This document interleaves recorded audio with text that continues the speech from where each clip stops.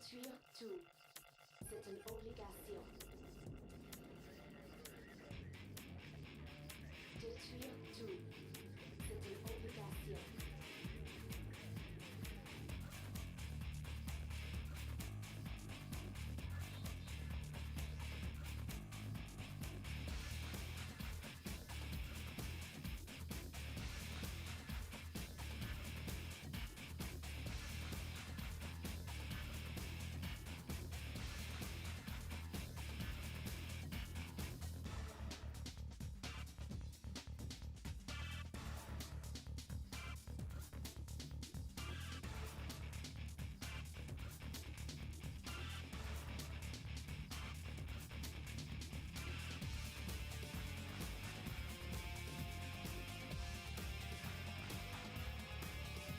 Good afternoon, one and all. Who is ready for another day chock full of Age of Empires 4 action? Because we are back. More of the Opposers World Cup, number 2. We've got Eliminations Day.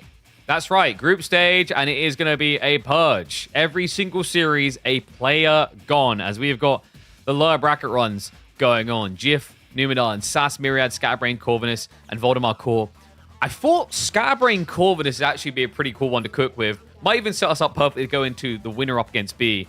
Sass Myriad will be winner up against Wham. Jif Numenor will be winner up against Lucifron. And Voldemar Core will be winner up against Poppy Paw.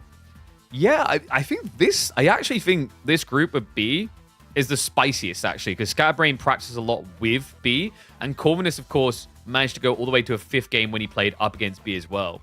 Wham, I think Miro could take a game there, be kind of intriguing. Sass, I'm not so sure about. I think Miro should have the edge against Sass there. Jif versus Numenor actually could be a very tight one too. I think Scatterbrain, Corvinus, and Jif Numenor are probably going to be the tightest. Voldemar Core, I don't know, man. I got this weird feeling it's going to be like a wipe one way or the other.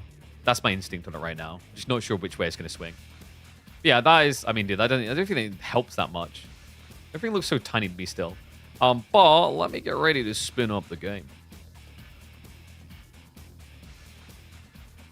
The 3-2 was in a different tourney. The 3-0 was here. Between who? Which one are we talking about?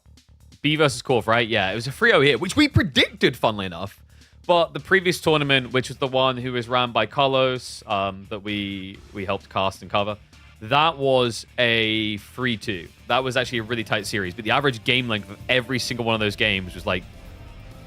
the average game length for the series must have been like 20 minutes. 15, 20 minutes. It's very, very fast games.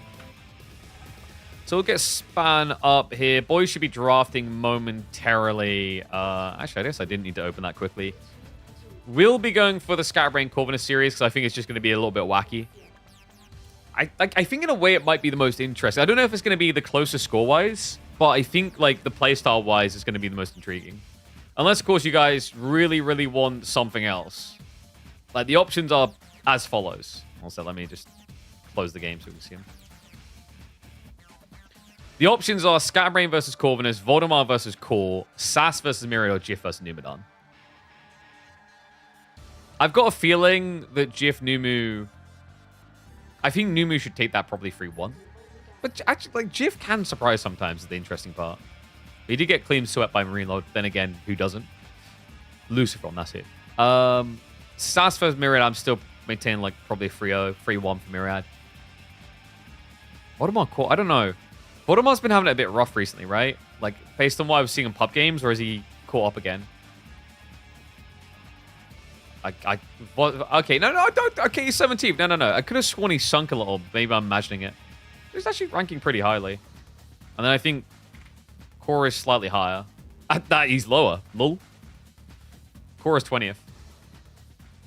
All right. I don't know. One's if you want Scatterbrain versus Corvinus. Two's if you want Voldemar versus Core. Three's for Jif Numu. I think Scatterbrain Corvinus is the right call. And the boys speak of them, and they shall draft. All right, draft underway. Let's see. I knew we chose the right series. That's Memology 101. Can you guys see that? Is that clear to you? Let me just zoom in case it's not apparent. That is a moving out pick. First pick by him as well. Oh, man. That is such a Scatterbrain type move. And he doesn't get Holy Island. I don't blame Core for that ban. Like, Scatterbrain will seek water. Scatterbrain is one of those players that loves water play. He thrives off of it. Draft is already on the way. Lancaster coming out. What is Scatterbrain up to? Because I feel like nobody cares about Lancaster right now. Knights Templar, not surprising at all from Corvinus. He adores this Civ. Like, we actually just had a video released on the YouTube just stating that he's the best Knights Templar player in the game. I think that's pretty fair because no one plays it, really, whereas he plays it all the time. Roos also getting slotted in there. The Abbas's pick, I'm not too surprised by. I think I saw Frisian in here. Oh, no, Frisian got banned. Okay. Lipany, I guess, could be good for them. Like, the thing with Corvinus is doing a lot of 2TC meta builds at the moment. Might try it with Macedonians. Could do it with Tuklak. Definitely does it with Knights Templar. Can do it with Abbasids. Wonder if it's time for Roos to return to 2C, actually. That's kind of a bit of a nuts idea. Opening map is going to be Dry... Oh, sorry, Gorge, not Dry Arabia. Gorge... You probably draft... I reckon Corvinus is going to try to draft... Like, he could be really crazy and go Tuklak Knights Templar. Probably more likely is someone like Knights Templar Golden Horde, expecting Scatterbrain to, what, draft French Delhi? You could do Mali. I think, like, you might be save Mali for Dry Arabia. It probably feels a little bit better. He does go... He's going for Tuklak. It's got to be Knights Templar, right? Japanese from Scatterbrain. Did we say to go Japanese? I think I said he'd probably choose, like, French Delhi, but, like, yeah. I think you interchange French or Japanese here. Delhi maybe not making sense now that you see Tuklak, though. Oh, he goes for it anyway. Okay. I freaking told... This is Corvinus. This is Corvinus to a capital C. Look at this. Two civs that can go on the stone early and build town centers and castles, daddy. Whoop, whoop. All right, I reckon it's going to be snipe out on Delhi and snipe out on Tuk. Oh, dude. I just know. Because, like, the thing is, Knights Templar, if you're worried about fast calls Japanese, but you're going to go for 2TC anyway, you bulk up your villages with Hospitalaire so you don't die as easily to Mount Samurai. We saw how it failed for French Knights previously. On the flip side, like, if you want to play Japanese and Tuklak, the problem is, like, you can fast castle, but Tuklak are just going to build castles. And I don't know if all-inning Tuklak in Feudal really works with Japan at all. I think it's very similar to the Delhi matchup. Yeah, because, like, you're going to Yumi and you're just going to get stampeded to death. Yeah. So who do I favor here? I don't think you can all-in Knights Templar and Feudal, so you kind of have to go castle. So Corvinus knows this. Like, this would be the assumed information. The question mark is whether he thinks he can attack that or if he needs to greed. I think he's probably going to greed in 2TC here. The thing you just got to be a little bit careful about is the relic spawn and not giving those over for free to your opponent. Yes, please, crash my game.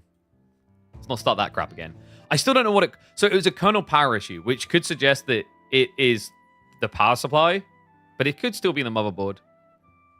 I might just message my Corsair guy and be like, look, can I get a new one? Because in fairness, a long time ago, I noticed it caused like an issue where like one USB slot wasn't working. I'm like, that's a bit weird. All right, so we're just waiting for the boys to get on game now. And winner of this goes up against B, which could be pretty spicy.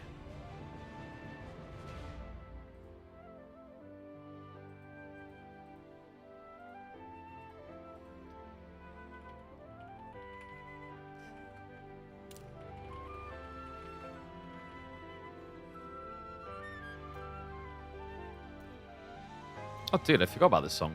It's a banger. Although it's not really setting the epic tunes. I think you guys need... You need a bit more rock. This is like my go-to. It's always rock right now. All right, so boys should be hopping on... Have we got Corv or Scatterbrained yet? Have I got them added, actually?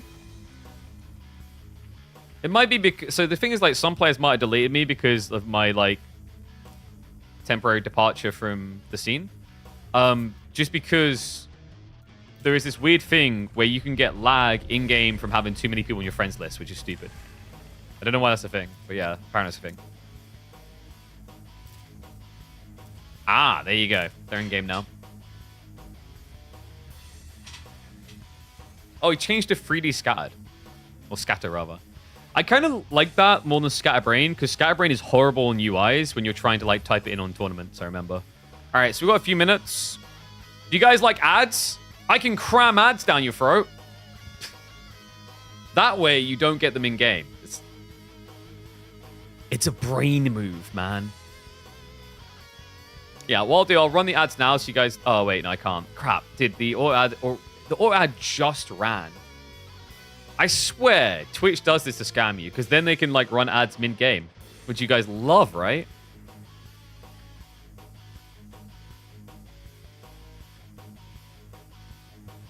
So, other series, by the way, my final verdict on what I think the scores will be there, I think it will be... Maybe Voldemar, Core, 3-2 Voldy?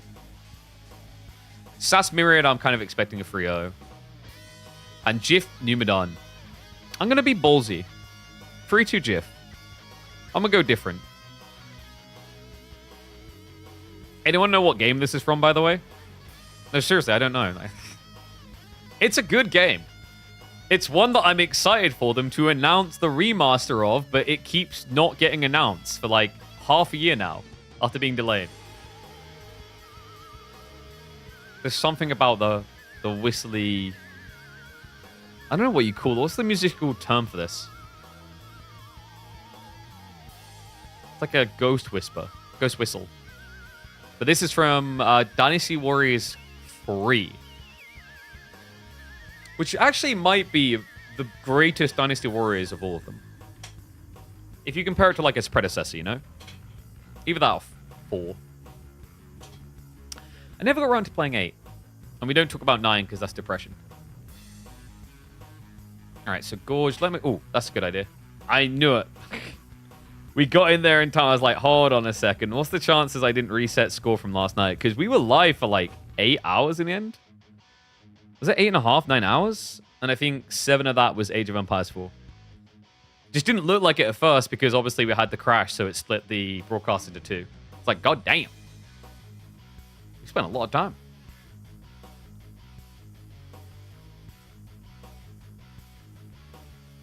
One sec, actually. Do I open the... I'm going to open the door. I don't... Like, you know summer's coming. It gets hot in here instantly.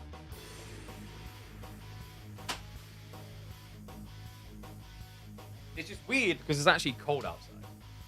I hate British weather. There. You can tell I'm a British person. I finally got that in on the day. I hate British weather. Patooey. Oh, that reminds me. I need to...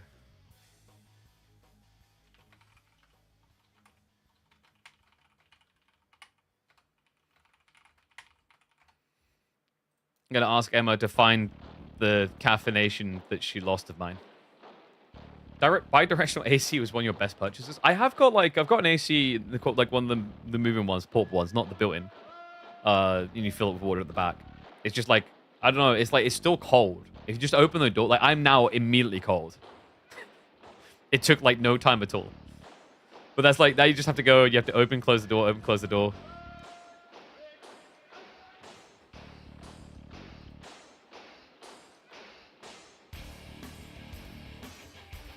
Oh, the pipe ones? No, mine's just got the little box you stick in on the back. It's the fan one. Yeah. It's decent. It works. And then for the winter, I have this really tiny little portable heater that just like a hot air fan. Because before we had one of those cheap ones, just like it has the thin metal that it heats and just hot air drifts up. But that managed to basically crack one of my plugs. I was like, uh-oh. Is it my biggest fan? I don't know. You've put on a few pounds recently.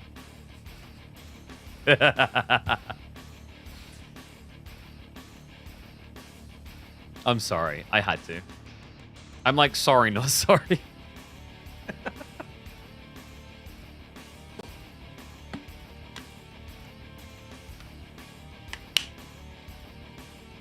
Sorry, I'm dad. Hey, you done the dad joke first. I just escalated it into a fat-shaming dad joke. I don't know if that makes me better or worse. Anyway, let's get this show on the road. Memeology 101 dictates that you all ask for more Knights Templar games. And we're here to deliver. The best Knights Templar player in Age of Empires 4 takes to the field. He drafted Tuklak as well as Knights Templar on the first map because he wants to stone his way to victory. Scatterbrain is going to try to smash him like stone here. We have got a Japanese pick in the yellow from the 3D Clan member to kick off this series in the tournament Ipoa's World Cup, the EWC Eliminations. One player goes home after this series. Oh, this is going to be a fun one as well. We're kicking off with a Dark Age Spear Rush, and it's going to get mirrored. And yet, 3 seconds of idle time. Wait, what? Does Skybrain need to get a PC? Go check out PC Specialist, maybe? I don't know, man. That's kind of rough the very beginning of the game. It's a small difference, but one that can matter, because Japan, like, unless you're going to go on berries, they don't have a superior gathering rate. And also to get that, you have to get the Bull Bar attack. Fun fact for you, Knights Templar on the other side actually kind of have an edge. Because Knights Templar gathering wood, which you need for Spearman anyway, is also going to accrue a little bit of food. And you don't have to worry about the idle time moving back and forth. And if this turns into an insanely long Dark Age, you're also going to not have to worry about a lumber camp. So, yeah, I think in terms of who could do this more if they want to, there is obviously the initial advantage that Japan gets off of the 75 wood compared to the 150 wood. But I think when you're like 6 or 7 spears deep, that's when it should start to pivot, in theory, to Knights Templar. Oh, wait, we're up to 5 seconds now. It's slipping. It's so hard to actually maintain spear production and perfect villager production at the beginning of the game. But yeah, we have got Tawara now coming in. So good call there by Scatter. It's the only way you can compete. Sheep game is even Stevens, actually. No one getting edge. Yeah, perfect 14, and it should remain that way. Maybe a 1 sheep advantage to be had. Yeah, 2 black sheeps in the corner, which Corvinus didn't want, clearly. Well, he's still got his corner as well, so 2 browns over here. The spear clash can begin. Now, this is like a micro flex, right? Like, you can actually win off a micro, despite what we said about macro. Economy-wise, as we get towards double-digit spears, I think Corvinus is going to start to feel a little bit better. But the tricky part is still going to be you have to execute. I think that's where, like, this is going to be the true test of Tawara, though, right? Like, that is a decent increase to gathering rate. And this is going to be, like, the test of whether the extra food from wood gathering is good enough for KT. Because, like, right now, you can see he's still a spear behind. This is to be expected. I think Corvinus' goal is just going to be to guard the whole time. And what happened? Bruh, he's almost a whole villager behind. Wait, what? This is a rough start. Like, this is really bad, guys. We are 3 minutes in, and it's a 14-second idle time advantage in favor of Corvinus. Like, basically almost an extra villager in existence. And the problem with that is it's just going to allow Corvinus to start trending ahead. Look at them. They're already neck and neck.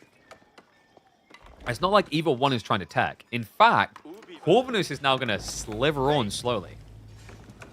Damn. And the beautiful thing about this for Corv is, remember, when you tech as Knights Templar, you sacrifice villagers anyway. So this pads you down the line. Not just that, Corvinus also did net a 2 sheep advantage to close out, make it a 3? What? 4. He got... Okay, he jackpotted. He's actually 4 sheep up over Scatterbrain. Damn. That's an important difference, because that's basically most of the berries to calculate. Like, berries are 250 each, so it's almost like perfectly a sheep to a berry patch. So your advantage there kind of starts to shrink a bit. They're still going with spears. There we go. Guys, it's better. Look, Corvinus, he added another idle second. Scat's coming back. Oh, is he trying to bait? He is. That is so greedy. I like the idea from Corv is like if they turn around to stab you, then they're not even going to be attacking with spears and you eventually heal. But that backfired entirely. I don't think he calculated for the sacred site and the pathing. Like open fields, you can run away quicker. But there he pathed back. Flash now coming in. That's a micro test. Nice switch aggro. Brings one super low. Oh, he traps himself but pulls away. Does take extra damage and does get the kill. Corvinus with 2 heavily injured, but they're at the back of the formation, so good micro so far. Scatterbrain is in trouble. Corvinus is now attacking. Nice Hospitalaire on the way, which is great with this. You're going to have so many spears to heal up. The charge is about to dissipate. We'll turn around for a hit. Great micro. He's intentionally pulling even further back while they're heavily injured. This is on point. If Corv gets the micro right to pull the middle ones to the back, he can actually wipe like 3 spearmen.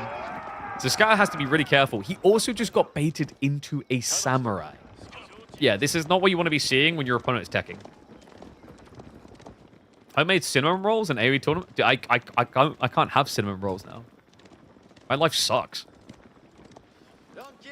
Going like through an insanely painful dietary change. I hate it. Why are they spear rushing each other on this map? Because Scatterbrained actually can do value with this forward gold, so Corvinus has to respond. But Corvinus always has defender's advantage because of this. I'm kind of surprised Scatterbrained went this deep, actually. Tech up complete. Huge edge here. Scatterbrained is at least now going to balance out on the villager situation because of the idle TC. Little fun fact, by the way, you may notice that. Because your TC is teching, it's technically not idle, which is a little bit weird. I'm not the biggest fan of that. I think it's like inaccurate and disingenuous to the game. I kind of get the idea. It's like, yeah, the TC's doing something. That also means like technically like, it's not idle when you're textiling, which I guess makes sense. Yeah, just keep that in mind. Like Corvinus is now behind on workers because he teched. Archery production begins though, and there's plenty of targets for him. We also have double racks. Is he going to go mass hospitaler?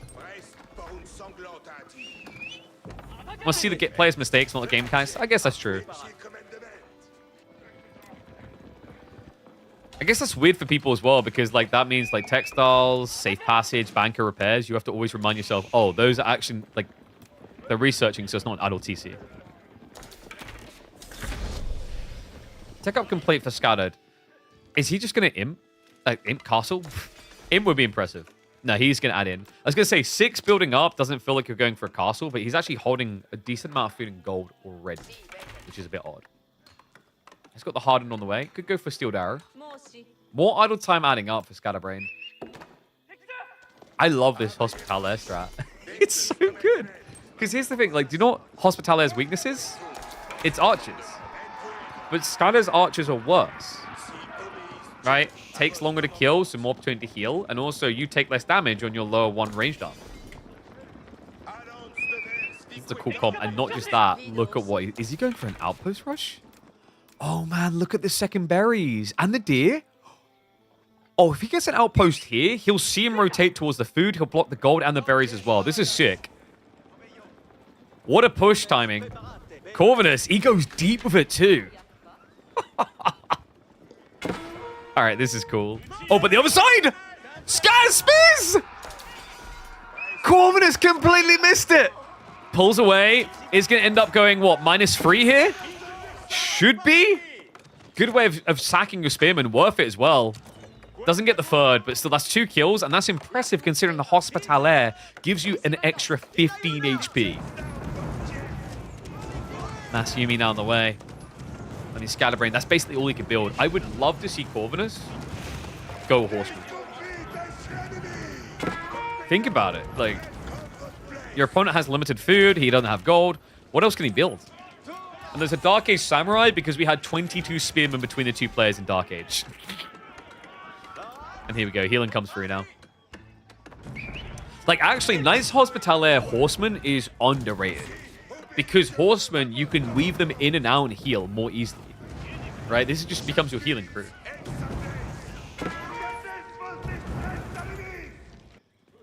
Spear's still lingering. I like that Scat is still fishing for more opportunities there. Scat now what's coming, sees that it's going to be additional archers to be expected. Corvinus doesn't have archery, by the way. That is a disadvantage. Because you have to add a blacksmith in, your opponent doesn't. He's switching to TC. Of course. We talked about this when we were loading into games. Like, Corvinus actually loves these 2 TC builds, especially on Knights Templar. It feels like that's actually Corvinus' thing right now, as he plays all these civs with 2 TC. Is upgrading the tower? Yeah, but he's got 4 on stone still. We're past 100. It's not just about fortification. I would be shocked if it's a fortress rush. I guess it's not impossible. But I wonder if, like, for Corv, because of the worker losses... Like, the thing that's sneakingly suspicious, actually, is he's gathering stone, but he's also stockpiling food and gold. Maybe this isn't... I think I'm wrong. This isn't 2 TC at all. Wait, is he going to castle rush and give an Empire castle drop? No. That's gross. I don't... You can't rush it, right? That's the problem. Your opponent's got 20 plus Yumi. That doesn't work. Speaking of those Yumi, they are going to gap those. I think it's pretty obvious what Corvinus is doing here. This army is way too small right now.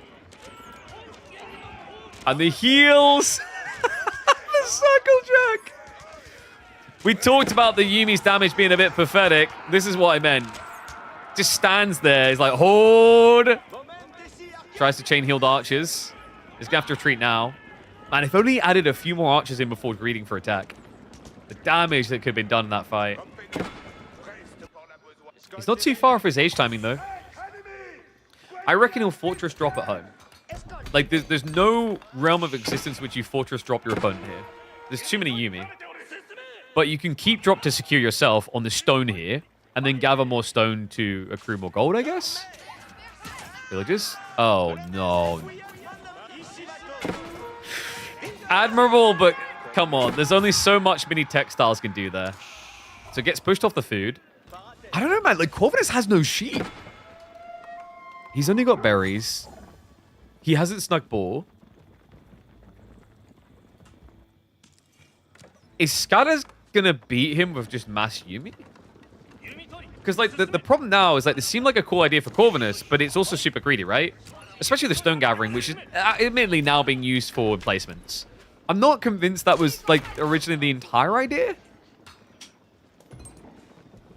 But, like, with this many Yumi, you have to go for double outpost, right? And now, definitely Angevin Spears, right? Kingdom of Castile's actually been growing in popularity, and you're against mass Yumi, so actually, like, Castile might be a good shout here. Especially on a map like Gorge, where you've got a sacred site between your two bases. And no, he didn't go 2TC. But, like, he over-gathered stone and didn't utilize it. So I'm not sure what the original goal was. Maybe he was going for a certain idea, and then he got hit, and then got flipped off of it entirely.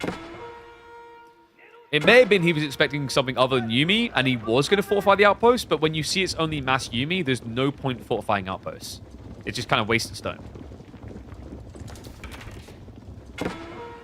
The Crusaders, someone were known to eat people when they can eat their fallen enemies. Wait, what? Cannibalism what? And it is Castile. Let's go. Okay, this is cool. This is actually really cool, because Yumi do nothing. They just get melted by genitors, and they don't hit them. Because remember, Kingdom of Castile gives you access to anti-ranged cavalry. Good ranged armor, and bonus damage against ranged units. And it makes a lot of sense when you consider that Corvinus doesn't have much food access. So he kind of needs whatever he builds to be really good at countering this. Oh, he did get the worker on the gold. Nicely played. And wait, did he get raided again? Did we miss a raid, or was that from the... I think I screwed up and missed a raid. Minus 11. Where did he get hit? Did he go back to the deer again? Or was it over here? I'm an idiot missing things. What?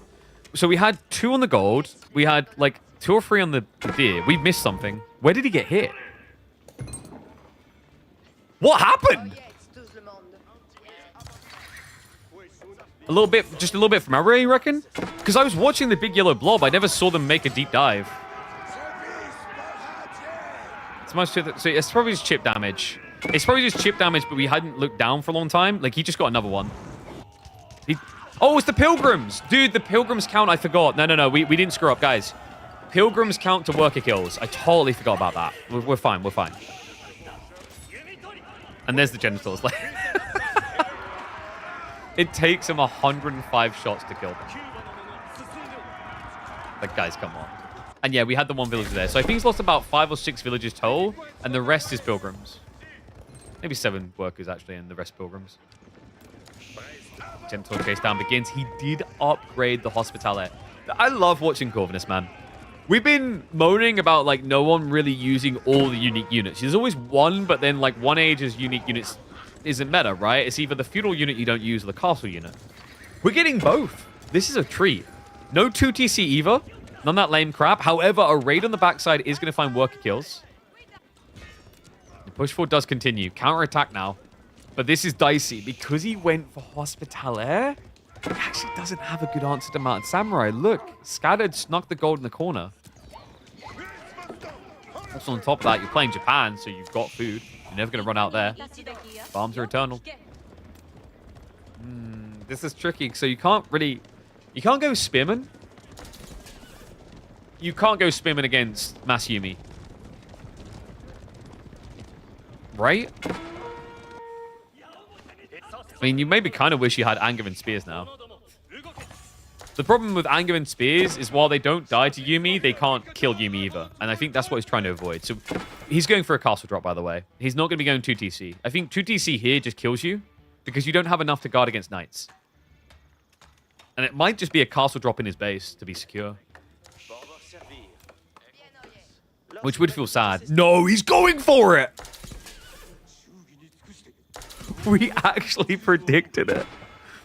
I mean, we thought maybe he's going to try for it in feudal. No, he's going for it in castle. This is the gamble, guys. This either wins in the game or loses it straight away. I think he's just dead. I respect him for this effort, though. Like, what's the alternative? The alternative feels like you're just going to have to survive all the raids and hope that Scattered Brain makes a mistake. This is a big gamble, but he needs a humongous gamble here. Castle drop begins.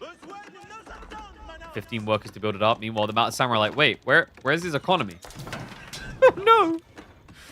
He's not here. The Mountain Samurai are on the other side of the map right now, right? He hasn't kept many back. No. You've got to be kidding me. Like, what? Where is the count? He's got 11 Mountain Samurai, but I don't see them. Am I blind? We've got spears here. We've got 2 here. We've got 3 here. Is he misrallying? Oh, they're just sitting here. Wait, did he not even... Did he not realize how small Corvinus' army is? Because this army kind of looked inconsequential. All right, Treb production already beginning for Scatterbrained. Corvinus is now going to mirror it. There is a sneak round to the flank. I like that he's keeping active. He needs kills. 5 villagers are just going to run away, which is the correct call. I don't think you want to fight out here in a rush. I think you just want to address the castle while you build more knights. So garrisoning, like, eh. It's a lot of burn power. Like, the outpost, rather, probably fall pretty fast. Siege begins. Trebs are coming out in response, but obviously slower here. Scatterbrained already with 2 trebuchets online. Mount Samurai, a little bit ambitious there. Gotta respect that buffed up damage, folks. Yeah, Castile's no joke. It seems like a meme a lot of the time, but actually is pretty damn good. And it does buff bonus damage too, by the way. Just double checking that. Siege Workshop, you're assured? It is. Good call. Yeah, the timing is pretty fast here, right? So he's been pumping them out every 13 seconds. I love that Scatterbrain is giving it that much respect. You don't often see Yorishiro drops inside workshops to make them faster. But it's paying off. Castle's almost down. Corvinus, his timing isn't there. I mean, this is it. The moment the castle goes down, what have you got? Because there's 20 Mountain Samurai that are about to say you've got nothing. Final hits coming through. That right there feels like GG. You got 20 spears, but your opponent's got 20 Mountain Samurai. And 30 archers to back it up. He's also been stopping reinforcements. Great read there by Scatterbrain to just blunt the sword that's trying to strike you. Here we go. Dive's coming. No choice but to stand and fight. The idle time of walking back across and the threat of dying would kill you anyway. No doubt about it. Corva's dead in this one. There's just nothing left to fight with. He's got 6 spearmen. Okay, 11 out here. Most of them get baited by that one Dark Age Samurai. The GOAT. He's been there since age 1. He makes a decisive move in the fight. Shout out to the guy who couldn't afford a horse for making sure Japan comes out on top. Oh, that was an entertaining game 1.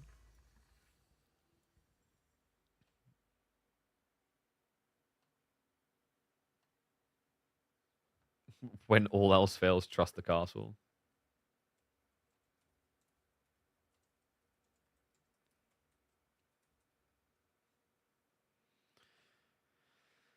Fortress location didn't deny anything. It's because that wasn't what he was going for. He was going for a win con off of breaking the base. Right? Like, he's so far behind. Like, his goal there isn't, I'm going to stop you gathering gold. He's already failed at that role. His goal is, I'm going to try to blow up your base. It's like a very low percentile chance strategy, but like if you think about how bad his game state is at that point, there isn't really any other option. Like someone mentioned 2TC in chat. It's like, are you really going to go 2TC when you're that far behind? Because you go 2TC when you're that far behind. Maybe against like an infantry and a scaling civ it works, but against a civ that's looking to dive you with mounted samurai, just going to die, right? Like there's no getting away from that. All right, so boys should be getting ready for game 2 here. 1 second.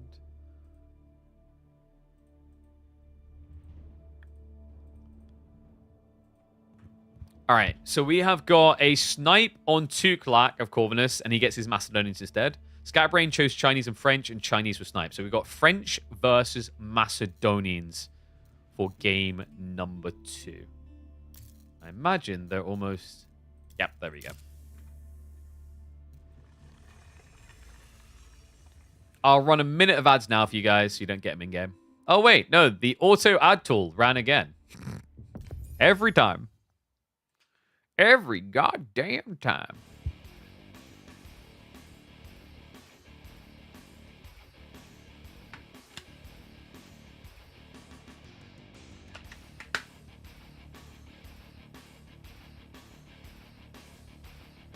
Interesting matchup.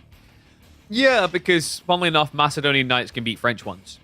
Can we get Gamba this time? Ugh. I used to have very active mods. Damn them for having jobs and stuff. So, Scatter versus Corv. Thank God for autocomplete. 2 minutes, there you go. I'm going to gamble. I'm right here. I'll just wait until we're in game before assigning a score. No, me, it'll be wrong. X to the D.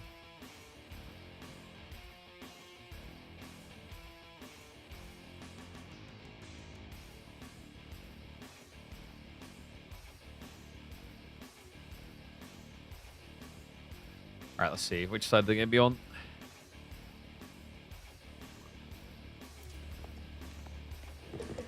Good. So it'll be 1 here. All right. Nice song choice. Best song choice. If you're all worried about French Knights, there's a new nightmare on the ladder. Macedonian Dynasty coming in. What is up, one all? Welcome back. Your daily dose of Age of Empires 4 action here. Corvinus on the Macedonians means you may not just get 1 TC Castle Rush Macedonians. This man likes to cook. Recently, I watched him do a 2 TC build, so anything is on the table here. Scatterbrain, on the other hand, when he plays French, he likes to keep it El Clasico. Spam the everlasting crap out of knights and never look back. So don't be surprised if that's all you see from him this entire game through. We already do have the movement out of the D'ing. By the way, this spawn from Scad, mwah, oh, it's so good. Look at it. Deer to the north side. Further deer to the north side. Everything extending there. The gold as well. Everything gravitates to the north side of his spawn. Meanwhile, for Corvinus, you kind of wish you were playing Byzantines. Yeah, all the berries at the back. This is a crap spawn. Deer is split as well, which means you haven't got a great golden horn tower. Like, you might even just end up GHing back here so you can secure berry gold wood. Yeah, a little bit tough down the line. I need your quick TLDR, Olden Era review. I think Olden Era is a lot of fun, has a lot of potential. I'm not in love with some of the factions to the extent that I was with Hom 3, but it's hard right now for me to tell whether that's driven by nostalgia more than logic. The game definitely has some potential, and I think it does a good job of balancing in a lot of useful skills that were redundant in Hom 3. The story I'm not magnetized to. I've done a few missions in the campaign so far, and I think that is where, if I had to highlight a weak point, it doesn't hold a candle to the stories in Might and Magic 3 so far. But maybe with more time. Gameplay is good fun, though. All right. Let's see. What are we going to be getting here? So Wheelbarrow's going to be coming in. Smart choice, because you know you're going to be up against Hippodrome Horsemen anyway, so you have to pull back, and you need to have the mobility to do so. What does surprise me is the fact that Scatterbrain chose Wheelbarrow before Castle. Because you could easily wait for Wheelbarrow afterwards. Queued up just slightly later. Imperial Hippodrome on the way. Even though you're against a Civ that has better cavalry, this is just the go-to. The problem is Grand Winery is just kind of poop on a stick. I think the only world in which maybe Grand Winery feels good is something like Prairie with you doing a 2-scout opener. Because then you get enough food underneath your starting TC that actually has some merit. I think giving up the champions is just way too expensive. By the way, that's an expensive position for Scatterbrain to find himself in here. He's losing the sheep game. He can try to rectify this on the north side, but overall it's looking like Corvinus will have the edge. There's what, 29 sheep on Dry Arabia? Which means statistically, Corvinus already has more than 50%. Still, Scatter will at least only be probably about 4 sheep behind in total. And opening-wise, let's see, actually, what do you guys say on the predictions? 66% for Scatterbrain. I have a little bit of faith in Corvinus's wild strategies. Maybe not too much faith, judging by what happened last game. You have a little bit of faith. Yeah, I think... Macedonians versus French. Maybe the trickiest problem I see is if we get to arbitrary point in the game, I'm not really sure what Macedonians do, unless they've got a really big military lead already. That's like the weak point for Macedonians here, is like their range comp matchup can be pretty sucky. The other tricky part is once you reach Castle Age, like the thing is you are very much on the clock to do something as Macedonians, if you're 1 TC. Because French then have the guild hall ticking, and Imperial becomes inevitable with that Civ. And how about that for something?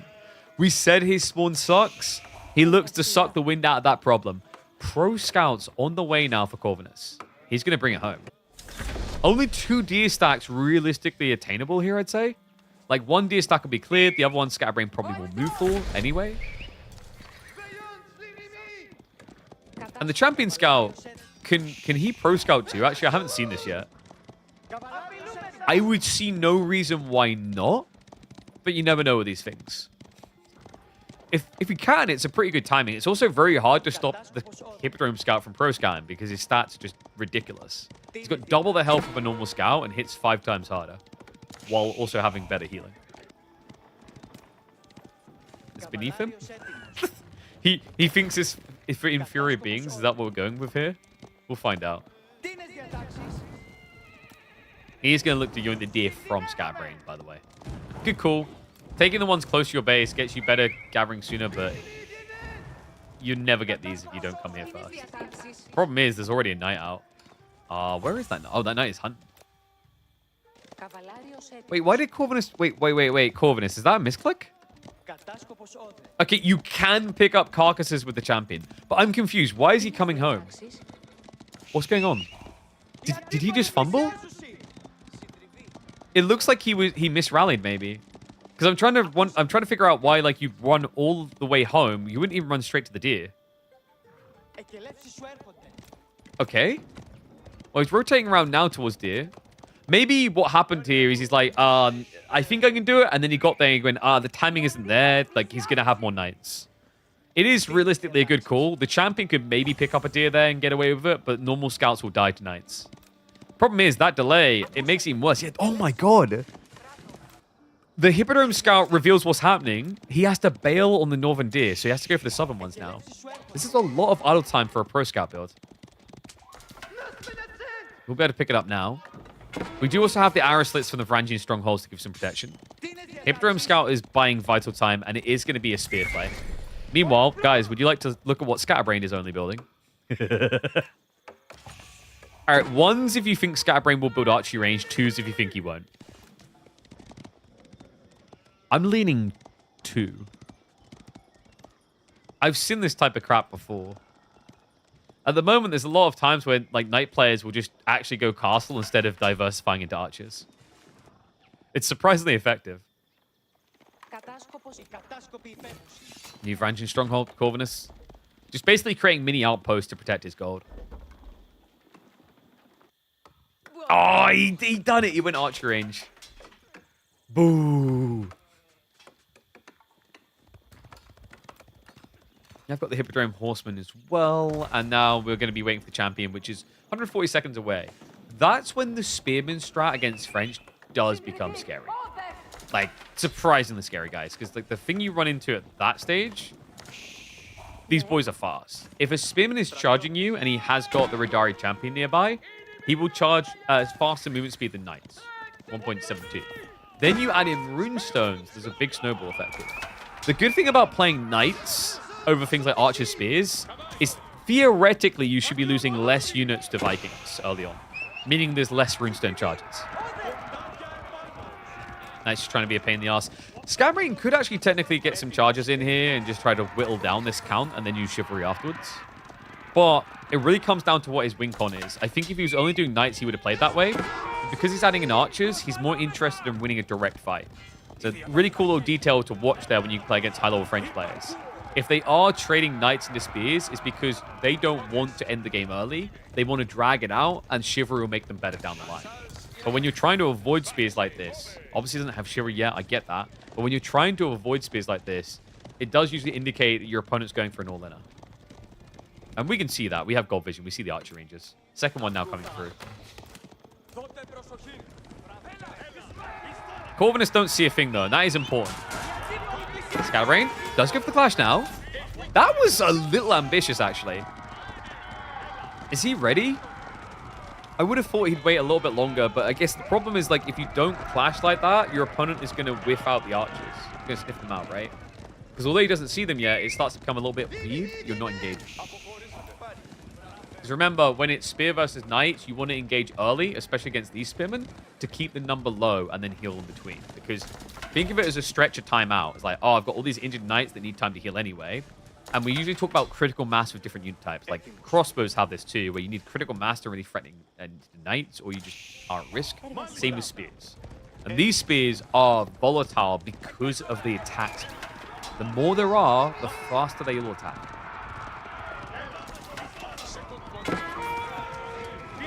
Knight, Archers. Oh, whoa, Scatterbrain. Wait, what? All right, he does get a charge off on a few of those in time. Archers are going to get wiped, though. This was not worth. That was an expensive fight for yellow. Wow. Loses what? 4 Knights? 3 Archers? I don't even know what the hell the plan was there. To not lose? If so, plan failed. And the perfect, come on. Luckily, the Spearman didn't catch up, but they're going to now, guys. The champion's here. Radari champ. And now the charge. 1.72 movement speed. And the Archers, man, he just hemorrhages more. He sends them out ahead. Try and buffer the chase. Not going to work out for him. Reset's now going to be there, but Corvinus in a pretty good position, actually. After what looked like a bit of a crazy panic with the Pro Scouts play on the opener, he gets the fight he needs to be comfortable. Now he can yoink the rest of the deer. Good news is Scatterbrain's at least taking the further deer to try and minimize the effect of that. Did leave some of these behind, though. Scatterbrain just lost so much momentum there, though. And I believe, yeah, he has got Chivalry on, so he is going to be healing in between these fights now, which is great. Position does matter, though, and that's a bit of a dangerous one. The auto aggro! Straight into the Spears. -1 Knight for free. Yeah, that was a little bit of a short-sightedness right there because the Knights didn't have a scout with them. So he didn't see a damn thing. And now the Horseman with the body block could be big here. Yeah, he target fires them down instead. So he goes to the injured. We'll get a finisher. The rotation doesn't help there. Scatters loses another Knight, and the destroyed value tells the entire tale here. 570 lost for Corvinus. 2,115 lost for Scatterbrain. This is going bad. And it's going bad fast. Corvinus, he feels confidently ahead. He's prepping attack. Good time for it as well. You've got the deer home. You've really got like all the value you're probably going to get out of Pro Scouts because trying to reach this side is difficult. Even if you pull the deer back, you don't get much food anyway. Now's this good time to start thinking about Golden Horn Tower because after you're done with the deer here, you need to start thinking about back here. How do I secure the berries? How do I secure more food?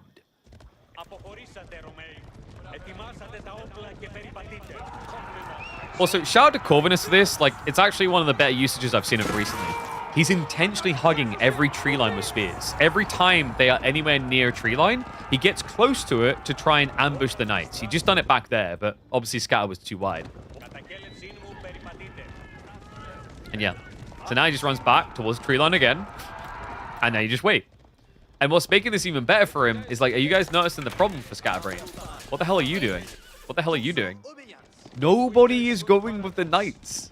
Every time they run out, they're blind, which increases the risk of them getting ambushed by spears.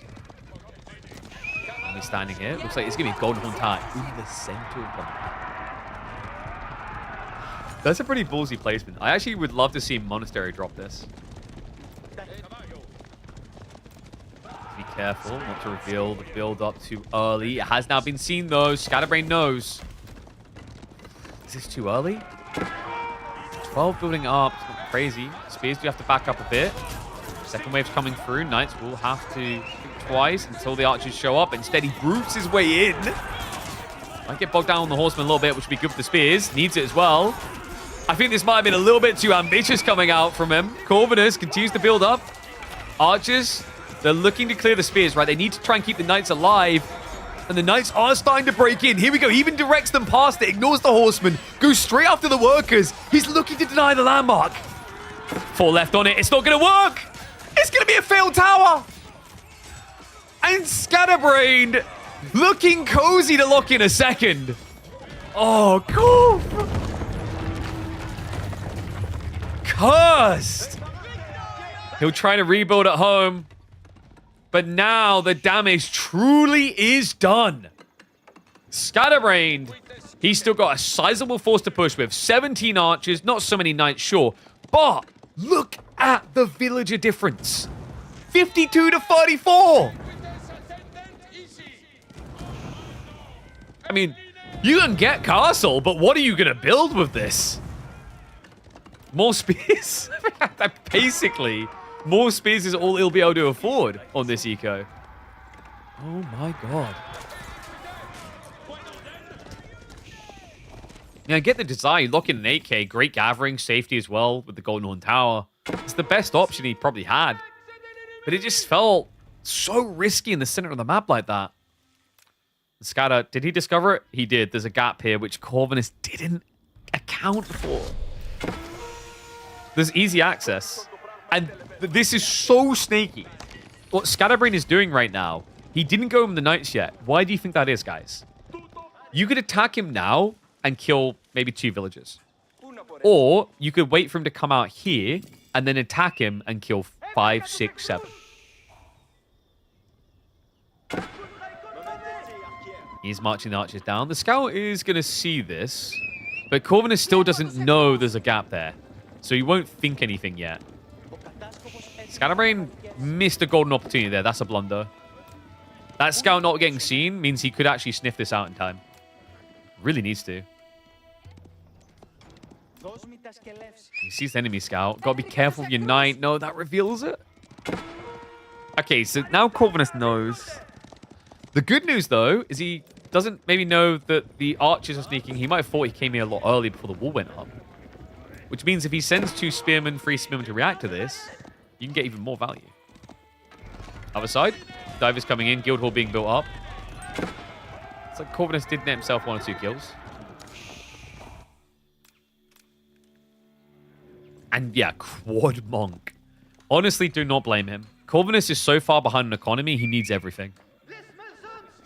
Spear's going to be marching out. Good time to actually go hunt the boar. Unfortunately, Scatterbrain has got double outpost there. And now the archers... He sends the Radari.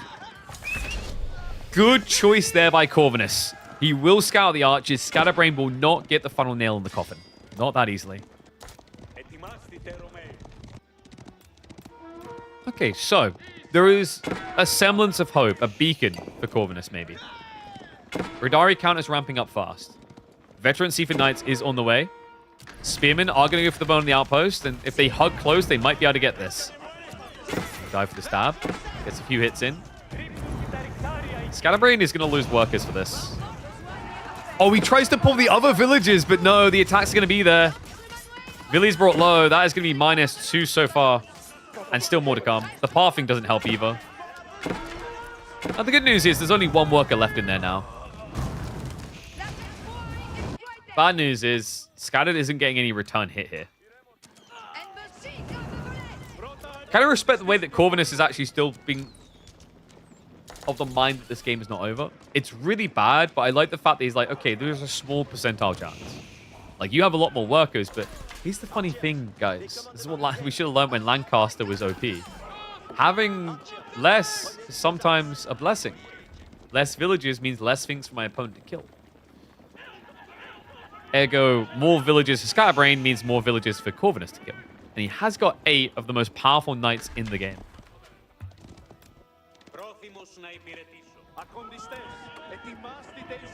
Hunk it down. No 2TC. I think I saw someone mention that. I think 2TC would have killed his tempo entirely. It's still looking dicey even with this strategy. So first relic banked, but you got to be hoping for a lot more when you pull full monk. I think the thing I like about the full monk idea is that Radari have no healing, so you'll have this rejuvenation squad after fights. Spears do get found, yeah. I was wondering when that was going to get addressed. It seemed a bit silly to imagine they'd get all the way around unseen, unfettered. Knight's now knocking at the door. Bog Mafra switch coming? Interesting choice. Why? I guess you can outrange the enemy range choices is the thought. Because if you go crossbows, you're just going to have worse crossbows than French. Maybe he thinks that Scatterbrain needs spears. Turn comes through. Nice sneak way. Corvinus does get to safety. Double gate just to be safe. Now, stab coming in. Backstab a few more knights. Here the crossbows can't be jumped. Good fight. Scattered. Ended up losing, what, 1? Possibly 2 here. Sacred also now getting locked in. Scatterbrain, he is looking for that transition to mass arbitrary. Arbs are your logical end goal here. It gives you the way of sniping the Radari 1 by 1 in these melee mosh pits.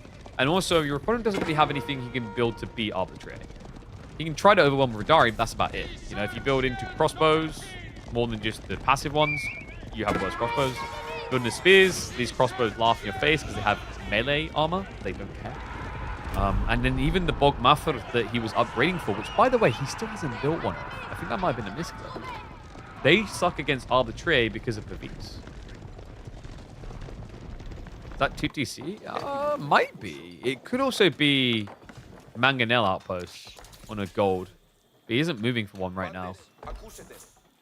This looks a little funky because, you know, at this rate he's going to need farms, but he's going to go 2TC.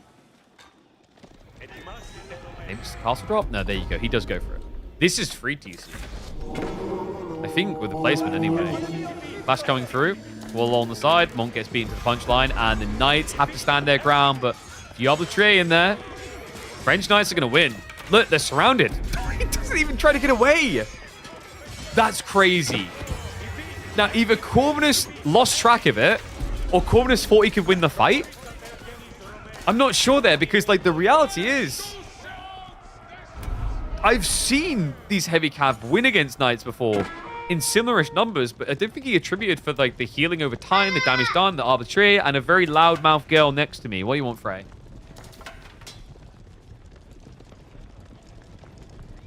That's crazy.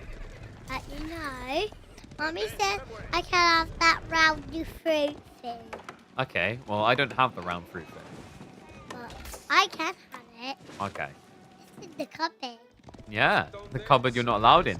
That's why we have got plugs on every single cupboard so you can't get in them. They're all locked, aren't they? Why do you have them on the fridge? We have some on the fridge because you go in the fridge all the time. Which is naughty. You get your chocolate. Which you're not allowed. Why like chocolate? I like a filled fridge. No, I thought that was my chocolate. But it wasn't.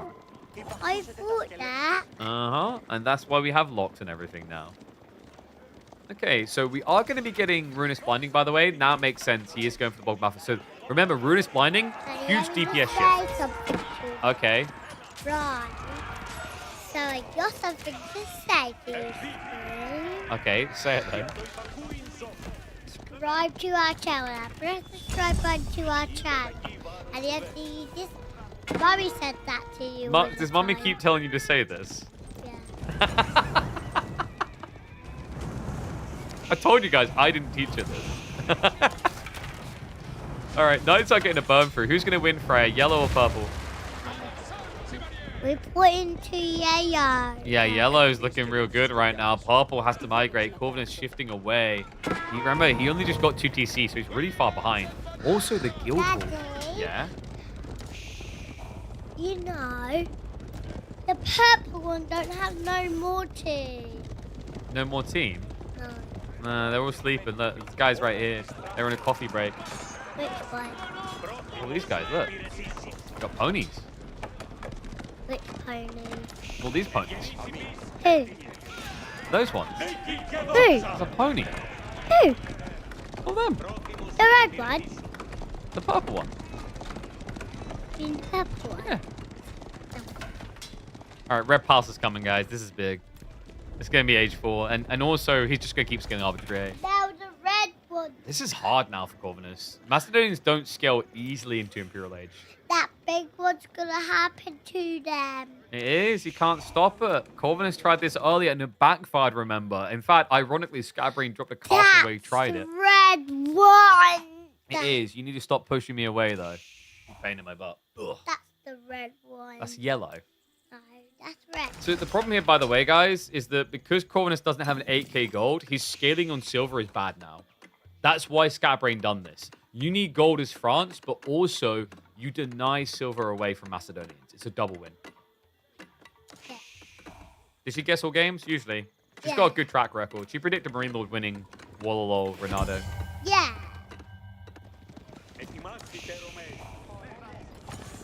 Dude, they can't get through that door. Hey. They can. They got the gates to get through. All right, let's see. Castle drop coming in. Corvinus has to do this for a meager 4k. I got something to you. Okay, what you got to say now?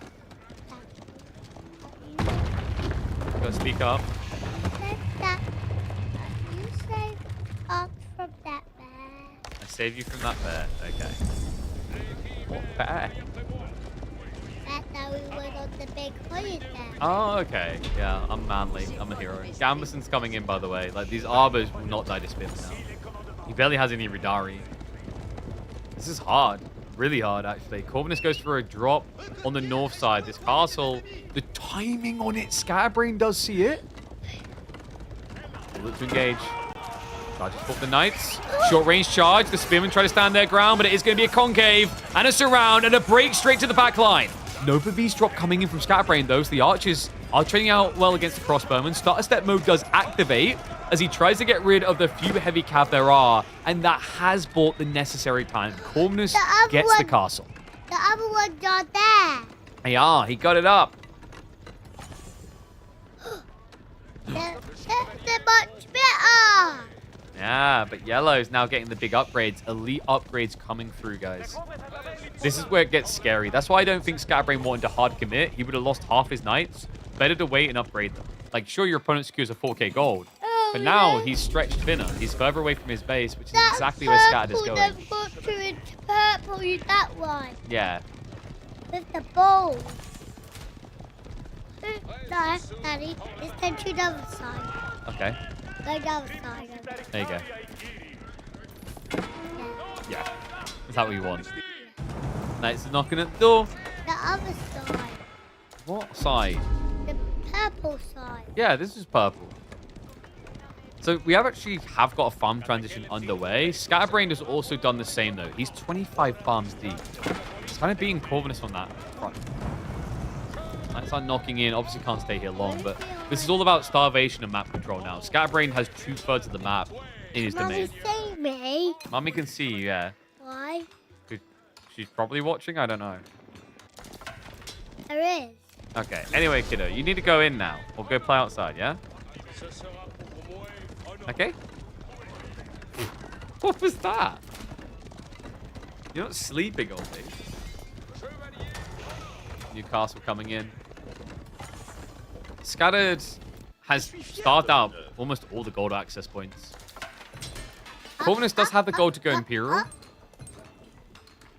I don't know if he can really go Imperial before 200 pop, though. All right, off you go. being weird now. What a goofball.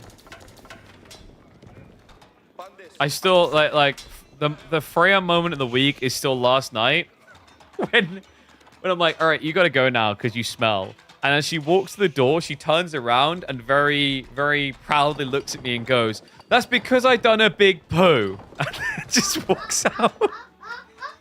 Bye, Frey. Love you. Good girl. All right, so now that I can focus instead of getting my leg crushed, Corv is getting to the point where he can consider Imperial because he's almost capped out. Scatterbrain, however, is buying so much time by being an Age 4 first that this gives him access to very big techs. He hasn't started yet, but keep in mind things like Royal Bloodlines. And also, the Incendiary Arrows is a big possibility. Cannon Siege has begun, though. And Corvinus is now going to have to waste more time protecting this. Also, the tier upgrades aren't crazy. We're talking tier 2 techs here at 30 minutes in against Imperial French. That's not really where you want to be. Sometimes you can pad yourself an age behind when you've got like tier 4 blacksmith techs because, you know, you've got 2 extra upgrades than what you should have in Castle. That's not the case here. And crossbow stirrups is also on the way. The concerning part is it does feel like Corvinus' strategy revolves around spears. And remember, these Arbitrary don't care. They've got 7 melee armor against your 10 damage. You barely register. They can almost just stand their ground and win a fight. Crossbows. We'll start to poke. Corvinus has to chase out to buy time here. He's starting to think about that Imperial. Is getting close. Arbors are getting reached. Continues the retreat. Red Palace range is a problem here. Corvinus cannot penetrate that. He's just trying to buy time to get into the 4th age. Oh, thank you, Frey. All right, off you go.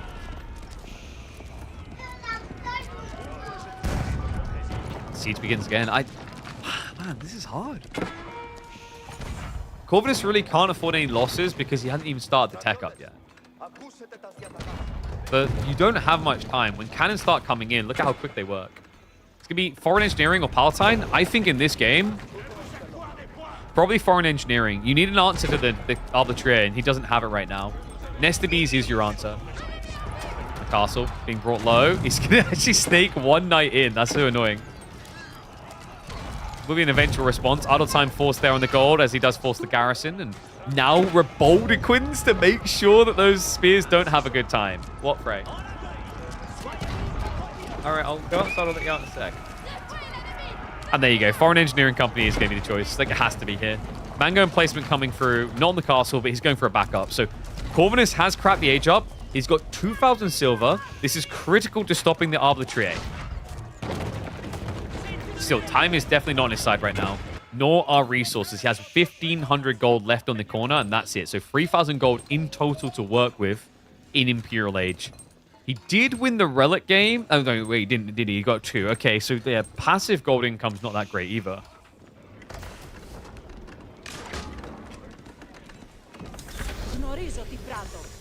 Checkup complete.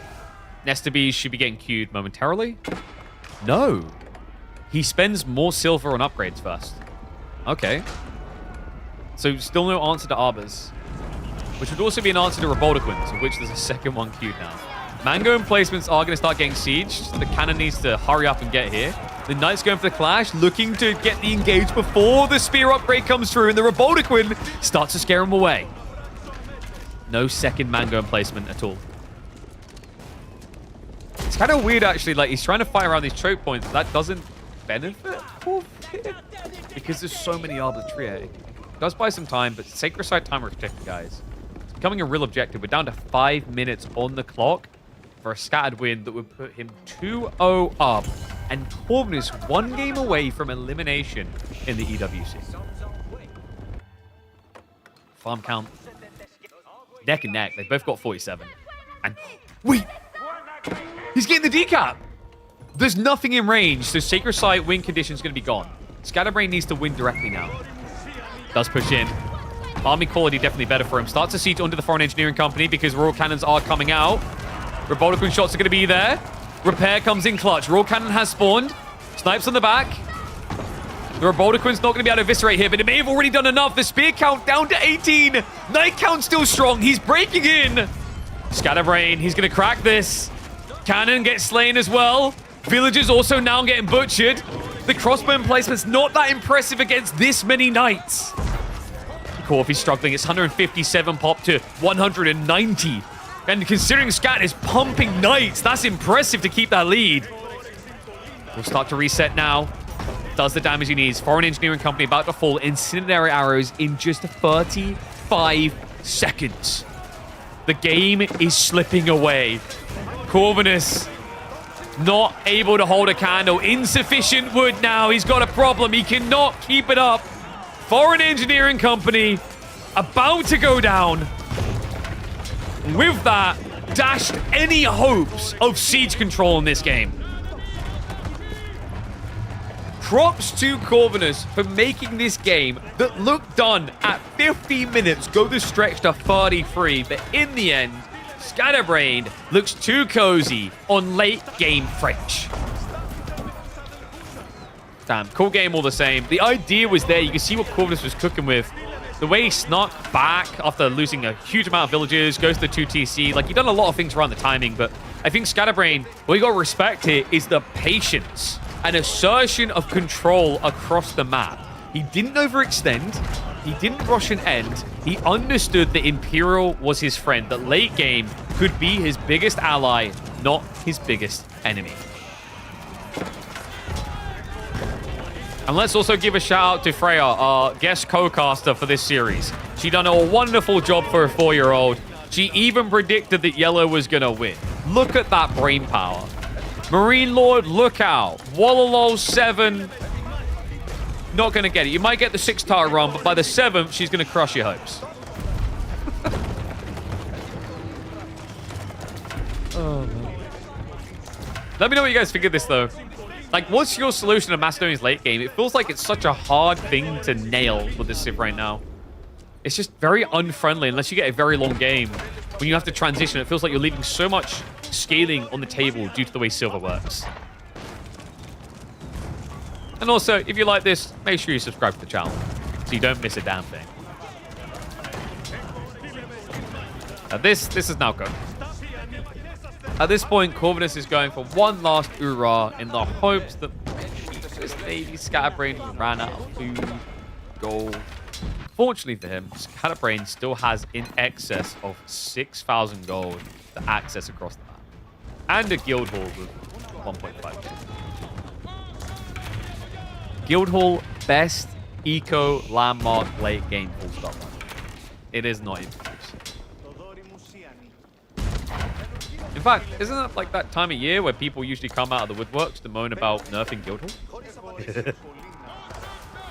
God, remember when it used to give you stone? It used to give you full stone, they halved the amount.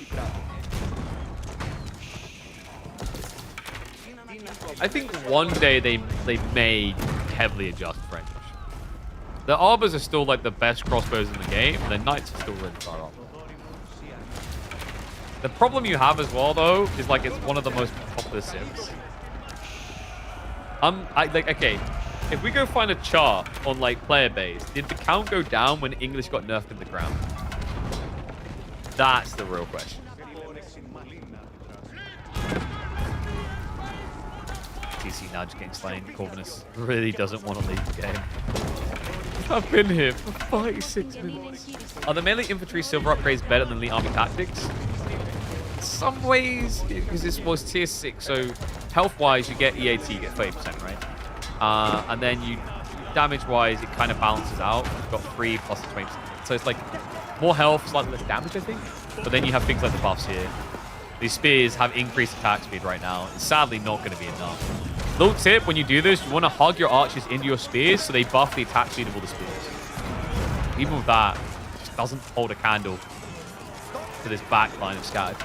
The knights are just cannon fodder for the crossbows.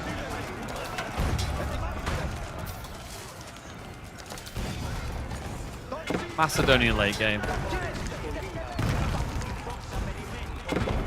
I will say, for a guy who was down 40% economy at one stage, he held on a bloody long time.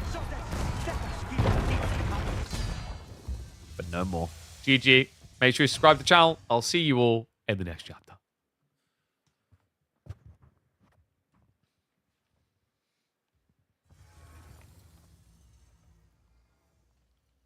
Ah, it's got to be about that Golden Horn Tower drop. I'm just trying to think what we call it.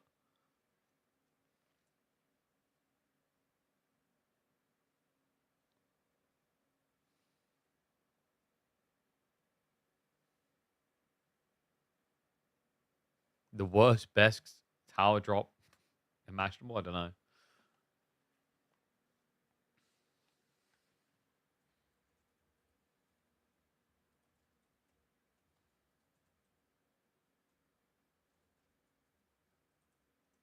The Golden Horn Gambit is a disaster. There you go. I like that. All right, so 2-0 up now. Scattered, one game away from progressing through to a series matchup versus B. Not so easy opponent for him, but one that he has been able to take games off of before. Scatter's really upped his game. Yeah, I think like he's become a lot more tempered in his approach. He doesn't like rush for the endpoint. All right, next up, we have got... Oh, Frisian, they banned it, right? Lipany, it's going to be Tuklak versus Chinese. What did he let through for this? Or what did he ban, rather? He let China through. What was he more worried about?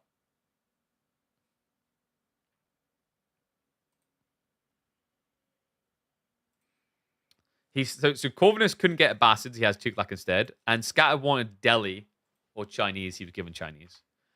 We can run ads, hopefully, before the ads. I'm going to run 2.5 minutes ads now, guys, so you guys don't get them in-game. ML1 against Lucifron? Yes, 3-2. Didn't realize he's Russian. He's Belarusian. He's Belarusian. All the 3D clan members speak Russian. Cat was Russian. B's Russian. There's like 1 or 2 members before the team that were also Russian. Yeah, so Freya randomly brought these in. Don't know what I'm meant to do with them. They were hanging out to dry, and she's like, "Here, Daddy." I'm like, "What?" Oh, I need to check if she got in.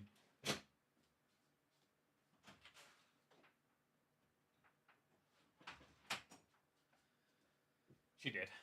We've got like a sliding door, and I don't know if you guys have this. Sometimes sliding doors, like if you open them just a tiny bit, they're then harder to open. So she struggles to get it open at that point. So usually she'll come in and yell, definitely something that child services aren't allowed to ever hear, along the lines of, "Mummy locked me out." Hold on a second. Oh, dear.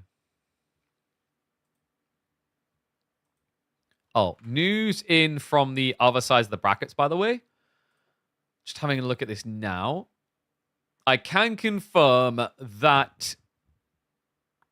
Where is it? Isn't Jif... Was it Jif out? I saw Lucifron and Numadana drafting. So Jif, I think, is gone. And Myriad is leading against SAS. And Voldemar Core is drawn 1-1 apiece. Oh, where's my music? Yeah.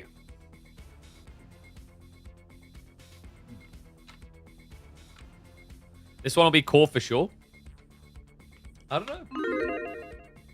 China likes to do mass archers a lot, which you don't really want to do against Tuklak. But like, what does Tuklak do if China just goes fast castle? Because if this is a castle rush build out of Corvinus, basically the solution you have is to go fast castle as the other civ. It's kind of the only one that makes sense.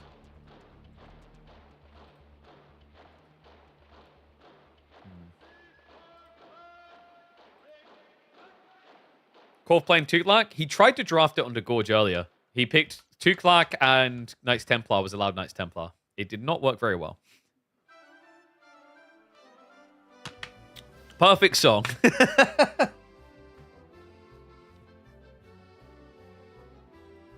Which game is this from, chat? Do you know?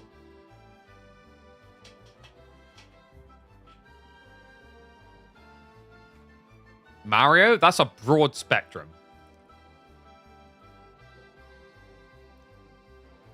Gotta be more specific, Swaggy. Come on. It's the right answer, though? Yeah, but it's like loose answer. Or give me this the actual specific game.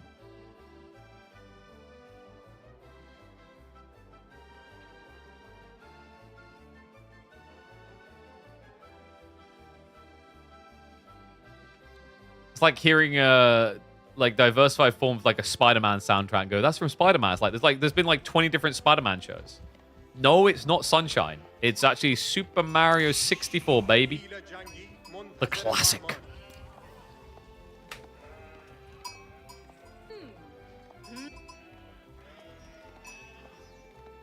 The experimental man has returned. One and all, welcome back to your Daily Dose Age of Empires 4. It's Tuklak Dynasty time. Elephant Nation online and in the hands of one of the craftiest and craziest players that exists in Age of Empires 4. It is Corvinus, first of his name, on Lipany to try and take on Scatterbrain's China and avoid a 3-0 sweep elimination from this tournament. This is an interesting one. Tuklak on land is starting to see a resurgence through the idea of playing into 2 castle and inflating towards Castle Age. Sometimes even 2 TC with a 2 castle. It is toxic. You can't penetrate it. It is almost impossible to break these castles in Age 2. It's too much effort. So most of the time, people just have to accept that it's going to happen and then tech up instead. And we already see the house out here. If we see a second house quite quickly, stack next to it, it gives it away. Looking at the spawn, a little bit of a rough one for Corvinus. His stones are kind of split. He's got double forward here and then 1 back. Usually you like to have 2 stones kind of retracted behind you so that you can drop a castle in that range and then extend to the next one with another castle drop. Scatterbrained, I wonder if we'll go Pro Scouts here. You could go Pro Scouts. You haven't got a crazy amount of sheep. You see the number there. So 16 to 14. Scatterbrained only a very slight edge. The problem on this, like this map, this situation with going Pro Scouts, I do wonder if it gives like a little bit too much time to Tuklak on 2 forts, 2 TC. Because like the fort here, right, is like you go Pro Scouts because you can't afford to be at risk out of your base. And I think this is where Tuklak gets a bit weird. Is like, if they're going 2 castles, you should be able to just do whatever you want on the map. But then in comes one of the best villager-killing horsemen in the game. Only it's an elephant. The Raider elephants, right? I think that's the thing. When you combine that with these 2 fort builds that Tuklak do a lot of at the moment on land, that makes them so hard to break. All right, stone gathering begins. I'm thinking fort and gold. Most definitely. He's already got 1 house here. The goal is the first fortress is meant to be assigned to food generation. There is an option with the governance system for Tuklak where if you pick it, you will generate food for every house or farm around the castle. So that's why, like, quite often at the moment in Tuklak games, you start to see them dropping a house like this, and then another one like this, another one like this, and they just stack around it. And by putting on the fort resource, it also gives you a defensive mechanism against an all-in. Because if I saw you were doing multi-keep and you were thinking fast castle, my first instinct is to block gold. Because you can't fast castle without gold. So if there's a castle here, I can't stop you gathering, really. Not easily, anyway. The interesting part is going to be whether Corvinus drops the castle here, hugging the gold, or behind it. Because if you drop it, behind the houses, you can actually get camped on the gold by archers. Tower victory coming in, as expected.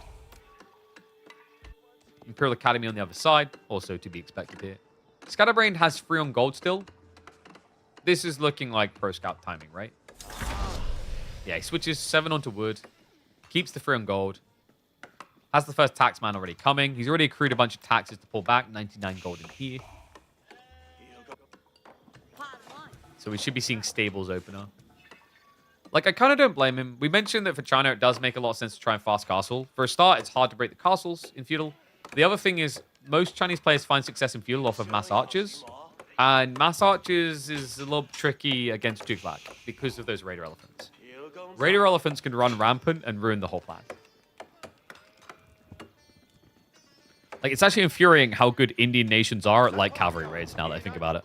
First, there was Delhi, and now there's Tuklak. And they are both moldingly annoying.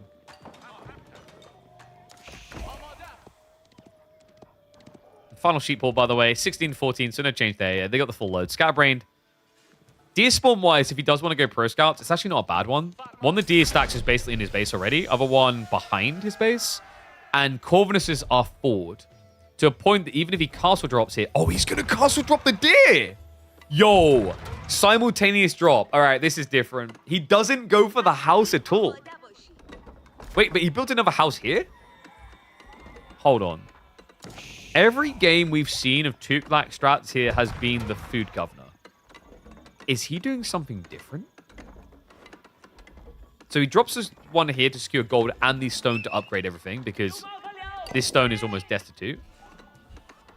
He's pop locked? Sure, he's pop locked, but he could build the house out here, right? In theory. I guess he didn't attribute the timing earlier on. It has to be food fort, right? Like, there's no other way you go. But this is what I mean. Like, this is the difference that Spawn makes with the stone placements. If the stone had been on the backside, you wouldn't have to get, like, a drastically forward keep. You could maybe be a little bit more chill. I think he also assumed there was going to be Pro Scout, so he done this to just mess with him. We do already see Scatterbrain yoinking one of the deer away, though, just to make it a little bit less value. All right, Governor's choice is to come in here. This one, it is going to be Multan, and I'm assuming Bakar, but until he builds a single house, it's not worth going for. You could Ajma. There is like a weird world in which you Ajma, and then you go for a third castle drop in your opponent's base. Because if you think he's fast-teching, he's not really going to have anything to defend himself with. But that does feel like a huge gamble. So yeah, there you go. It's going to be Bakar. Horsemen are going to be coming through, so scattered. It's going to look to be a little bit of a pain in the ass. I think the cool thing is, like, before these fortresses are upgraded, you can dive a little bit with horsemen. Still very painful, still very expensive, but you can kind of do it.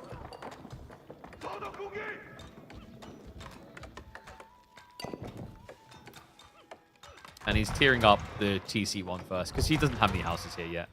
So remember, Multan makes your town centers work quicker. He's already at French speed. He's about to be at Chinese speed.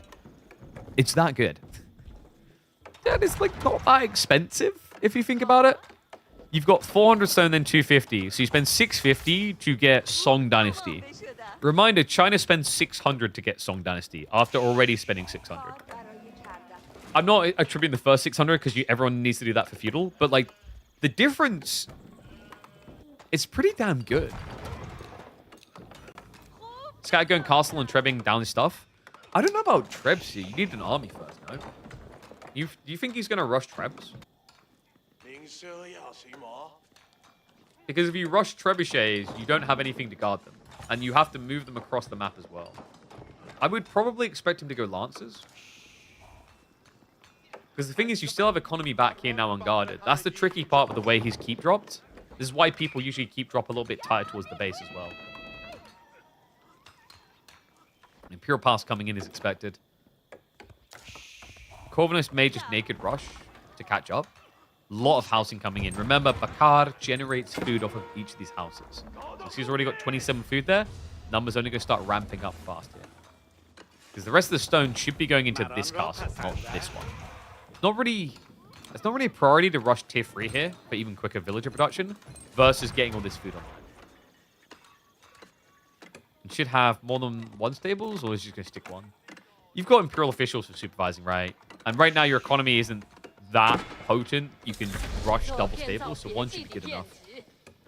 And he goes to the monastery like this. Like, this has been, I think, where a lot of people found success is because of how Tuklak play with this strategy. Instead of trying to headbutt their base, take advantage of the fact that they aren't guarding the map. You treat this pretty much how you treat 2TC. Where it's like, if I rush Castle Age, I can get all the gold to balance things out. And we have got the farm tier coming in. So when this is capped out of all the houses in tier 3, it's something like 330-ish food per minute. It's a lot. Like, that's equivalent to having like an extra 8 villages, and it's infinite food as well. Scouts are just going to be heading across map, so still the corner deer to secure. Won't get much food by the time you get home, but it's still more for you, less for your opponent. Corvinus should be moments away from probably going for House of Learning here. I don't feel like I'm seeing many people right now actually go into the Defender. The problem with Combat and Defender is in theory it's good, but you've already spent on like 2 keeps. So the stone cost reduction value is pretty low. But getting, like, the thing that, like, surprised me that people not doing is, like, the final point of access, the tier 4, really good. Tier 4, for example, if you get tier 4 on the food castle, it generates stone and food. 20% stone for the food generate. Not bad. So you get like 60 stone a minute.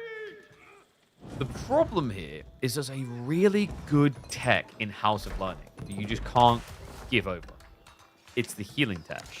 There is a healing tech for elephants that acts like chivalry, but is actually giga busted because it reads plus 2 HP a second, but it's actually 2% health, which on raider elephants equals something like 4 or 5 health a second. On war elephants, it's up at like 6 to 8. It's absolutely nuts. And what's up, Fail? How's it going, buddy? Oh, wow. Skad went for the Barbican drop, dude. He's gone Barbican. Okay, this fixes the food issues then. So Lancer spam begins. Elephant fun time is coming soon, though. And, yo, he's going to go Nezza training. I actually really like Purple's position in this game. Nezza training is nuts. It is slept on way too often. It ramps up production speed so you spawn spears quicker, and it increases their damage versus cavalry. It melts Lancers. And he's got food for it. He's still got deer. He's still got all the Bakar food. And it's a pretty damn cheap tech. There you go. Qs it straight away. 210 resources, you get this. 50% increased production speed and 35% more damage to cavalry. Corv is cooking. Why no war elephants? War elephants are too slow. They take longer to produce, and they cannot chase Lancers. They can scare them away, but if you have economy here, and eventually let's say you had them out here, you see the problem, right? Smart call by Scat to go for Barbican, by the way. Not only securing the boar and locking him on the sacred sites, but also offsetting the villager production rate of the Tuklak. Also needs gold for other stuff. Also true. Because the other thing that you also forget is, like, even things like the fortress improvements cost gold at this point. Which he is going for, by the way, so he'll get ahead on workers a little bit. Is he going to... I think Scad is going to go for a sacred site win con. I mean, what's your other choice? Break 2 castles? Please. That just sounds like pure pain. This is much simpler. Well, I say simpler in theory. Unfortunately, that's a lot of spears. He's pumping these bad boys out every 8 seconds. Knights are going to move across. He has got some archers. If this was Nezza training, I think you could dive it. With Nezza training, it's not. And yeah, when I say straightforward, I mean compared to diving 2 castles. In fairness. Knight. Oh, he comes in. All right, well, that's cursed. Scattered, able to get it just before the archer bulk starts to arrive. Oh, sorry, Corvus able to get it. So Scatter can reset, try again. He also did get the relics, right? We're at 2 relics so far. Honestly, looks like a 5 relic game for Scatterbrained, which he needs. Because remember, 308 food coming out this thing. It's actually meant to be more, but that single tree is griefing him. No other unique text coming through, but if we see an elephant switch, expect to see elephant caretakers right here. See, it says plus 2 health every second out of combat. It's plus 2% health, which is bonkers.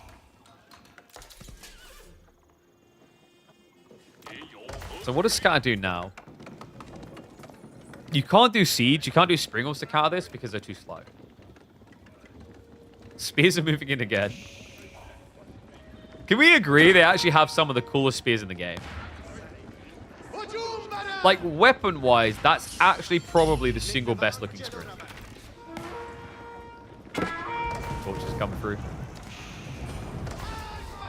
Looking to die, forces the other side. Barbican at risk here. This is a lot of burn power, and just look at the pump rate. Wheesh. Pumping this like this Bitcoin in 2012. All right, burn. Looking good. Force the other time. Force the repair. Army is coming, though, so Corvinus is going to want to get out of here soon. He knows it. He reads it.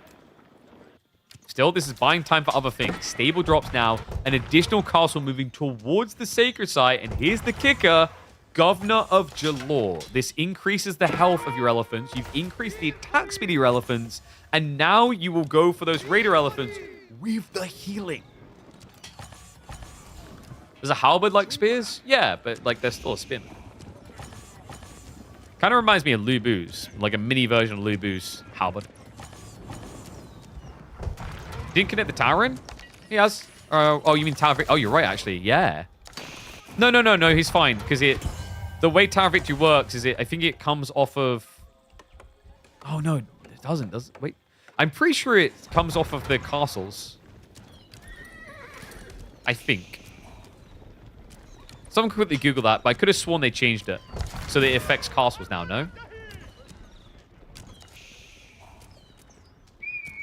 Governor Jalor affects Tower Victory? Oh, you're right. Wait, no. It affects Tower Victory or Tuklakabad 4, but it doesn't work the other way. Damn it, yeah. All right, that's kind of ass. Why? Why did they make it that way? Okay, this is just giving me flashbacks. Does everyone remember Delhi's old Tower Victory and how bad that was? It had the circle, and you had to have units walk in range for it to affect. That's going to get changed. That's just bad. I think that's just bad design. So he's not getting the attack speed, but he is getting the health.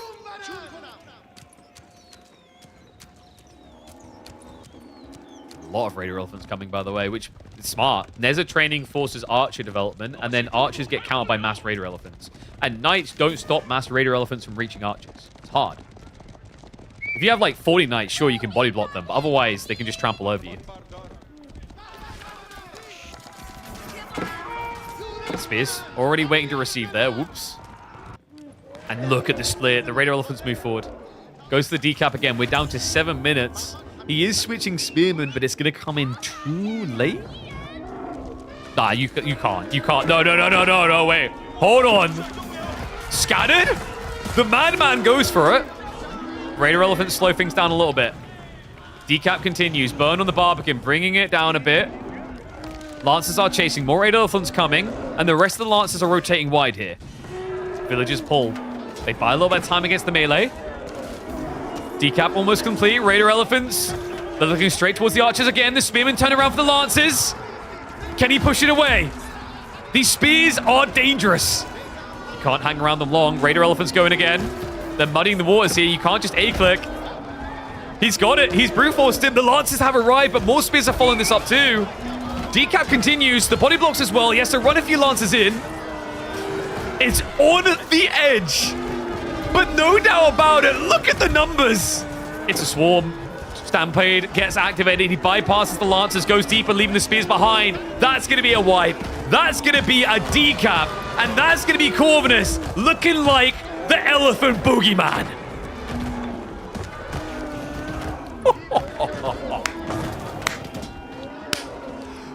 Who needs the attack speed?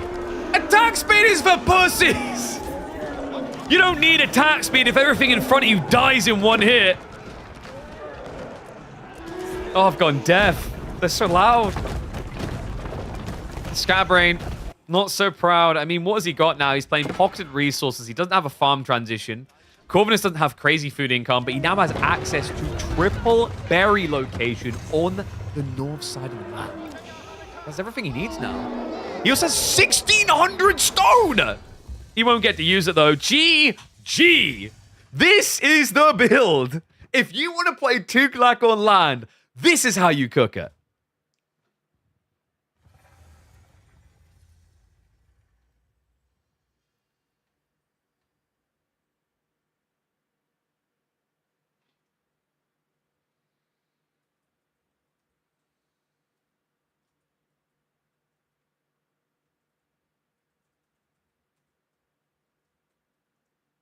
Elephant Civ techs are actually insane is what that one's called. That was disgusting, man. That was like the best usage of House of Learning I've seen. It just shows you how good... Like, I remember when it first came out, I was like, yeah, the problem is, like, most of these techs kind of suck. And it was right in the format, like, before people start doing the castle build-up of all the food, you just didn't have enough food to justify mass spears. All right, next up, we've got Abbasid versus Ayabids on moving out. Oh, no. Well, this, guys, I can tell you, this is a map. It's definitely a map. It's funny, everyone was saying that they were only good on water maps. Corvin's breaking that fort. What, Tuklak? It wasn't as much water maps, it was fishing maps. So Tuklak specifically was envisioned as the goat pick and Frisian. I do think some people were starting to solve it though, and that's where it's a good idea to then start thinking ahead. Like, okay, where else can I use them? Because they're going to get counterplayed here now. Just going to run ads, by the way, guys. Subscribe if you want to talk to me between the games and you don't want to have to worry about ads. I'm being thoughtful so people don't get them in game. But also, subscribe and supports the channel, so... New civs are not boosted? No, they're not boosted. They're fine. Tuklak is also your fave civ at the moment. Just wish Age 3 landmark wasn't so one-sided. Yeah. Because the other one in theory is really good. What's up, Frey? Oh, I've got to help her get a bike outside. Give me a sec, guys.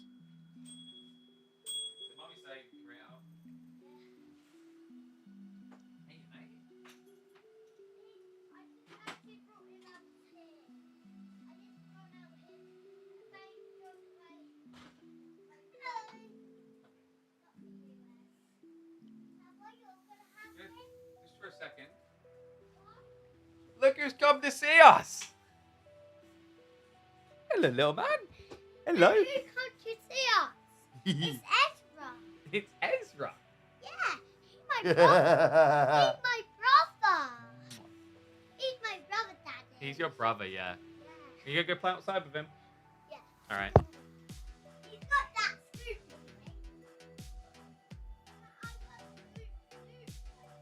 Make sure mommy comes out.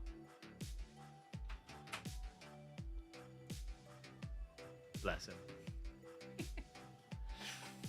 He's an adorable mother ducker, he is. He is a heart melter. Like, I've said it before, I know I'm biased because it's my child, but I actually think he's the cutest goddamn baby. Because, like, he's one of those babies that smiles with his whole face. You know the ones I'm talking about?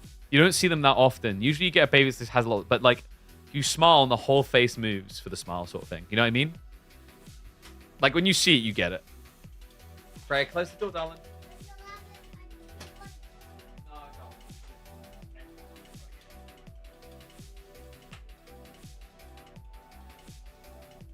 He's in the house at the second. And if I leave that door open, he's going to come in, and then he's going to go straight for the wires. I was looking at my kid when he was a baby yesterday, and I hate to say it, yours is way cuter. Thank you. Thank you. Genetics, not mine. Looks a lot like Emma. Actually, funnily enough, he looks almost exactly like I did at that age. That's right. I hate to break it to you. Haters beware. You don't want to have to admit it, but it is true. I was actually a goddamn cute baby.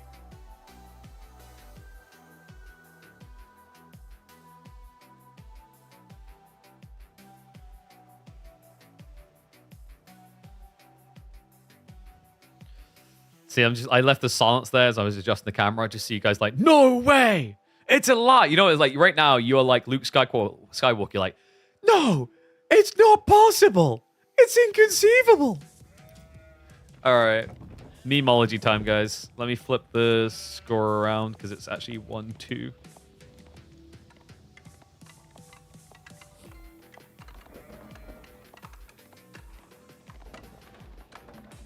All right.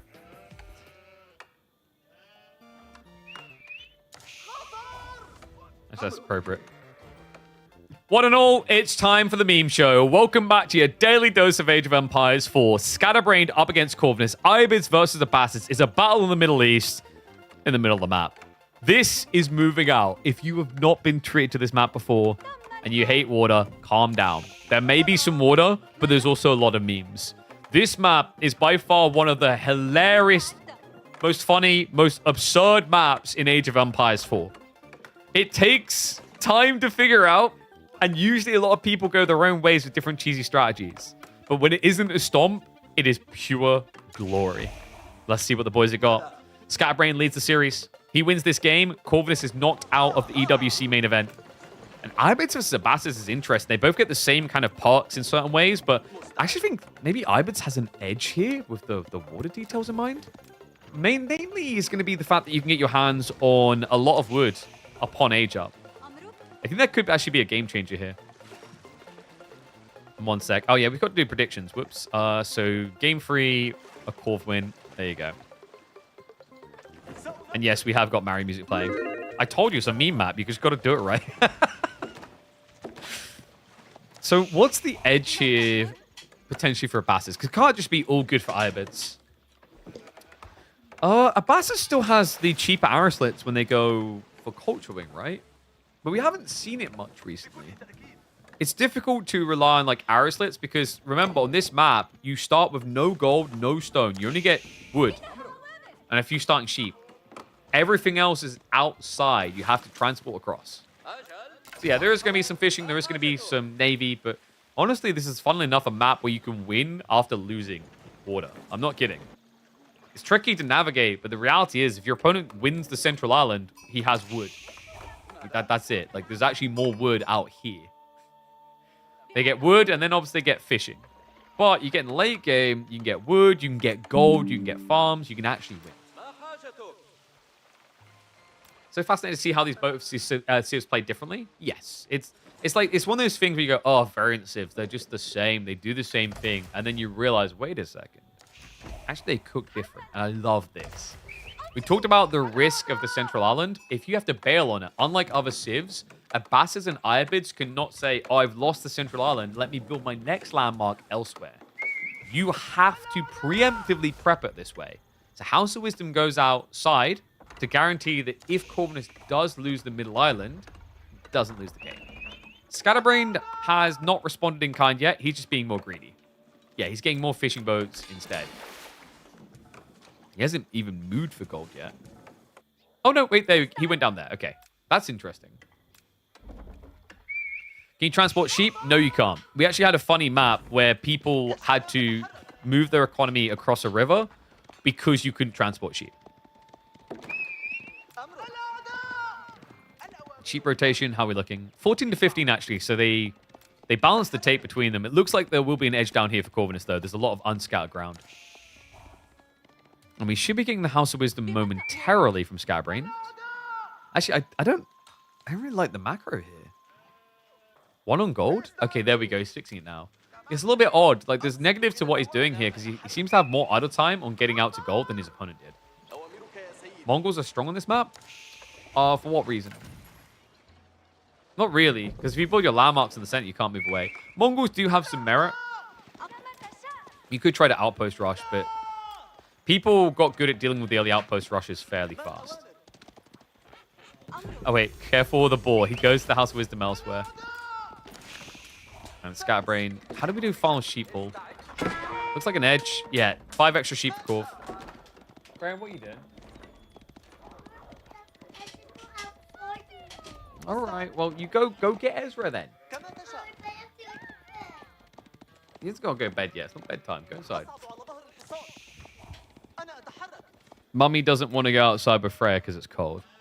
All right, dock drop coming in. I like this. Look at the positioning. So that explains why you've done it. If you actually look at the positioning, it's better to dock drop over here because you already have a dock here. You want to dock elsewhere. By docking down here, it's a much quicker drop-off than here. He's actually going to do both, though. Interesting. And we do have advancement wing, which is to be expected here. This is usually what happens when there's water involved because otherwise Iabids are far too far behind on their tech timing. Landmark too close to the water? Here? Yeah, it's like a few springles could hit it. I wouldn't say enough that could kill you, but the Karak's a problem. The problem, though, is he got forced to do this because of Corvinus' action on the ball. Like, this ball play, and I kind of hope when we go 40 minutes in the game and this becomes a crucial factor, the pull on the ball by Corvinus was genius because it stopped him from going for a corner drop that would have kept him much safer here. So this detail, that little ball play, genuinely could decide a game 40 minutes from now. That's nuts. And this is a known detail, right? It isn't RNG. Typically, the ball ends up close to the sacred site from what I've always remembered.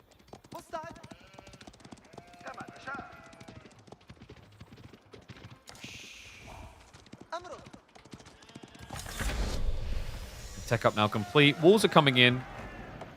And it is dock on dock. He already had the transport ship, so you can't trap him in. The fishing count is a lead already, by the way. Corvinus is up by 3. I don't know. I feel like someone went kind of wrong here for Scatterbrain. Is he thinking about Fast Castle? I think he is. Ooh. No, that's actually sick. No, that's sick. So, the Fast Castle idea isn't that crazy. In theory. And the reason I say that is because, like, if you could get there and raid... Okay, he's just going to do it in Feudal then. I was going to say, because if you can raid here, you can shut down gold, and if there's no gold, there's no boats. So here we go. He's got stables plus stables coming in. I think he went Rax or Archery at first. So just horsemen, I assume? Or you could do desert raiders and just stay away from your opponent. That's also an option. Chop through is eventually going to happen here, by the way. The idea is to kind of predict the positioning and then preemptively drop an outpost when you think you're about to breach. Will I cast the B series? Quite possibly. Would be the fluid thing to do. And then after that, we can switch to a different series.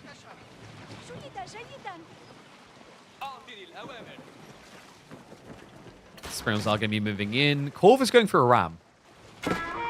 Oh, he's building it on the starting island. I like this. Yeah, because he's already secured this area. You can't get through to it, right? So you can ram down this for free. You can then also transport ship the ram elsewhere. Like, you can be very cheeky with this and try to, like, transport ship here and then just ram down to Hanoi. Or you could transport ship over here and try to knock down the external dock. We haven't really seen people use transport ramming that much, actually. But more villages being shuffled out now. Very weird drop-off point, but okay. It's going to be berry gathering. So Scatterbrain respects the need for more food. He's not just going to try and get it off of fishing boats, though. Double horsemen already for Scattered. He's holding them in reserve, though. He's not rushing. Ram almost complete. Like, this is kind of weird for Corvinus because his spears are completely out of position. There is going to be a wall coming in. I think Scattered might have been expecting spears protection on the outskirts. Like here.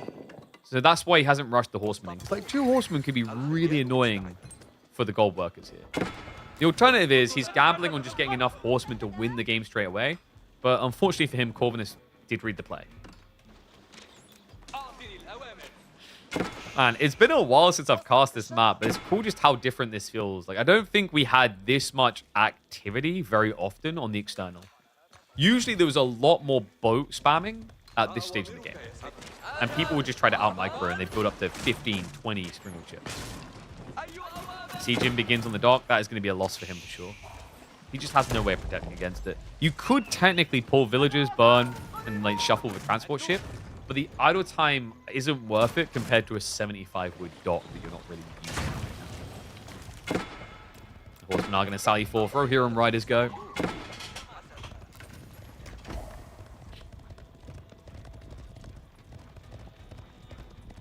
And yes, Baochuan's for sure. Like, Baochuan's, like, would not only just be able to reach this, they'd be able to reach it, like, back here. Or rather, you're thinking of Zebex with these sims. Hate to be a nerd about it, but... Can you get your terminology? Oh, no! Wait! Is that possible? That is! And because of pathfinding, you didn't even have to do anything but click it! Oh, no, Corvinus. This happened in the Dry Arabia game as well.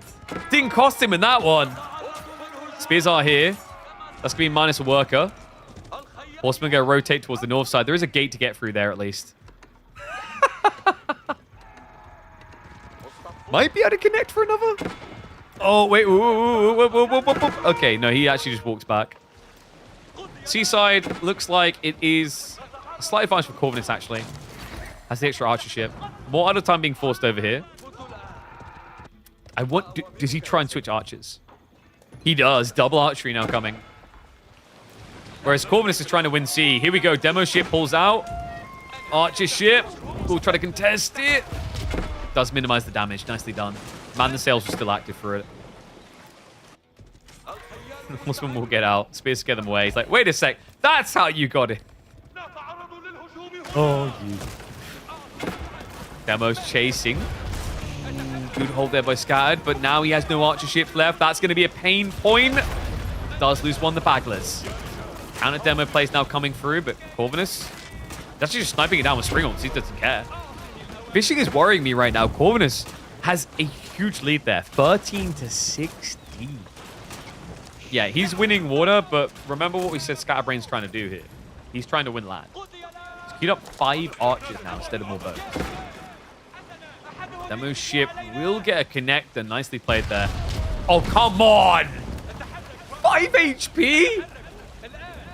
Teak Master's BS. Here's the thing. When you're in that moment as the player on the attacking end, you're looking at the health bar and going, that's a kill. That's a kill. And then you remember that Abasses and Iabids have a tech to get them more health on boats. So the threshold on the health bar that's always a kill isn't at all. Because demos don't do percentage damage. They do a raw number.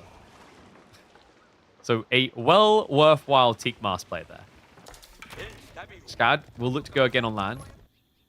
There's Stables archery, but there's no extra units so far. Corvinus only has more spears. I am worried about the eco. Scad is just so far behind. It's 13-6 fishing boats. And these are fishing on deep water sites, by the way, so a lot of food income. See, numbers actually weirdly aren't showing it, but that's because Scattered has got a lot of people on berries, but the berries are about to dry up, so there'll be idle time moving around. This is at least a nice spot, though. I call him Scattered too much? I call him Scattered because he's now called Scatter. And the ram play. He's building more on the island. He got the outpost up. Housing's going to be annoying. Scatter, he actually doesn't have enough. And he's pushing in now with his own ram. Hasn't been seen yet. Needs to be careful not to reveal himself too early here. The archer? Bro, what's he doing? Wait, is Corv trying to go for a tech up? Because there's actually a play here for Scatter.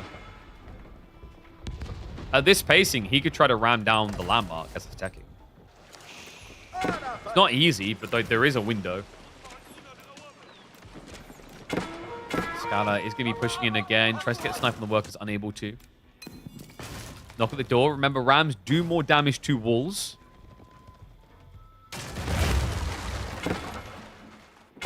Fishing now on the north side. So Corvinus is creeping even more economy. Horseman, archer production begins. Yeah, but you're in infant stage, and this is where the production is. That's actually a bit worrisome here. Corvinus, the problem here is this eco and this military can get camped. Burn begins. Archers are in position to start sniping. So yeah, you're already taking heavy damage. This is important, by the way, because Iabids will lose an infantry war. Actually, I guess not in this game. No military wing, right? Yeah, he went culture. I forgot about that. Wait, why did he go culture and not even get preservation? Was he trying to sneak attack? Rams aren't going to move deeper. He's had to vacate the whole area, guys. Like, this is bad. He's building up stables over here. It's double ram so... No, he stopped at 1. He actually cancelled the other bullets of it. So give me a burn down the houses. Just more pop block to come through. Smart move here, because when you think about how much food income Purple has, or should have anyway, there's a very big threat that he just vomits out non-stop troops. And denying housing is an interesting way to trip him up.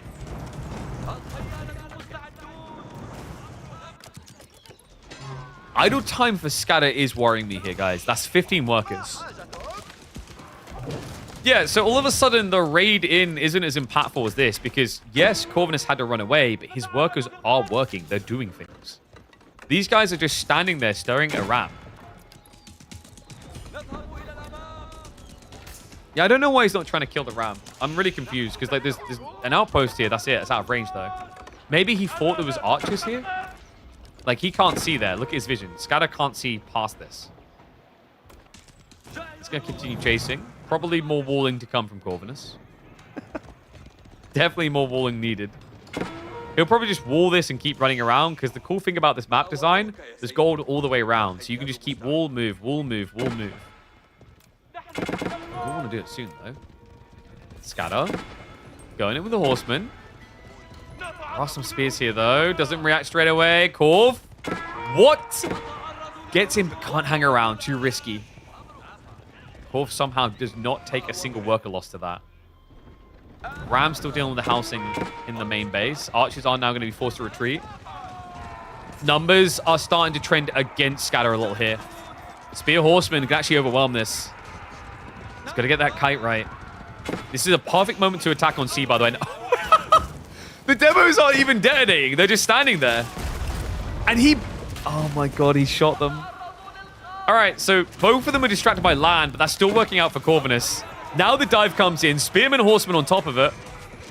Scatter is looking a little dead right now. Yeah, he's losing tempo fast. On top of that, he's trying to produce Desert Raiders, but there's already so many Horsemen. You're producing Desert Raiders into Horseman speed. It's hard to kite that. Now, Seaside, demo ships connected. That's dot gone. Scattered only has one fishing site now. Oh, no. The Corvinus can stop investing so hard into water and invest more into land now.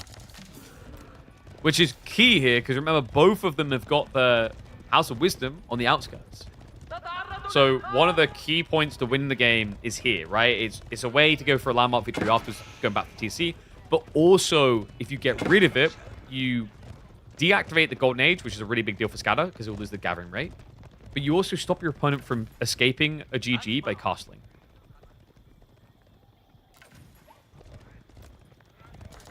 Yeah, I think that was part of the idea with Scatter, by the way, is he deactivated the Golden Age by killing all the houses.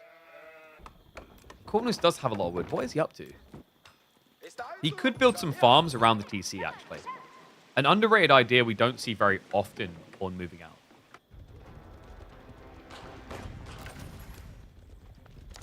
Instead, Corvinus looks to be getting ready for a tech play. He still has way too much wood. 1,500. Like, the only thing that would make sense is if he's going for a ram rush, but then you've only got 3 spearmen, so that can't be it, right? A rewall at the worst possible time. Desert Raiders show up for some freebies.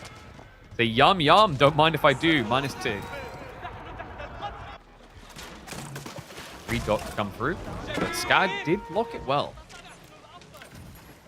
And tech up on the way. Military wing it is. He still has 1,000 wood. There we go. We're adding in some more boats at least.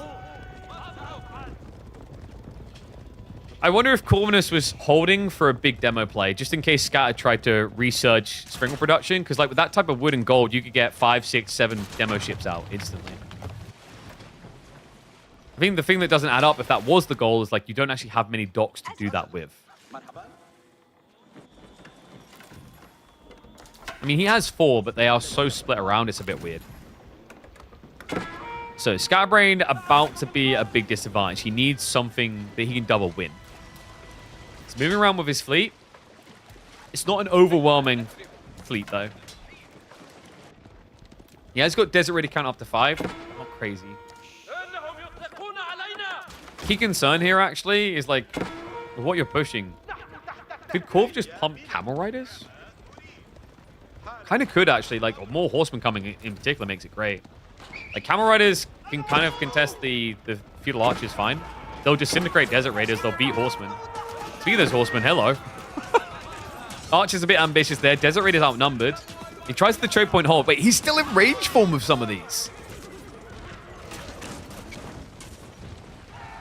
Okay. He'll try to retreat towards the shore side. Has got a demo ship for the bait. Detonate. Still will lose the Archers. Actually, gotta give it to Scad. He deleted practically all the Horsemen with that play. He's got bigger problems coming now. Gulam queued up. Man, I wish this was double demo right now. Wait, did Corvinus miss that? Okay, he's gonna start losing fishing to this. This one boat could actually be a godsend. No, he sees it. He has got the demos, but oh, now that draws attention maybe at the worst possible moment. Or not. He A-clicked! He A-clicked! Scattered gets through now with an archer ship and a springled ship to harass the fishing economy again. I mean, he looks dead, but there's still a pulse. Maybe he's just anemic. I don't know, man. Archer ship is really good at clearing this up. Fishing boat advantage now with Scatterbrain. He's still an age behind, but there's hope. He'll start the retreat. Interesting thing about Gulams. Desert Raiders can kind of hold them. I say kind of. Like, you should still lose, but you lose slow, not fast. And the village. But wait, what is happening here? Corvinus is creeping outposts with Springwood emplacements. What? Look at the bodies! Nah, I think Scatter is cooked, man. He has to now tech up. He has to deal with the incoming assault. How do you do all that? And he didn't even notice this! Oh my god. You might as well build a ram and hide in it at that point.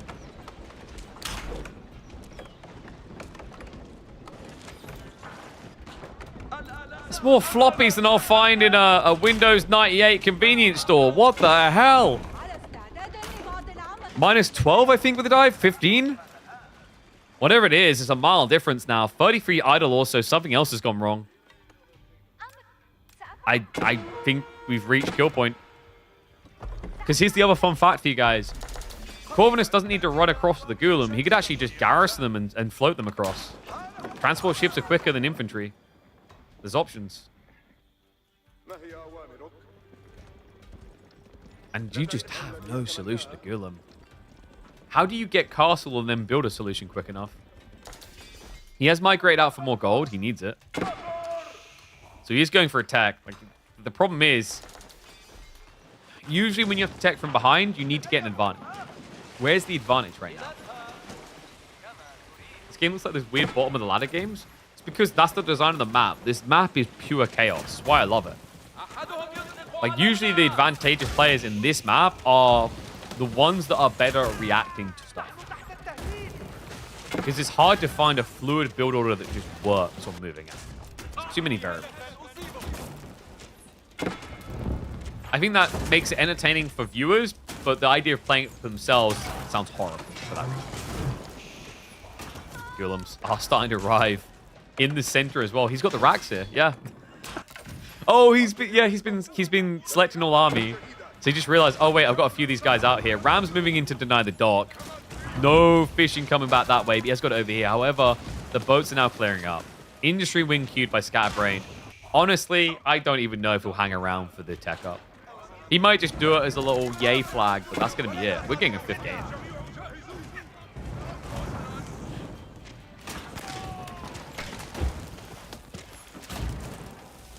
Scatter's not even trying to protect this. He's got no wood. That's the problem. He can't actually build boats to protect this. All of his wood gathering was on the central island, and he doesn't really have the economy to spread food and gold out onto wood now. Pretty cool freaking gameplay. How often do you ever see an Abbasid player build the House of Wisdom that far away? You'd think we're in a free-for-all game.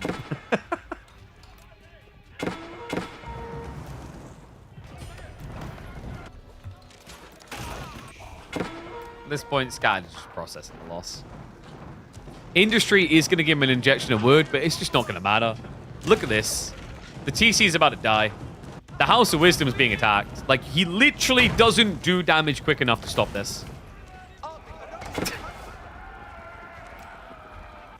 That's only wave 1. Been a while since we've seen a Ghoulam strat win a game too. Refreshing. Even more so when it's Abbasids. I don't think Abbasids... I have it sometimes with the fast castle build do Ghoulam spam, but Abbasids very rarely do it to win the game like this. Tech up complete. There'll be no shame in calling GG straight away. He'll probably try and pump out a few camel lancers, but there's already camel riders in there, and now Corvinus is switching mass lancers. House of Wisdom does have more health, sure, but I reckon this thing dies in about a minute of burn. And in a minute of burn, Scatter can have like 5 camel lancers and 4 crossbows. The TC's already gone. They're dead. This game's over. Let me know if you guys like moving out, by the way. I think when we had it in tournaments, a lot of people enjoyed watching it. Even people who hated water, because it's just so random. You never know what you're going to get in a game until you look back at it like this.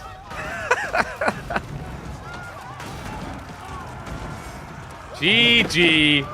Call for the win.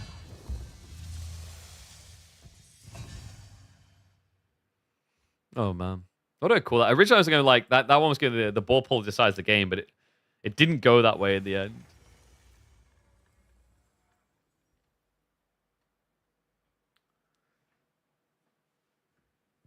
like Abbasid players are screaming internally right now.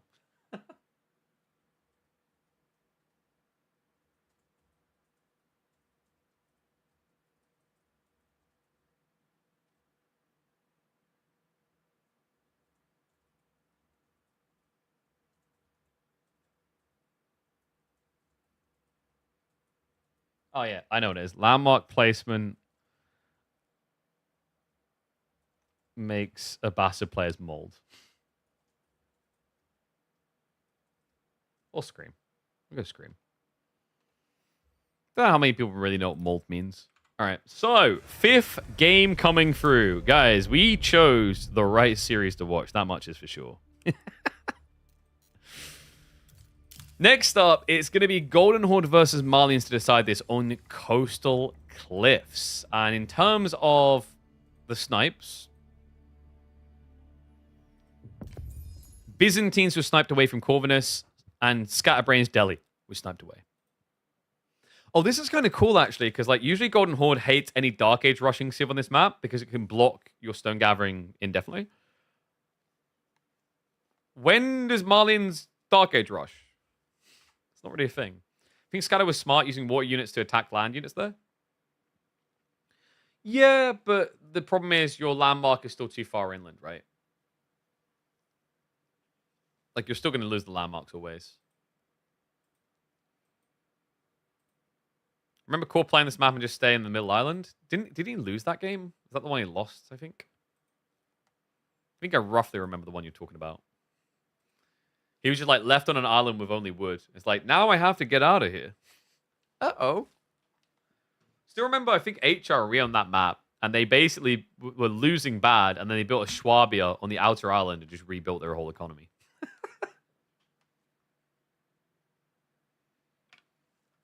It's like a classic, oh no! Anyway. Alright, let's see. Our predictions, we need to pay out. It's going to be Corvinus with the Dob. I'll start a 5-min prediction now.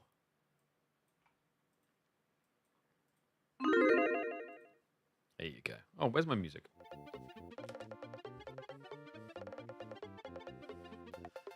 This one's not as memey, so the music doesn't fit as well. Hold on a sec. This is a good song. Oh, what the hell? Stomach hurts. Really weird feeling, actually. What the hell?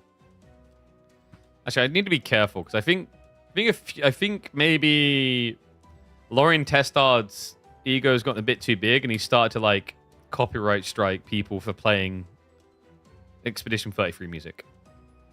I remember that happening. It definitely happens with like the Allah songs, the singing ones. So you have to be very careful. Which is annoying, dude. I hate when any games do that, because it's like you could actually be easily copyright striking people who are just literally playing a game. I remember that started happening with, what's his name? It started happening with the Undertale music. Even though the guy was like, no, I don't want to copyright this music.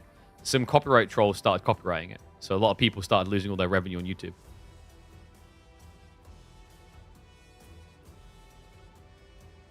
What's up, Eamon?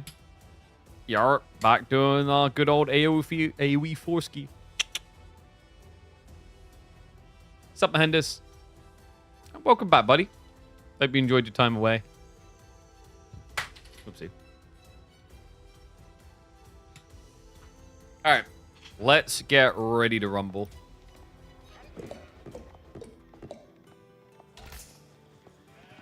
What and all, it's time for your daily dose of Age of Empires 4 action. We're back with a deciding game number 5, and it's Golden Horde up against Marlians. One of the big question marks on how, who, what, and where to use up against one of the most abusive and abusable civs in Age of Empires 4. Marlians is on the verge of being ban-worthy, always slipping through first pick.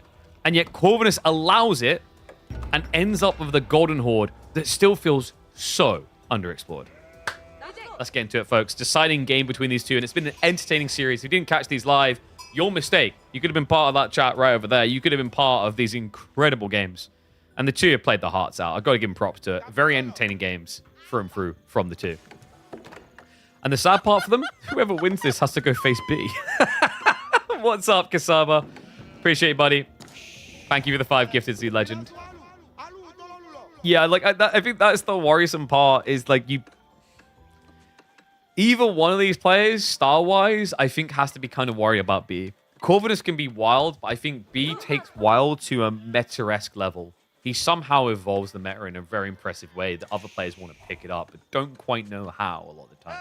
Scatterbrained is also just kind of the little B, similar to how Anatan was before, right? Learning, scrimming from a lot. That's been Scatterbrained in the last year.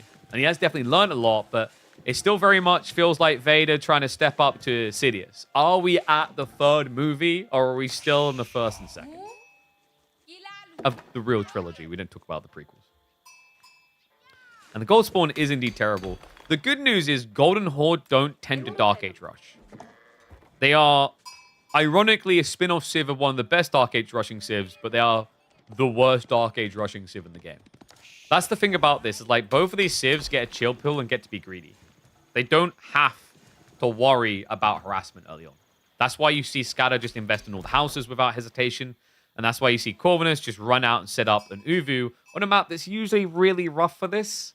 Like, we've actually seen some people pick Golden Horde, and it feels like they're just going to lose the game because of this placement. Is there a new Civ announcement? Yeah, there's a new Civ dropping in, like, how many days is it, chat? I think it's like 3 weeks, 2 weeks from now, 2-3 weeks. I'll watch him. I won't play him. I'm not really crazy about the Chinese Civs to play.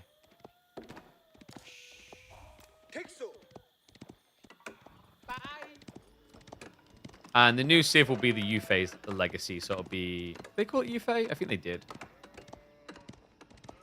Or they just called it Jin. I think it's Jin Dynasty. Khan and Tortugud on the way. Pretty much always the go-to. Golden Horde tilted the scale towards late game while Mongols decay over time. Yeah, so then you've got the big problem, though, of like the burst potential, of how strong the mid-game is for Malians. Because remember, they get the cows, they get Mass Sofa online. What is your answer as a Golden Horde player? The reality is, Sofa can test into things like Keshik decently, especially because you've got the raw economy behind you. And one of the big spikes of potential for Golden Horde in the mid-game is the extra ranged armor on the cavalry and men-at-arms via Musky Yasak. That doesn't really work out very well against a Malian player that's going to spam Sofa, does it? Like, Sofa Donzos is still going to be very annoying. You will remove 2 damage from a Donzo Javelin throw, but it's still a spinman coming at you. So there's definitely some question marks I have that Corvinus needs to solve. And I'm also curious to see how he's going to cook different, because usually Corv does try to think outside the box a little bit. I just think Golden Horde, the way you play them outside of the box is more microscopic than other civs, if that makes sense. It's not like playing Tuklak and building big castles, for example. But it's small changes that make you different. And I find Corvinus usually thrives on big changes. So Tickup's complete. Are we going to get cow production? We are. Straight away coming through. So already gathering the wood for the ranches. Most players on Malians at least go for the free cow beginning and then attack. You could try to attack this. Looking at this spawn, the gold is forward for Corvinus. The Uvu is exposed. His deers are also both forward. Kind of a brutal spawn for him in that regard. He's going to be moving now to set up the fortified outpost. Yeah, and does get scouted out doing so. Pretty tricky to break these, 1700 HP. Although the negative of these, very expensive, ton of resources, and it also means you can't really bring that many villagers out to expose resources. Nice. The poor Sky just being a pain in the nutsack there. Yeah, actually, it's a really good placement because of that. The ball pull plus the deer. Shenanigans continue between the two. But we should be getting unit production soon. No more cows being queued up. It is indeed going to be a Rax play coming through. You're looking forward to the Iron Pagodas? I think Jin Dynasty has some cool things to cook with. I know that, like, for me, I've never really been intrigued or fascinated by China or Shushi. They're just not really civs that, like, attracted my attention. If we got the AoE 2 DLC, though, and I had Wu, Shu, and Wei, I know I would be a Chinese main. That I clocked it the other day. In the end, I think like we're mostly tapped down it now, but I remember Dynasty Warriors Origins, I clocked up 80 hours on that in the end. Not bad.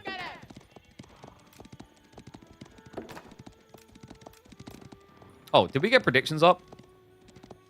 We did. And it was 68% in favor of Malians, which doesn't surprise me.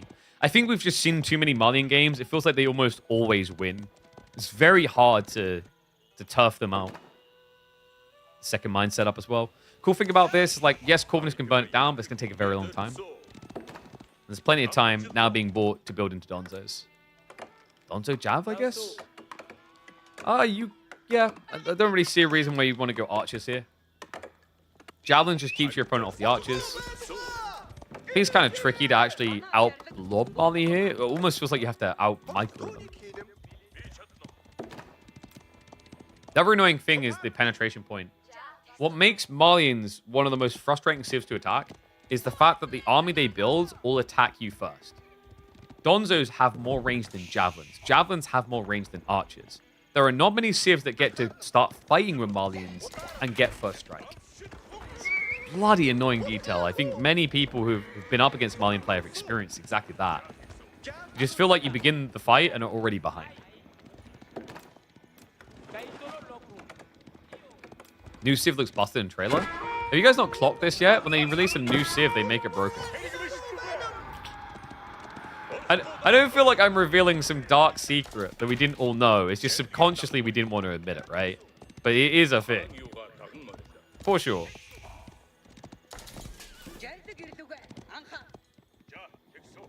So scaling is towards archers. Spears coming in as well now. That's interesting, because Spears actually aren't bad at dealing with javelins. The problem is they suck compared to Donzos. Donzos have higher health, and they also have armor, while also having that throwable spear. They are just outright better than normal spears. What is cool, though, to think about down the line here, guys, is that Corvinus can go for the Karash. The Karash, aka the body shields, do give you armor. Melee and ranged armor on all nearby units. It buffs you up quite a bit. It's a very subtle detail that you just kind of don't really appreciate. It's not like saying you get 5 armor. But similar to the idea of the meta for the Ottomans, it makes a world of difference. And there you go. He queues them up now. 2 Karash. Other cool thing here is if you're trying to burn down a lot of infrastructure, every unit has the same torch damage. Karash only costs 50 food as opposed to 80 for a spearman, but they provide the same amount of burn damage onto buildings.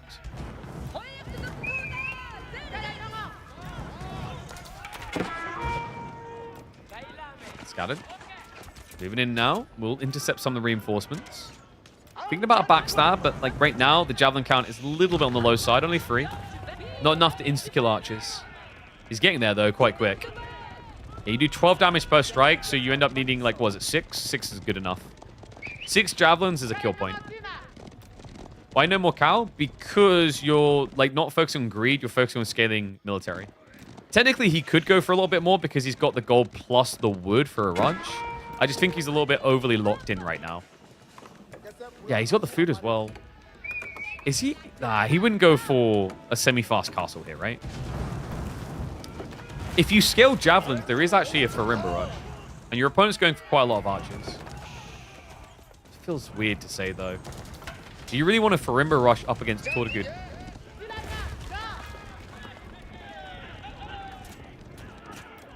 A little bit of scare away. Corvin is still scaling.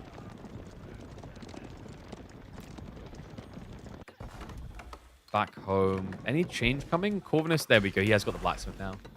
Yeah, problem is he's behind there. Scatter is going to have a 1 tech advantage or military techs. Which makes him pretty hard to attack in like the next 2 minutes. Do we have stockyards at all? We don't. I like that he's not doing that though. Like I think from this position, because of how good Malian economy is, sidestepping his stockyards early probably just strips away all advantage. Pitmine is going to be rebuilt. Primary is absolutely fine. We still don't have any ranch cow play. Just the first one. Which AoE2 Civ do you want to see in AoE4? Burgundians. Another French variant, please.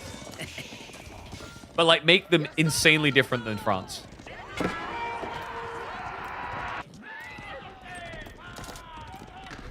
This one's Vikings, right? And look at this, Corvinus. This series began with an outpost rush into keep drop, ended in an L. This could be the way to end in a W. An outpost drop on the Ford Gold. Trying to starve Scattered, so even if he techs, he won't be able to rush Sofa. Positioning is good. Javelins are scaling, though. That is of concern. Dive comes through. Corvinus obviously doesn't want to hard commit right now. He has got a few Keshiks in, which is a smart call. It gives you DPS, not just health. Because Torgud are tankier, but less damage than Keshiks. These are the Crash. Not so sure about that. Donzo's with the brace. And it's going to be an A-click in. Javelins are target firing. Good split there. Micro is looking good from Scatterbrain. Is he taking down, what, 1 to 2 archers at a time? Aggro does switch, though. He hasn't reallocated them onto the archers. Instead, he's trying to finish off the Torgud before he gets wiped out here. And it works. Look at the cavalry. He gets the outpost up, but the cost is high for Corvinus. Scatterbrain now with a 10 military advantage. And you could argue, well, Corvinus got lefts because he's got cavalry. He has 5. Impressive count. Siege engineering now on the way. Scatterbrain, calm, cool as a cucumber. Goes to the logical response.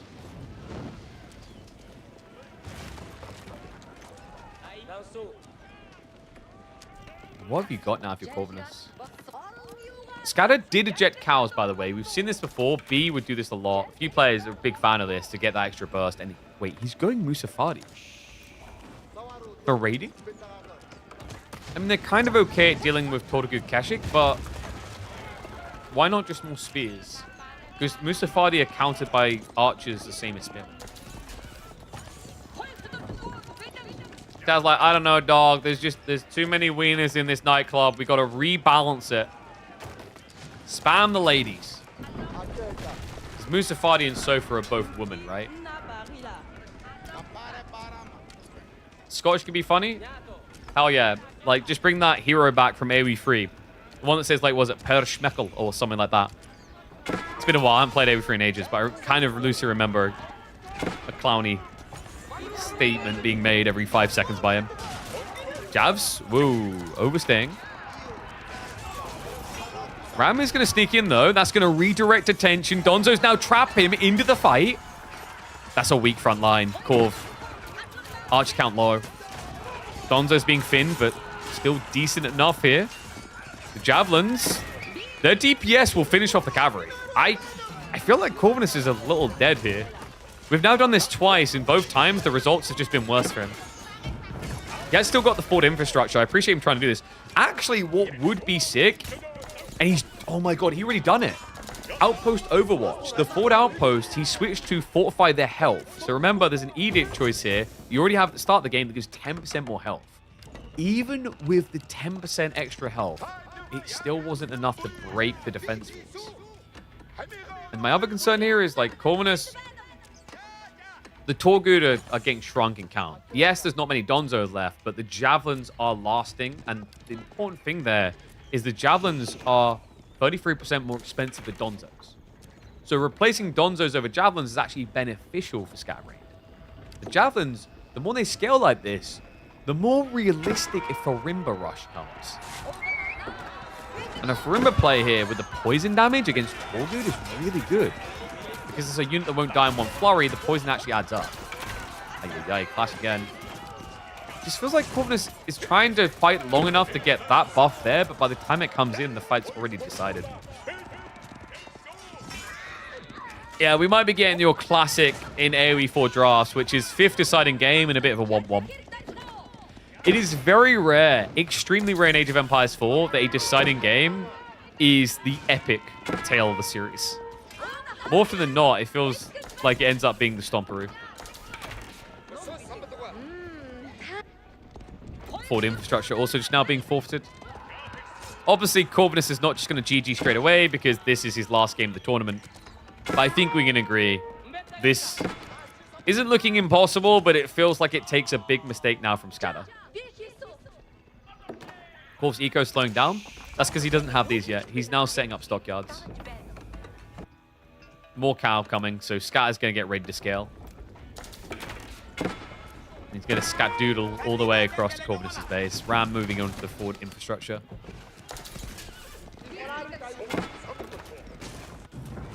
Burns through the rest. You gambled your 2-ish on Scatter. It's okay. Education's overrated. You don't need to get an education to make a living. You just need to be really good at stealing from people. I got an education, and look what I do for a living.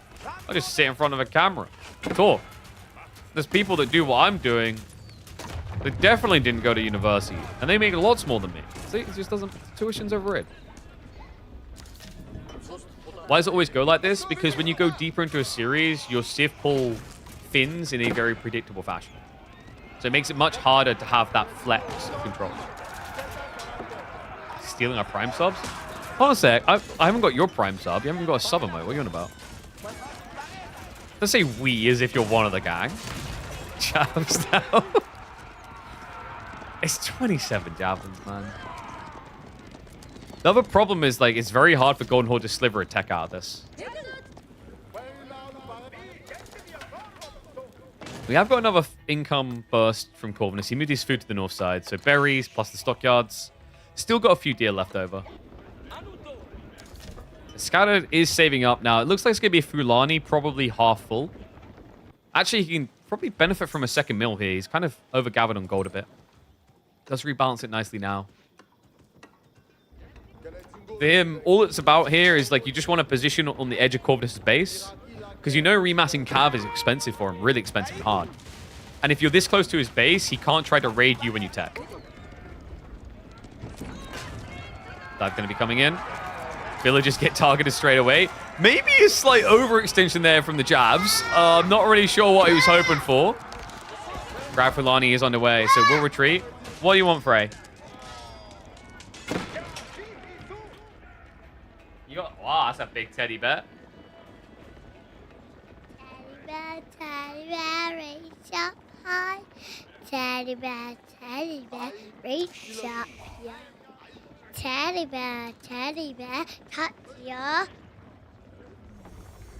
toe. Oh. Yeah. He don't like to flop his feet. Didn't like to flop his feet. Right. He's a yachter. Oh, he switched for Rimba. Oh, that's sick. I mean, it felt like he lost a lot of javelins on the push. Which And he's going to be going Musafadi Warriors. Yo. Which one? Yellow did. Yellow's doing something cool. Farimba rush now. With a mass Musafadi Warrior strategy. I love this. Veteran see for Jav's Q first. Will he go Muso or will he go Jav? I think Javelins makes more sense because the Archer count. Muso gets a lot of melee armor and are anti-Keshik. Burn comes through. That's a lot of exposed villages. Wait, what? What is happening? What, Frey? Yeah. Hold on a sec, darling. Oh, villages! They can't get out! They're down! Corv. There's upgrades in, though, now he has to contest with. The Javelins veterancy is there. Harlan and Donzo spread out. They aren't really being prioritized to upgrade, but they're coming through in a few seconds. Archer line is finning it. Military mass still on Corvinus' side. The Javelins need to retreat. Scatterbrain doesn't have a sofa switch. He doesn't have the Fulani. No! He does. No, he doesn't. No, he's a Torgood is still tanky. Keshik's as well. He's a yep. The push continues. No freaking way does he take this back, surely. Dad, get in it. He's going to have to keep pushing. He can't slow down. Golden Horde don't have a fast tech strat here. Queues up 6 more Keshiks. He pushes through towards the farms. And it is going to be Mansa Musafadi. Here we go. Dad. Yeah. The horses. Javelins. The horses have few Yeah, the horses are gap closing fast. They're chasing through. And look at the flood. Extra troops down to the gold workers. Has he got him? Backline of archers going down. He's trying to enable the Musafadi with this. I know. The Tortagu, the Keshiks, the garrison. Calm down. Yeah, scatterbrained. It's calm down. How has this gone so bad for him? Oh my god. Daddy, The food! Daddy, calm down. God, this is ridiculous, Rhea.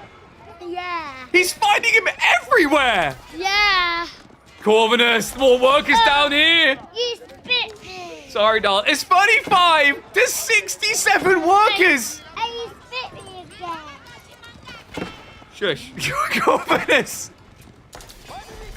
There needs to be a counterattack. Scatterbrain needs to find damage now. Oh my god.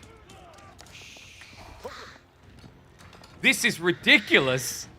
This game looked over, but then Scattered stepped up just a bit too far. Lost about 8, 9 javelins, and Corvinus, like a bloodhound, surged forward. Corvinus, he is even saving up towards castle now. Yes, Ray? Yeah, you can't have those. Because that's medicine. You can't have that medicine. Oh, I can have Mummy's one though. Okay. Thank you, Tarantula. Appreciate the sub, buddy. Oh my god. Scattered has one shot of this. And I don't say that. No.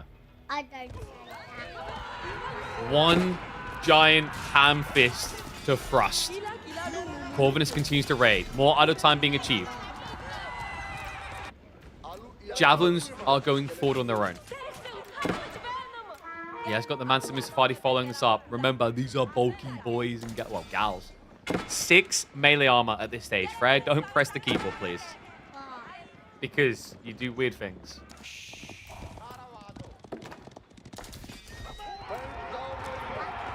Javelins are pretty far up now. He's trying to bait him back into the Musafadi. The stealth has been activated. Scatter doesn't like the look of the fight, though. What's he waiting for? He's just running. Yeah, but these aren't Mansa jabs. They aren't fast. Now the engage comes through. Hand is forced. He turns around into it.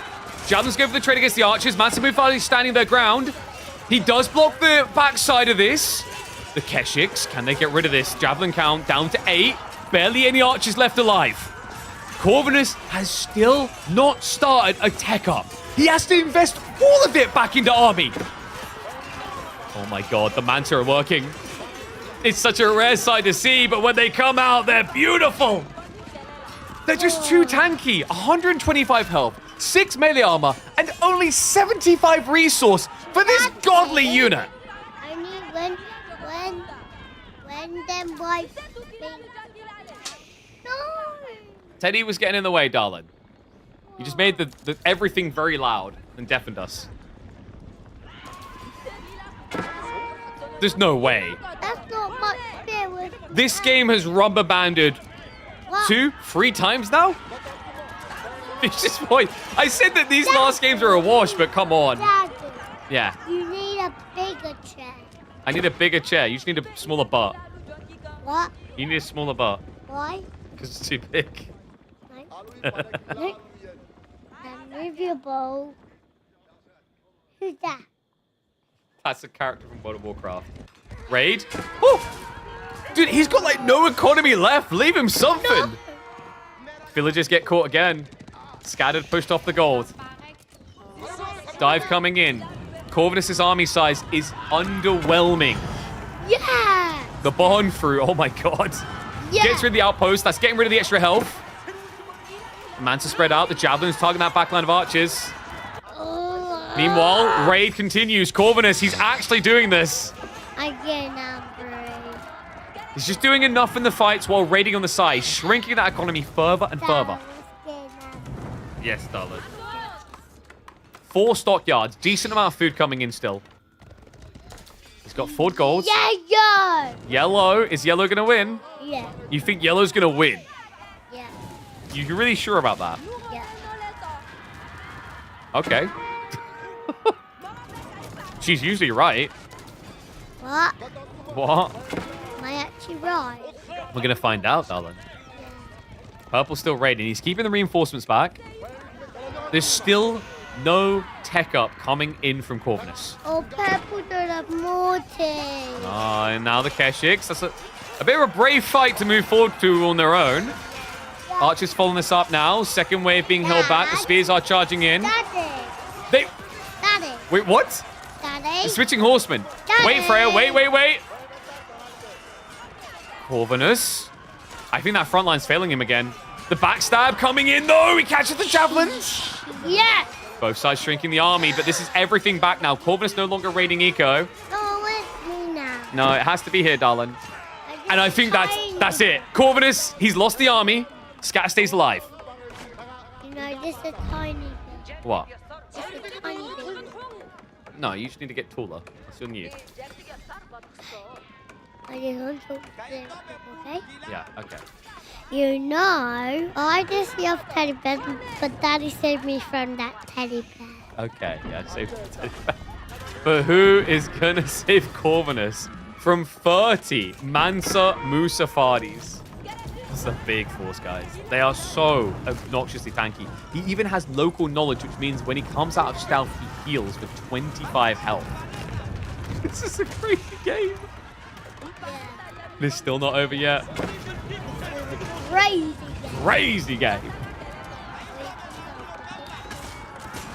Yeah, might be the best game of the day. It's looking like it. Wait. This game. Horseman doesn't really work, by the way, against Musafadi guys. You mean this? Yeah. Corv is going to push it away. Wait. Where are the other 10? Oh, no, they're not here yet. They're the reinforcing wave. That's why he's retreating. How many times has this switched around now? That's Musafadi. They do stealth up to get away. Well played there. There's no scout from Corvinus, and the Khan doesn't reveal. Javelin turns around now with the move, so gets the heal on the pop. That'll be enough to scare Corvinus back. Surely he's got a tech soon. Come on, like, look at this. Look at the economy. The only edge Corvinus has is in wood, despite the fact he's up by 50 workers. What?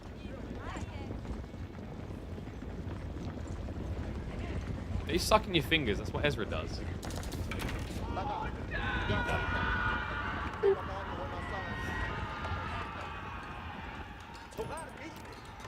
Careful, Freya. Careful. Freya, your big head's getting in the way, darling. Okay, it's not funny. No, just because you laugh at someone doesn't make it funny. Muso. As Horseman continues. Corvinus believes this is the way. Even though he's got 1,500 gold. I mean, at least, yeah, I kind of see it. Keshiks get bonus damage against them.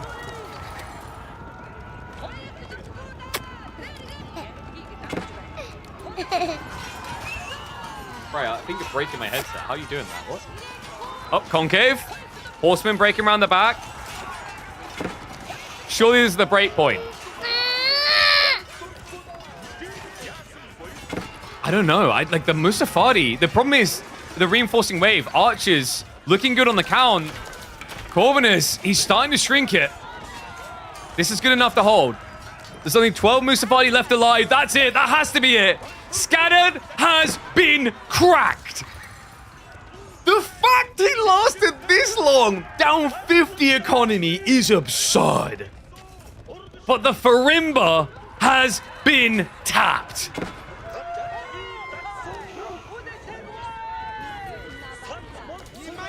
Unbelievable.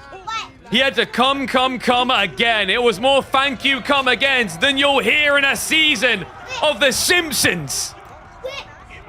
But he finally gets the kill threshold. Spam continues. Yellow's losing, Freya. Purple's winning. Marches out towards the gold, finds him there. Textiles will slow down the kill loss, but it's still going to be more. I thought Yellow was winning. Yellow doesn't look very good right now, Frey. He's trying to remass, but it's so hard. Look at the food. 600 food a minute. He is in dire straits. The gold harassment. Now the food, the deer workers! The only food income outside a cow. Get slowed down. Pushing continues. Looks under the pit mines, looks to deny any equity he can. Corvinus is not stopping. More ponies than a season of My Little Pony. Make it 5 seasons. And the Rams begin. Daddy. What? That one was busy making something. Yeah, they're making Rams to try and break the base. Yeah. Not that you know what that means.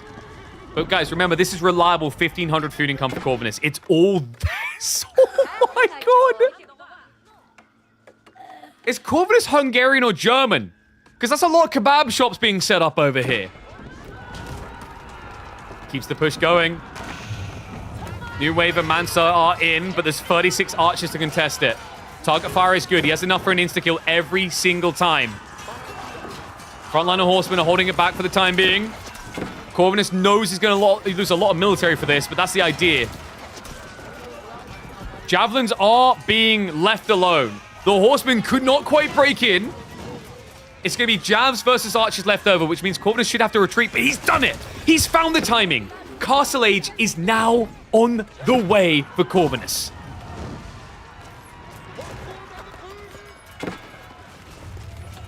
I think this is the beginning of the end, but man, what a battle between the two. Shout out to them. This was incredible. Corvinus and Scatterbrain deliver one of the best series of the tournament, for sure. And Freya knows it's done. She just left. She doesn't care. It's like, well, this guy sucks. Boom. Can't believe I said this guy was going to win. Reset. Scatterbrain. This is a punt and a Hail Mary, right? He's going sofas. This game has been bouncing back and forth so many times. It is insane. Every time it looks like it's over, the other player finds the moment. This would be the moment. We're 50 seconds away from Castle. We are 2 minutes away from technologies that would get the veteran army online. He has the gold for it, but he cannot rush this timing. The challenge, however, is Scatterbrain has to find 30 worker kills. 30. To balance this out. How? Where? When? Why? He's queuing the Sofa upgrades now. We talked about Sofa being like the dominant force if you can afford it. But that's usually with Fulani.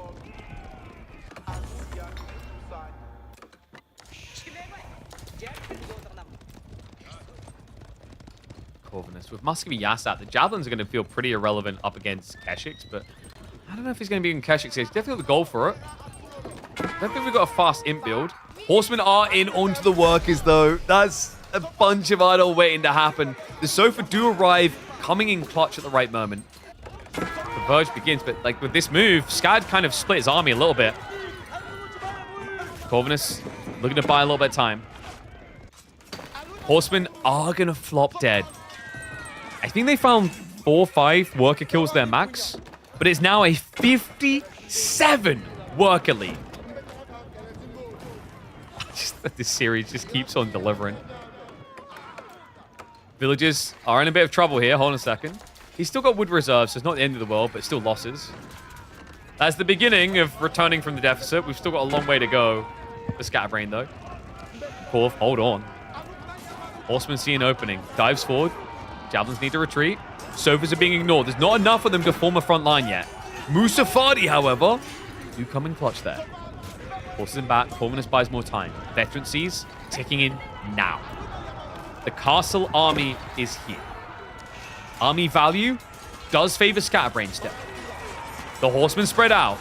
The Sofa are kind of annoying here. You want to start getting those vet horsemen onto the backside. There's a few Musafadi littered in there as well. The archers, they're slowly dealing with this. The Sofa are flopping. That's wave 1 down. Corvinus. The remass is just crazy here. It's still over 1,000 extra food per minute. He can afford to lose more troops in these engagements. And he's still pulling ahead. 60 to 30.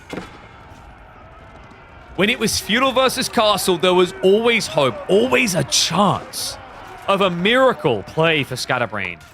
But now, it's becoming harder and harder to see the path through the littering of Golden Horde bodies. Crossbow production also has the answer to Sofas. Horsemen deal with the javelins. At this point, it's starting to turn into a bit of a raw math game. Wallalow from Scattered, not today. Corvinus continues to push. That one threat now avoided. How many relics? That's the first relic. It took that long. He's been castled for ages, but there's no need now he's going for relics. But it's too little too late. The push feels relentless here. Corvinus now pushing up with the archers. Second wave of Sofas that held in reserve are going to show up here. Horsemen holding them at bay for the time being, and the archer fire seems to be doing enough to keep that count low. Same with the javelin, struggling a little bit here. The crossbowmen coming in clutch on the timing to clean out the heavy cav. For Scatterbrain to clean out that locker, it feels like. the production wave is just getting kind of crazy. The spear spam is like ridiculous here. Spears alone can win this game now for Golden Horde. Because your opponent, javelins, suck against spears. Sofa obviously suck against spears. It's all you actually need, and you've got 2,400 food. You have enough food per minute to go Imperial in 1 minute. To put it another way, you can get yourself 40 spearmen in a minute. Good luck. Wow. And did he go batch? It's been so long, and he was building Tortugud for a long time. Did he go batch? No, he hasn't got batch. On anything. Like, this is all without batch production. You hate being Malians in this matchup? It's such a horrible matchup? Really? I feel like there were moments where Scatterbrain had a solid lead.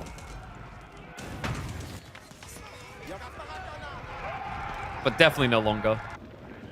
And I wonder, would Javelineers have been any better? Because I thought he'd go Javelineers, but they really did get nerfed into the ground. The Matsumi Safari had their moments, but with so much lost economy. So difficult. What a series, though. Shout out to both these guys, Scatterbrained and Corvinus. We feature them a lot on this channel, and for good reason. They provide entertaining games. Corvinus has been grinding at it for a long time. Scatterbrain less known, but has been seeing not necessarily a meteoric rise, but a rapid rise through the pro scene rankings. In the end, Corvinus will be the one with the edge. Goes in for the killing blow. Town center now being blitzed. Scatterbrain is trying to just get an army together, but it's irrelevant. 28 archers deals with this many Matsumi Safari like nothing. Workers are going to get slain. At this point, the losses are numbing for Scatterbrain. He doesn't feel it anymore. He's already lost so much. But the final L is about to hit. That is a series of Age of Empires 4. Dude. What a freaking series.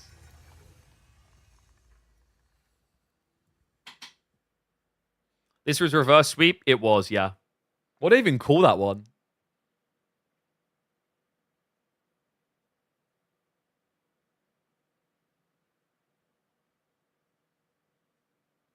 Double army, double economy still losing.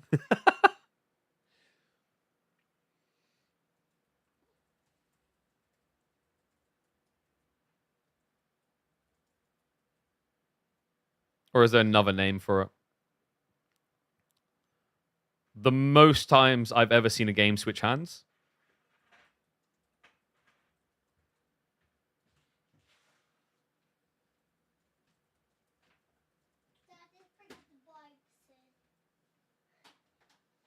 I'm trying to figure a name for it. Game switched sides so many times, I don't know.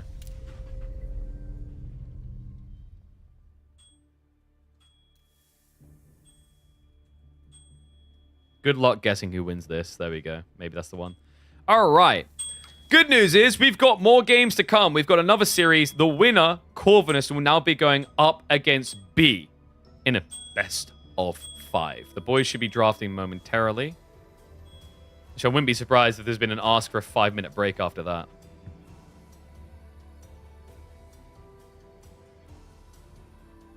There are indeed more games to come. Freya, why are you sitting there ringing your bell? Darling, you've got to go to bed. Give me a kiss and a cuddle and go brush your teeth. Come here. All set. Let me... I'll reset the score as well. So Corvinus is through. He will now have to face off against B. Whoever wins that will be into the playoffs happening next weekend. What's next, KP? We're going to do B. Status on other things. Looks like Voldemar beat Core 3-1. Voldemar versus Puppy Paw. Elsewhere, Myriad did beat SAS 3-1. Up against Wham. And then Numenor is leading against Luciferon, which is freaking nuts. Wait, what? Oh, it was an FF. That's a bit lame. Glad we didn't go for that one then. But we've got B. We're going to do B. In fact, let me...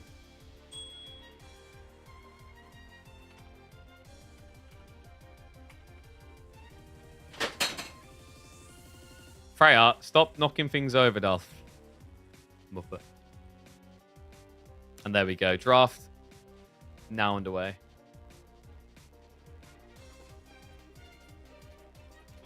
All right, kiss and cuddle.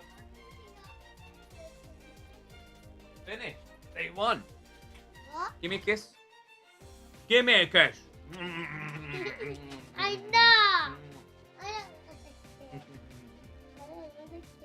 You gonna say bye to stream? Oh, so they get a kiss, but I don't. What? Where's my kiss? I gave you a kiss. I didn't. Where's my kiss? Yeah, I did. Where's my kiss? I didn't need a kiss. All right, say bye, stream. No. Yeah, bye, I stream. gotta give you a kiss. All right, say bye to stream, darling. You gotta get bed.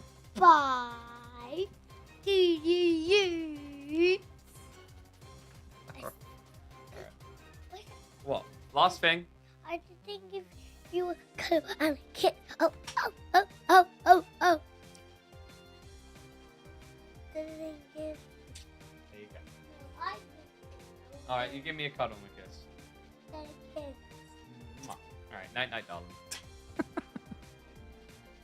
Shout out to our co-caster. It's her bedtime.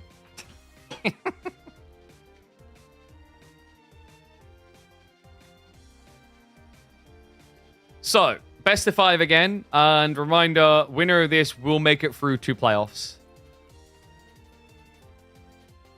Hello, Freya. Bye, Freya, Mo. I'll have to think about that. Don't know what it'd be.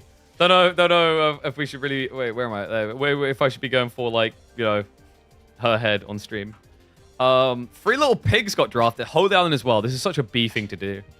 I'm kind of surprised Corvinus let it happen, actually. Prior band moving out, which kind of makes sense, but Frisian Marshes, Actually, like, B is on Monster and Frisian. No, this is not a best of 7. This is best of 5. There's a lot of bracket finals. And then afterwards, you've got playoffs next weekend, which is going to be quarterfinals, semifinals, grand finals. B, definitely going for those Malians every time. God, that's such a good song.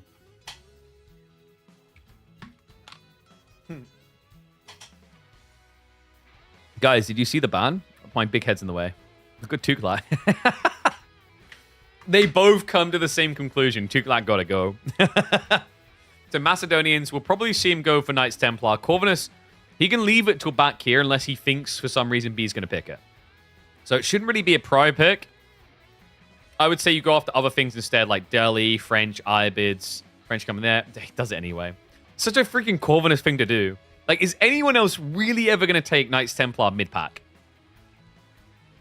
Probably not. Doesn't want to risk it. And after that game, I can't blame him. Golden Horde should have been picked before Knights Templar after that last game. KT at 3, it's a Corvinus thing. Bruce, pretty much how he drafted last time, actually. Shushi coming out for B because they've got Holy Island, yeah. Corv has Knights Templar for Holy Island, but won't necessarily pick it there. But the cool thing is he can flex it there. He needs another robust pick, like some like English, for example, to give him that flexi. Problem is, if you pick English with this map pool, is it not kind of obvious that you're going to be picking it for Holy Island? On the series being currently played? I don't know. I think some of the others are ongoing. Jean d'Arc coming through. After a Delhi pick as well. So final picks, English or the Dragon, Mongols. Mongols, Byzantine. Yeah, Byzantines are still there, weirdly enough. Maybe a Lancaster pick? I think Biz seems to make sense here. Abbasids, actually, both of these players like Abbasids, but Corvinus has picked first. He does like Abbasids in the draft, because if he's thinking like 2 TC strats, he can force it with Knights Templar Abba. He does go for that English pick. I love that round out. That gives him the Holy Island diversity. Doesn't have to use it, but it's an ace up his sleeve. B could go Abba. He could also go for, what, HRE here? Mongols possibility. He goes for the Lancaster. This is what I mean. Like, not many players are really going for Lancaster, but then you just get these two in a room and it pops up. That's really cool to see. All right, and let's see. Opening map is Dry Arabia. He's probably going to pick Knights Templar plus something. Knights Templar Macedonians, maybe? And then B will go Japanese Mali.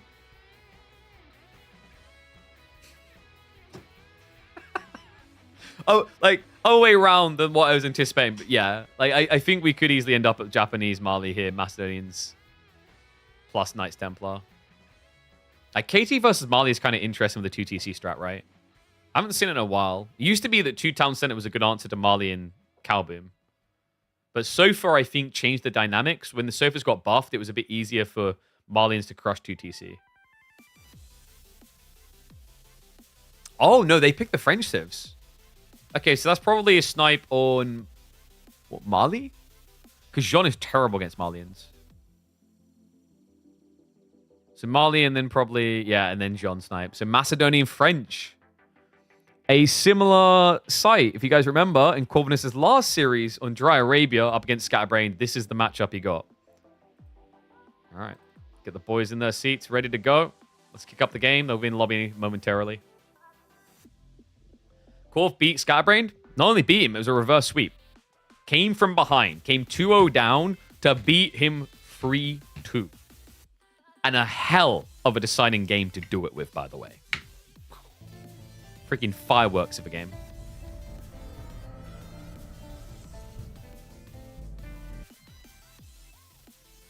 One sec.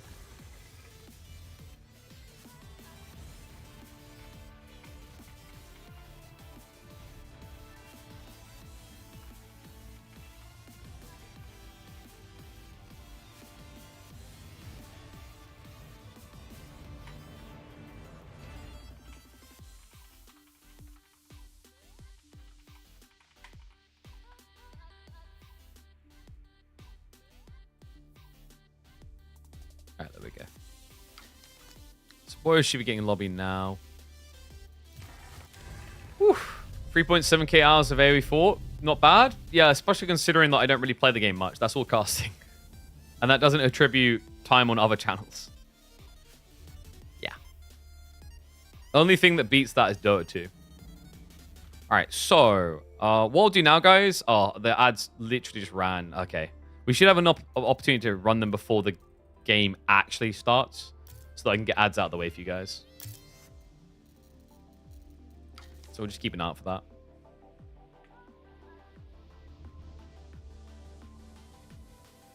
Mega Elites and kill all for what? Tuklak. Tuklak. The problem with Tuklak is you can't really fight them in the early game because of the castle build. Like, how do you break a castle early? So you have to play for later, which kind of sucks.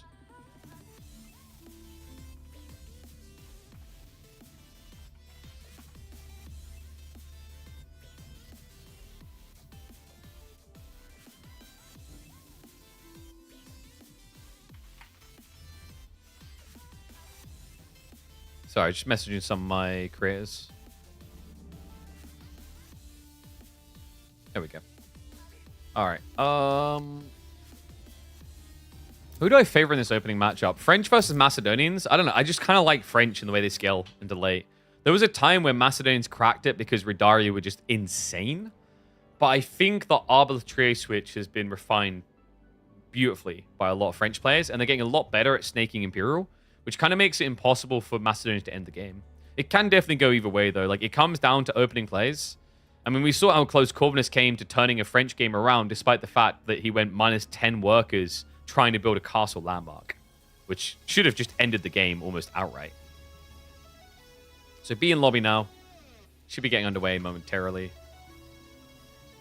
Are you guys entertained? Let me just actually release the predictions. Corvinus getting the unexpected dub.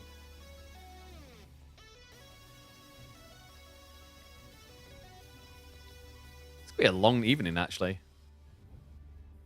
Might not need extra time to cast like a third series, but we'll see. This will be the longest running one for sure. Well, this bracket anyway. You know what I haven't found time to do is actually like play Windrose on stream. We were meant to be doing that. They did ambush everyone though. Like, it was so unexpected, the release, you know? Like, I was expecting them to announce, yeah, it'll be out in like a month or two, and they were just like, hey, it's here in early access. Have fun. I did say thank you to Tarantula earlier for the sub, right? I'm pretty sure I did. Thank you very much. And Wicked Skies. Sorry if I didn't. We did have a child on our lap crushing my leg. Appreciate you guys. All right. You got 4 minutes. Hopefully I can snake in another ad run in about a minute. I'm quickly going to check if Emma did find my new caffeinated powder.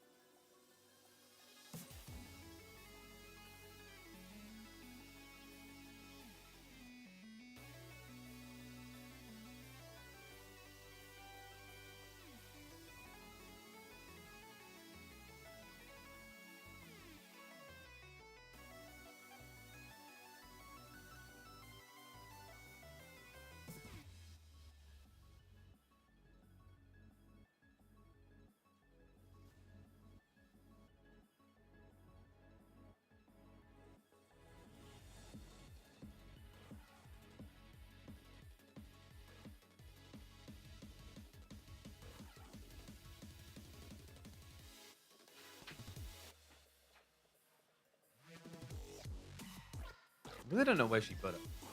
Basically, I got sent some new powdered energy drink, which is like sour Skittles flavored. But Emma basically put it in range of Ezra with great parents, and I don't know where he's put it.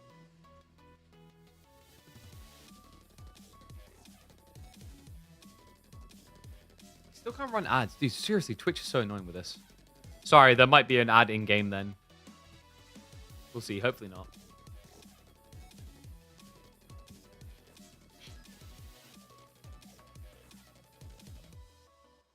Yeah, I don't know where it is.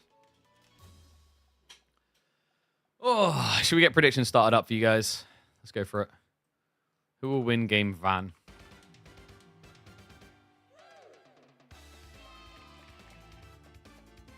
God, I love this song. Oh, she found it. Thank you. Where was it? On top of the fridge. Definitely Ezra didn't have it then. She blamed it on Ezra. I'm like, how do you get it? Because it was like on the side. And she just told me it was on top of the fridge. It's like, so how did Ezra, my 2-year-old child, 1.5, she just corrected me to make it worse for herself. How would my 1.5-year-old son have put it on top of a full-size fridge?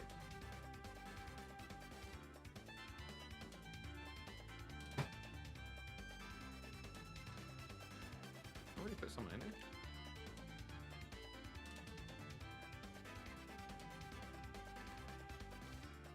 Dang, that water smells fun.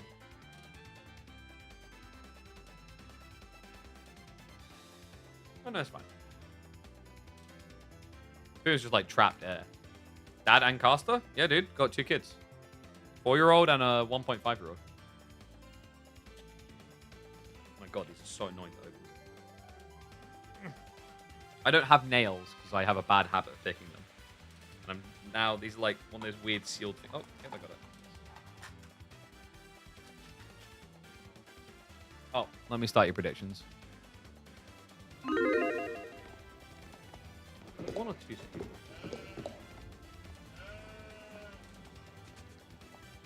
2 scoops.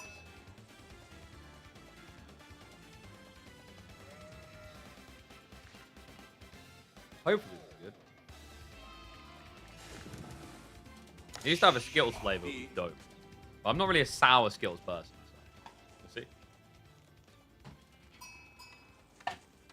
Oh, sorry, let me get in game for you guys.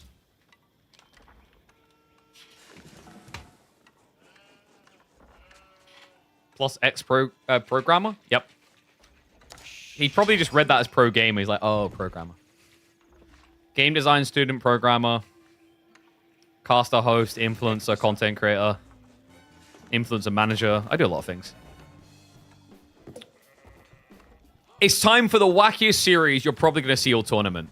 And that's High Tall Order. We've got B up against Corvinus. These two do not like meta. They like to make their own. And we're here for a showdown. Macedonians versus French. It's time to inject your daily dose of AV4 action. Oh, it's going to be a fun one. Folks, Corvinus just delivered A divine miracle. A reverse sweep to make it to this elimination series. And last time he done this matchup, he almost still was able to pull out a potential win after being 30, 40 villages behind. Could it happen again? Let's find out. Dry Arabia was the map. And this spawn is probably a lot better than the last one. Last time he had to try and build a Golden Horn Tower in the center of the map that backfired. This time he can build it over here. Look at this. Double deer, stone in range as well. That is the good life. Meanwhile, bee swarm, not too bad. Gets the ball really close to base, actually. And the gold. Okay, yeah. But I think both players got really good spawns here. This isn't like a, oh my god, this guy got screwed over, this one didn't. Should make it pretty good. And predictions, what do you guys go for? 85% for B. I should have seen that one coming. I'll turn off the TF2 music now. And TF2 has got some of the peak OSTs of gaming. Imperial Hippodrome coming through as expected. You might be wondering, why would you ever do Imperial Hippodrome against French? You don't want to build Horsemen against Knights. Actually, funny thing. You want to build spears against those Knights because Macedonians have some of the best spears. To scale anyway. But obviously your opponent wants to build archers. So you just have to think of it as you're reversing the order of the counterplay. It's like you're getting the Horsemen to potentially deal with the archers. Oh, no, yeah, there is a ball next to deer. It's even further out there, though, which makes it a little bit harder for a Golden Horn. You could probably drop, like, Golden Horn here, drag the ball in with a deer. Like, both have got really good spawns. Other sick thing here is, like, gold blockage is hard. Look at the corners. They both got gold in the corners. Sheep haul, distribution there is great. Guys, I think we can get a great game out of this. It's 12 to 11 right now. So still about 7 sheep unaccounted for, but with the weird ass rotations, I think they are going to end up similarly matched there. Why does B have 1 wood? House after mill, and then wheelbarrow. So you had to gather a little bit of wood, and we'll be gathering more now. School cavalry is going to be on the way, and oh sorry, I need to hydrate apparently. Let's see if there's any good. I need to shake it more.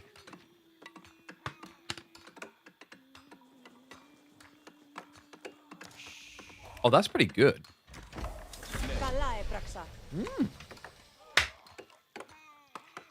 It's kind of skittly, but more in like a bubbly skittly way. Nice. Alright, so calming moment for the time being, but the way this usually plays out, French Knights spam out, you get maybe 2 to 4 horsemen, but you don't overdo it first, and Corvinus loves this. He done this last time on this map as well. Pro Scouts coming through. I would say a worse spawn for Pro Scouts than last time. Because last time on this map, where Pro Scouts can make sense, he had double deer 4, his opponent had double deer forward. This time, I mean, this deer is more accessible, sure, but it feels like you should be able to pull up to this area naturally. I think for Corvinus, he doesn't want to have to worry about having spears here to defend. He wants freedom to go do damage. And that's the desirability of Pro Scouts. That's what makes it so nice. Is that you don't have to worry about splitting defense and attack. And what is Twinkie? Someone just wanted a redemption for their points. It does nothing. You've got virtual Twinkies. Congrats.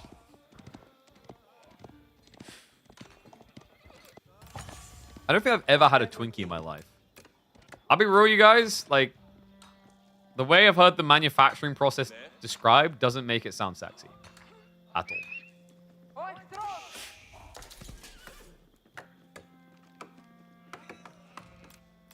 Yeah, I found out I can't have Milky Ways now, which is sad. Most of my goddamn chocolate options I can't have. It actually gets worse nowadays because like most different chocolate brands are kind of substituting wheat in. Because, you know, like they're basically just I don't know if you guys noticed this. Loads of your chocolate brands are cramming loads of different crap in because the price of cocoa keeps going up. Knight is just going to be baited by the Hippodrome Scout, who just yoinked some more sheep. Wait, what? Okay, so that's a 4 sheep advantage now, actually, for Corvinus. So, yeah, full rotation complete. 30 sheep accounted for. Corvinus gets an edge there and has Pro Scouts. Pretty damn nice. Need that as well, because remember, French build more workers over time. So there is this key focus on Macedonians to do something. You can't just sit back and play patty cake, because the reality is French will have a better economy by doing that.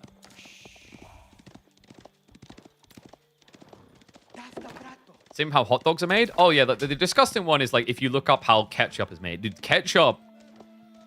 So, like, the argument people make is if you see how ketchup is made, you will never eat ketchup again. I watched part of the process, and I was just kind of like, eh. Maybe I'm just a disgusting person. You do not want to look at how ketchup is made. I just always find it comical when you have flavored things that just aren't really as much of one thing as you think. My favorite one is mango flavored things, where they use every fruit but mango to get the flavor of mango instead of just using mango. I've got the arrow slits coming through. Pretty popular up against the knights, just trying to poke at them when they try to dive. Helps against the archer dive alongside it. We are going to get the ball pull into the stealth forest.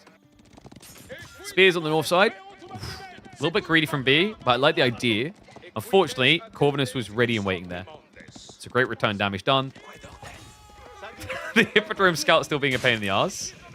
And the Horseman fault. Nicely played. That's a beautiful switcheroo. So Corvinus starts to deny the archers early. Varangian Strongholds means that B can't stay here anymore. I think Corvinus has actually navigated the first few minutes of this feudal age really well. And continues to do so, actually. It's all about how you exploit the champions. Because remember, these champions are giga buffed onto stats compared to the normal unit. And they also heal. So you want to try and min-max them. And great straight there. Just a spearman for a knight. Want to see that every time. Checkpoint hold. A little bit bold here. Doesn't get the finishing touch. Corv is willing to turn around because if you charge him back, you're going to lose a knight. Yes, a great read there. B doesn't take the bait. Narsil now coming online. I wonder, is he just going to be upgrading spears? Just plus armor, plus health for spears? I mean, right now, the archers are kind of underwhelming for B.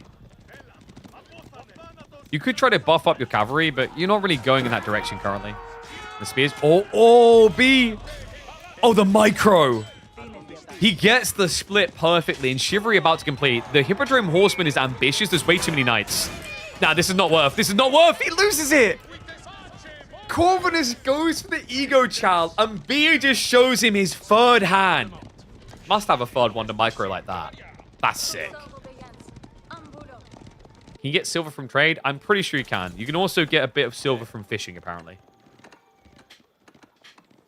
Damn, that is a flex and a half. And a perfect time as well. Just look at that. If you are a min-max nerd, that's what you want to see every day of the week. God damn. And it is going to be cavalry priority. Corvinus is going to horseman, which, after what he just saw, does make sense. Like, all those knights that close to death, you start to think, man, if I just had 3 or 4 horsemen, what could I have done? Nice snipe. B's micro should never be underestimated. Scout sneaking in. We'll have to retreat. Hippodrome Horseman had to be reproduced. Knight's still circling. He's going to go back for another scout. I love this. Scouts are lofty and slow, right? So you can potentially catch them. Heavy damage onto that knight from the TC fire is unfortunate. And, oh, that sucks. It's the Hippodrome Scout. Great body block there. If it wasn't for that, he would have lost this knight for sure. Does get away. The deer is coming home safely, right? Like, that's now, what, 10 deer secured? He did go for his own deer first, though. Did not try to play for enemy side at all. So it is still potentially a 50-50 split on deer. And yes, deer... after they die, I'm not sure if they still decay if they die. I never saw them fix it. Imagine how well some of these pros could micro if the game actually had a responsive tick rate. Imagine how many more top RTS pros from other games we'd have if the game had a responsive tick rate. That's the more depressing statement to make. I was in Ben's chat earlier today, and someone asked the question, like, do you think AoE 4 can ever be really big? And he was like, I think the window's kind of gone for that. And, like, I kind of agree. If it was to come back around, you would need a ridiculous overhaul, and even that would be challenging. I.e., you need tick rate fix, you need reconnect functionality. Even then, it would be a tall order. It breaks my heart as well, man. I feel like they were handed a perfect opportunity. The design was good, eventually, but the technical limitations are a bit of a downer. Radari Champ is in effect, by the way, and that is a sick raid. Hold on. -3. Could be a 4. He's going to clap him down. Knights are going to arrive, so that should be enough to scare Corv off now. Oh, that's cheeky. He turns around for the extra worker. He goes for another one. Wait, what? But he is going to get pinned on the champ. Still expensive. -5 workers. Look at the eco. A full reset. Well, this guy was far from A4. They can't stop you from casting pub games, baby. Or casting your own channel. Whoop, whoop.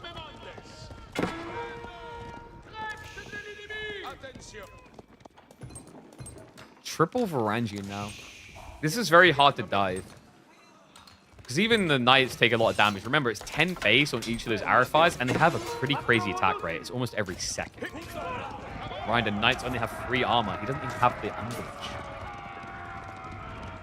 The B is looking to address it. We've got ram play. He's going to go in for the burn. Good idle time on the gold. I think he's worried about the silver scaling at this stage. Also, Army just so far at the base. He's responding to the north side. Pro Scouts is getting blocked over there. I don't know how much food Corvinus still has. He's got 2 sheep remaining. The deer is pretty much being munched as soon as it comes. So he's gonna... Yeah, he's already on berries. So inferior gathering rate for him. Double ram now coming in from B. Not a bad idea right now because Corvinus doesn't have many horsemen.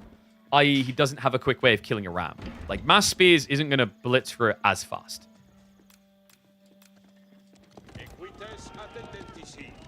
Destroyed value is kind of an interesting detail here.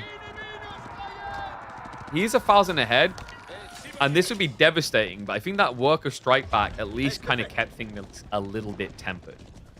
Especially when you consider the extra silver that comes in. Like, it doesn't show in the raw collected, i.e. he's still 1,000 plus behind, but never underestimate the power of additional blacksmith techs if you reach that scale point.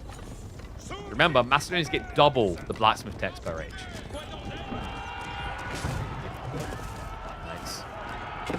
Scare him away. Archer's able to get the snipe on the worker. Baits the spearman in. Rams go to work. They're going to have to start thinking about falling back here, though. Corvinus definitely a little bit pinned. His only ranged combatants are the buildings. Which sounds depressing when you say it like that. And hold on. Wait, what? He steps up again. I think this is the interesting thing is, like, spears can reach a critical mass where it can destroy this French army. Because of the attack speed buffer, alongside the movement speed and move stats. You need all those details. And this may end up being a bit premature. 22 knights against 18 spearmen. B forces the matter and smashes him straight in the nose. That's a wipe. Corvinus is now going to lose the infrastructure and front side. There's still so many knights left alive. 12 knights remain. This is the thing. B is just so good at hitting these type of timings. If he gave Corvinus another 2-3 minutes, we talk about 35, 40 spearmen. Remember, they all at that stage buff each other's attack speed. And then you have a few runestones in there. Maybe a different matter. Didn't let it reach that snowball point. Archer's now sniping all the spearmen coming out. Rams and Knights to delete all of the production buildings. B, he has got a little bit of idle on the food. He had to move across the berries. After this resource, there's a long drag. He has to go all the way north. So that could be a weak point on the push. But it's hard to believe. When he's this far ahead, he should remain thus. Yeah, it's like such a hill for Macedonians to climb up now. Macedonians that only have access to one berry patch, and then they're dry as well. See? Starting out strong, but reminder... Last time we saw these guys, it actually ended up being a 3-2 series. However, they also have already dated in this tournament, and it was a 3-0 for B in the opening round. So, yeah.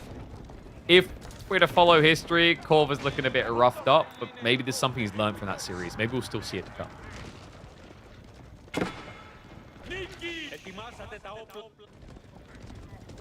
Knights Archers. He knows exactly where the food gathering is. Starts to circle the back. This usually would feel dangerous, but when you're this far ahead, who cares? Want to see a Macedonian W? You should check out a game that will definitely appear on our YouTube channel between Poppypaw and Anatan if you want to see something sick. Not going to spoil whether it's a W, but Macedonians survived very deep into that game.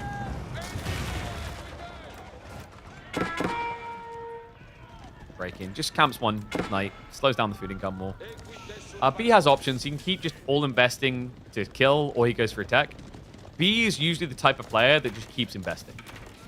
Especially when he plays heavy cavalry civs, actually. He does that a lot with Malians in particular. Doesn't take the tech, just takes the kill.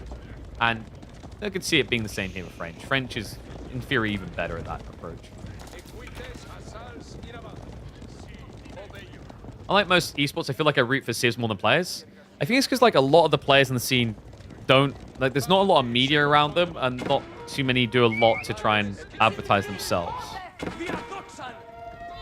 And maybe the style in which some do advertise themselves isn't what people find appealing, right? I don't know. I also just think in general, teams matters a lot, but like teams is irrelevant in RTSs. It's like, you know, Team Liquid and all this kind of stuff. Numidon beat Lucifer from 3-1. Spoilers! Holy crap, though. That's impressive. Numu Chad is a god. This one feels undeniable, though, right? At this point, B is now going to go for the tech up. After what I said, he's like, time to cast curse him. But realistically, he could just end the game.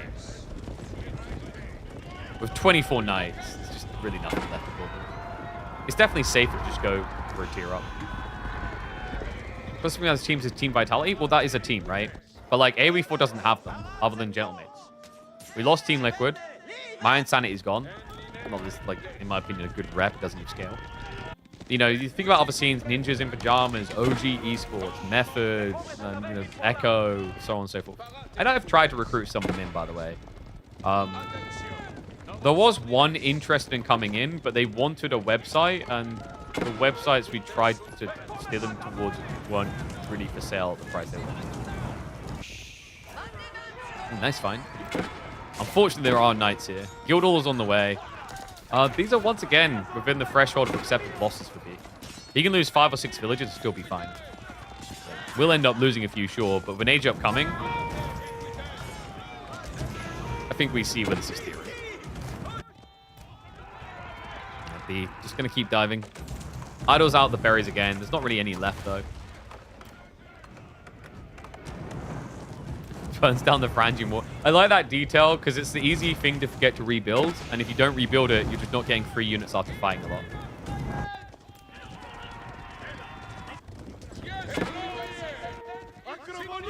Nice idea there. Corvinus actually used this very well against Scatterbrain to almost get a win, where he'd ambush him from away from the tree lines. He'd hug them, and then you come around the side, and because there wasn't a scout with the knights, you'd see a lot of knights die. But B just...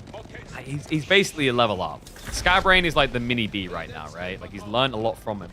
But he hasn't overcome his master. Keep in mind, Scatterbrain almost B Corp. So we always knew this was going to be a level up. B does not wait around. Did KP work for Relic? No. Although I think I maybe was almost recruited once. At the first Wallalol, it was very light. It wasn't like we went for an interview or anything. The first Wallalol, basically, I was sitting having a discussion with one of the producers at Relic, and he found out I had a development background. He's like, oh, are you interested in returning to that? I was like, not really right now. He's like, oh. I shot him down.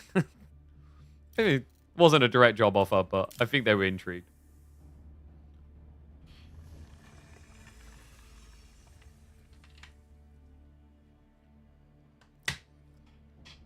I like how Cal just shoots himself down. That's true. It took a few iterations of the UI to get the sync timing correctly on the progress bars. So he might get the netcode there, but the first few iterations would probably be pain. I wouldn't even want to see what my netcode would look like. I haven't coded netcode in 10 years, actually. I mean, netcode, you could say like web browsers and things like that with like SharePoint, Microsoft products, but that's not really netcode. It's a type of netcode, I guess. Actually, in fairness, I've been doing a little bit of netcode recently with like some applications we've been trying to set up to use in the stream. But like, less so. They want to touch netcode. The problem with netcode is like, I think the thing that makes me mold is when people like, oh man, Why don't they just make the single player game multiplayer? It's like, do you know how netcoding works? You have to go back and like do a bunch of like reiteration. You have to basically change everything to incorporate netcode elements if you weren't playing it originally. It's like it's insane amounts of work. You can't just change a single player game to multiplayer game. You have to go back and unless you plan to make a multiplayer in the first place and preemptively put it all in, you have to in most engines rewrite it all. I'm gonna run a minute of ads, by the way.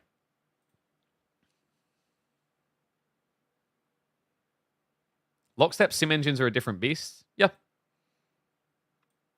Well, that's the thing that's kind of really, I think, depressing about Stormgate in the end. Regardless of what people think of the game, the tech was, I would say, like I would say and use the word revolutionary within the RTS sphere. A lot of the things they wanted to do around modding and netcoding was drastically ahead of, like, at least in theory, of what we had.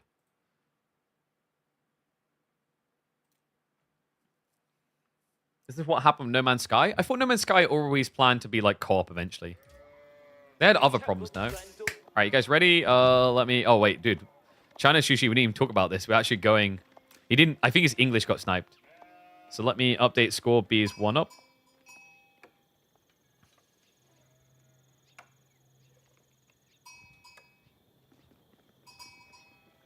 RTS engine handling of 5,000 entities? Yeah. Well, it's like most games. So other like fun fact to finish this off before we hop into this. When it comes to like, oh, we have all these cores now, though. The thing you have to realize about core allocation is like core allocation requires that you are doing different things that don't directly interact with the other things. Because if you've got two systems that need to directly mingle, you have to have them like on the same core, same thread, right? Like it complicates the idea of separation of like processing and makes it a lot harder to just use 8 cores on a video game, lol. All right. Here we go, folks. Chinese versus Sushi on a water map.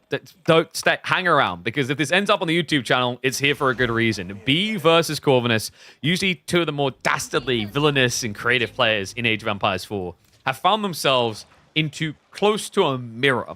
And it has actually been a long time since we've seen Chinese versus Sushi. When we did used to see this, Sushi was taking the lead, though, off of these creeping fast tech plays. And on a map like Holy Island, I actually would say Sushi is favored. Yeah, it comes down to the spawn.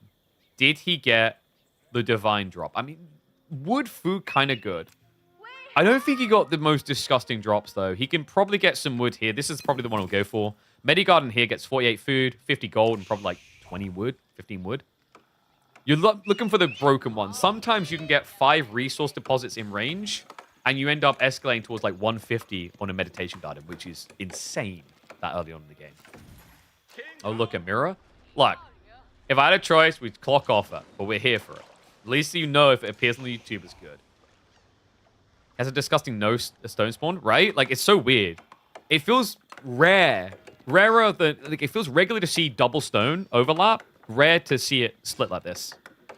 Like, even the gold, bit discombobulated. I think the deer grief. The deer spawn may be griefed where you otherwise would have had something like, you know, a berry here. Oh, yeah, let me get the Gambler up for you guys as well. It's water, so we can be a bit more lax on the timing activating.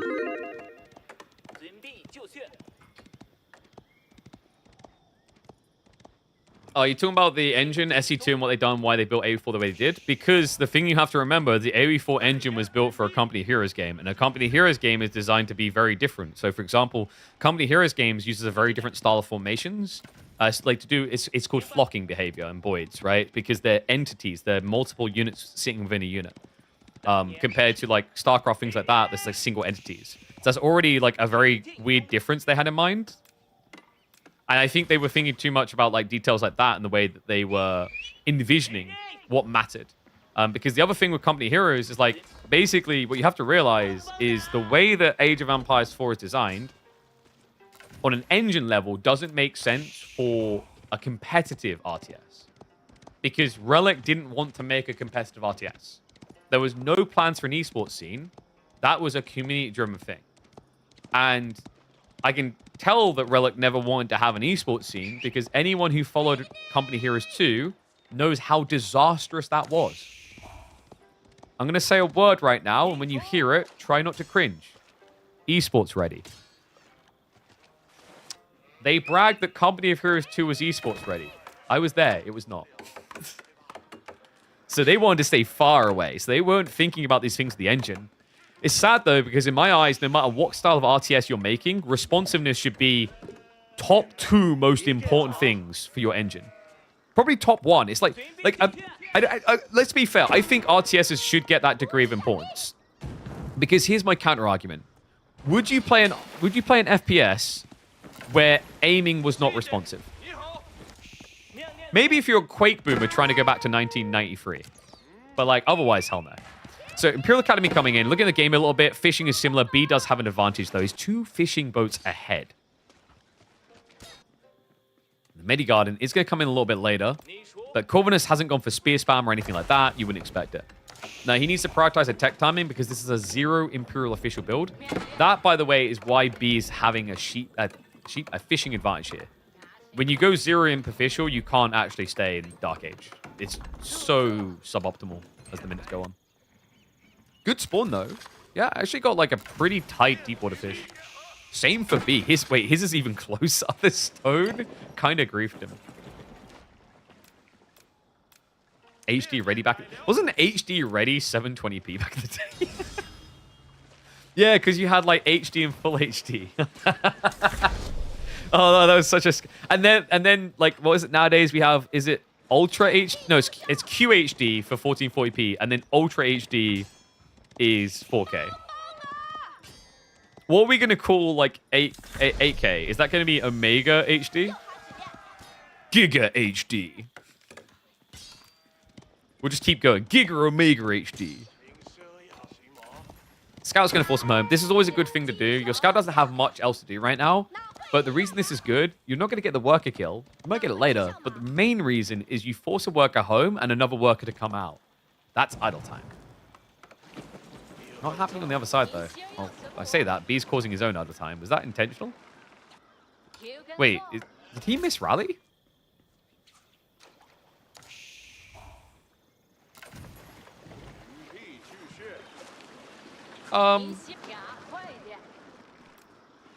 What's going on? Alright, that was definitely a miss rally. What? Meditation Garden, he didn't go for the gold. He chose the wood. 32 wood. Okay, that's not too bad. So he's getting, what, 115 resources per minute. I don't know what that was from B. I don't know what he was rallying out here originally. Yeah, those 2 workers were not meant to be there. Whoops. B has got his boats coming in pretty fast, by the way. Faster than Corvinus right now. I think Corvinus, because he knows how tricky Shushi are in these opening boats, he's choosing to be more reactionary to try and get ahead first. Or rather second. Like, basically, let your opponent make the first move so you can trip him up. This is like classic argument winning. You don't need to win the argument by having the better argument. You need to win the argument by dismantling someone else's argument.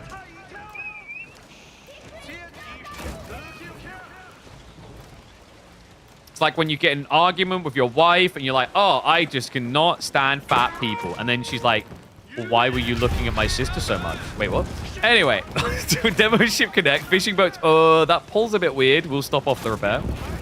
That's like a weird one. I don't know. You'd have to hate your sister to call her fat. I feel like with sisters, they don't do that much to each other. Brothers most definitely would. Archer ship going down. Man, B. He's just taking a dump on him right now. Demo is at least going to connect there. This war junk's super low. Needs the repair. Gets it just in time. Still, I favor B's position right now. There's no land aggro coming. And the fishing is still 4 up for the 3D member.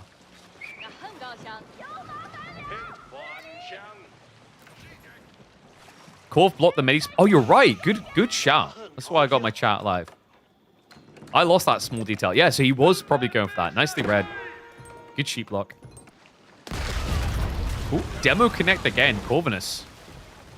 That's a bit tricky. He loses a fishing boat as well. Ooh. Dude, I think B's probably 3-0ing here. I don't know. Remember, Corvinus achieved a reverse sweep against Scatter, but this looks a lot more brutal. This is a really bad position to be in right now, unless you get a divine connect, but it's not going to be there. And B, he has so many fishing boats in advantage, he pulled them to heal his forces. I love this. Did that happen to you talking from personal experience? No, I can't get away with that because that would definitely be like a self-shame because my partner's a twin.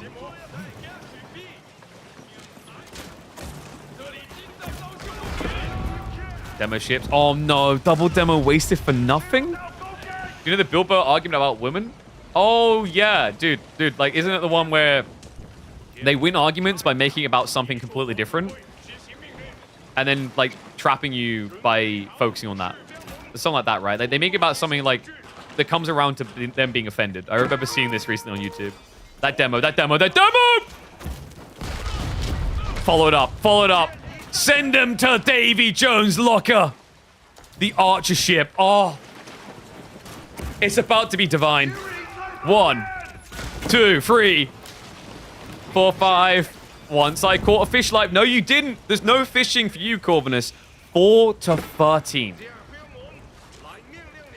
And B now has Palace Guard on the way too. Corv is trying to switch land. We have seen players have more success on surviving on land on this map than before in previous years, but this is brutal. B hasn't really over-invested to win water. He's actually just done it right. Yeah, like trade-out value, Corvinus has lost just as much as B has spent, really. The Palace Guard span is real. 5 already, 4 more in queue. Triple racks?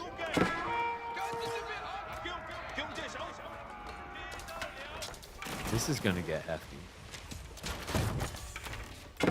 Wouldn't mind seeing him add in some like cheat behind it, but obviously that slows you down a lot. Whereas with Palace Guard, you could just start to flood. You've got the food income now, right? Or in theory you should. His food income is very low at the moment, but I think that's because he just switched off of the close deep waters. So a little bit slower. Yeah, Doc's going down. Love that. B's already setting up on this side too.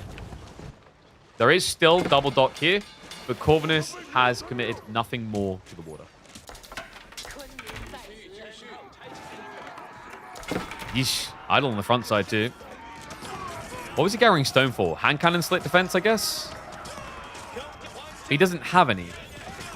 Oh my god, was he going for an outpost drop? I think he was. So that didn't work out at all. Maybe he's trying to get arrow slits on the water side. I doubt it though. Very expensive and you've already lost water. And there is Chug now coming from B. Corvinus did add in a horseman. He's only got 1 stable. Now, if B hides the Chug detail, it can be a big gotcha moment. Like you get up to like 15 Chug and then spring on him. Because then like your opponent with a land eco can't all of a sudden invest in 10 plus horsemen. Oh, he's actually going for it anyway. The Chug did get seen, so good call. Other thing to keep in mind is like B, because the spawn sucked for stone placement, there is no hand cannon slits. So that's where Corvinus has a little bit of hope here. Very small amount of hope. Like teensy tiny piece of hope. Undermesh also already there, dude. Steel arrow queued up too. Textiles just to make sure he doesn't hemorrhage workers. Very big boy fleet too. So Corvinus has 1 shot at this. He fluffs it. It's going to be pretty much over. Like you're down to 7 sheep. You'll have to start coming out of the base, and your opponent can just keep pumping Palace Guard, which kills.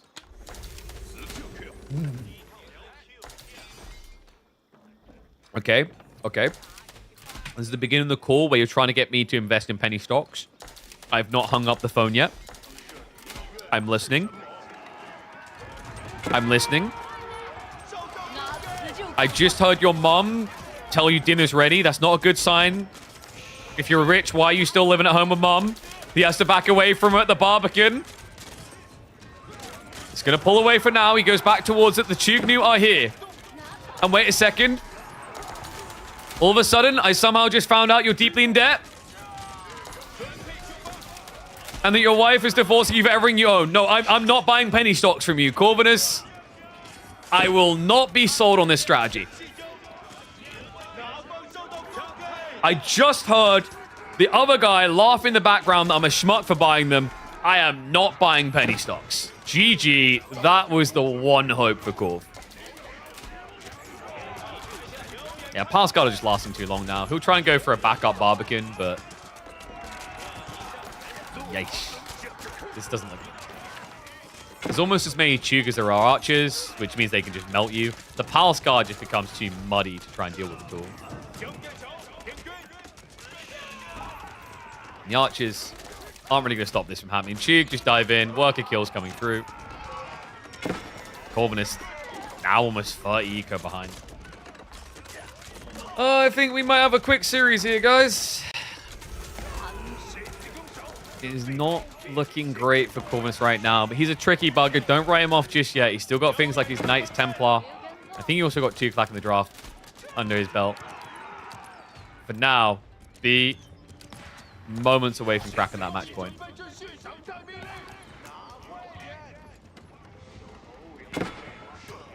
Why be casting same game as the other channel? Because we were here first there. I'm just gonna like rest my nutsack on the table and own property. We literally cast the entire Corvinus Scatterbrain series. So maybe you should ask them why they're not casting another series. Ooh. Ooh.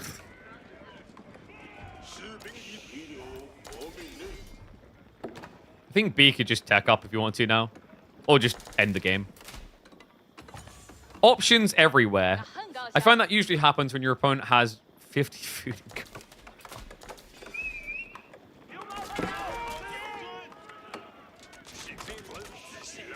So what could Corvinus have done different in this game? Maybe a land switch earlier? Like, it felt like you didn't want to win water? I don't know. It's that opening boat play.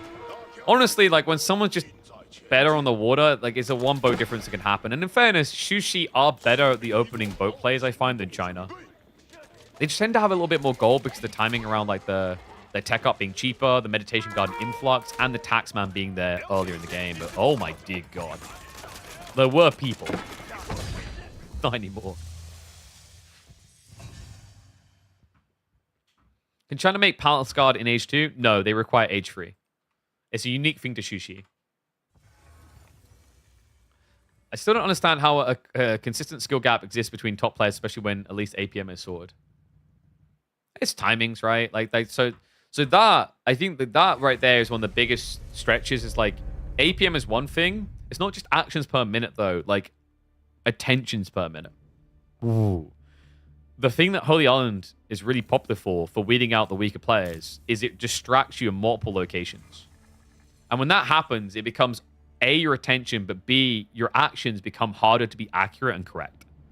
And that's what the best players do. They'll try and strike you on land and sea at the same time to get ahead.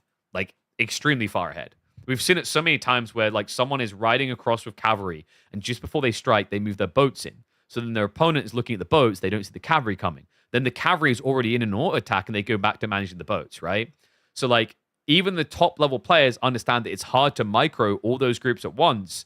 So, you know, outside of the top 4, 5 players in Age of Empires 4, the advantage usually exists to the attacker on maps like Holy Island, because they what they do by being the first mover is they create a step-by-step to the reaction. Does that make sense? They're basically like, oh yeah, hit this gear, move over to this gear, whereas they're telling you to hit both gears at the same time. Hope that kind of made sense. All right, 1.5 ads. B win. We'll get predictions set up.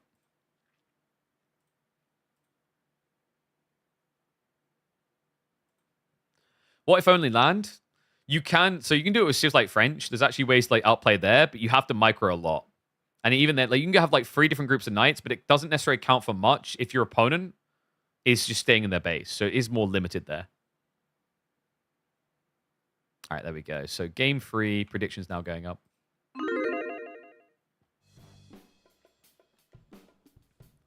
Do you assume your sport games with how many times you breathe? No, but like APM has been seen as an important thing. Like, there's a minimum threshold people consider important. I think, like, given my experience witnessing pros at different games, MOBAs, etc., FPS, whatever, it's like APM matters to a certain threshold, but past that can be overrated, because you can have a player that APMs twice the amount the other player does, but their actions aren't meaningful. So that's why they came up with meaningful APM. But honestly, how games track meaningful APM is... it's not entirely accurate either, really. Like, how can it be? It's speculative, right?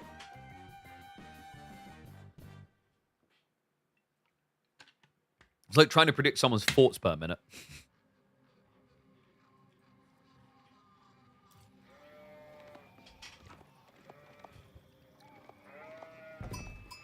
Oh, let me mark 2 on the board.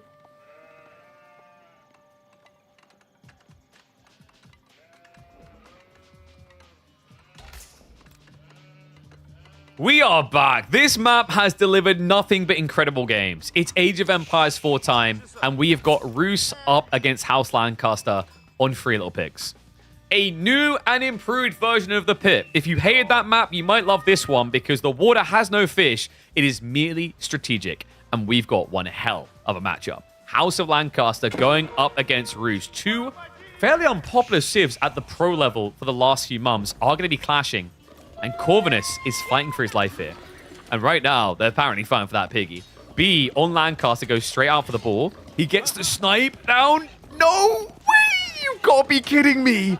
1 HP. Corvinus gets away with the scout.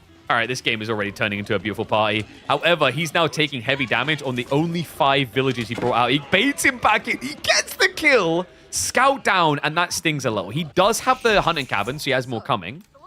But this now means that B should be capable of achieving a sheep advantage against Root.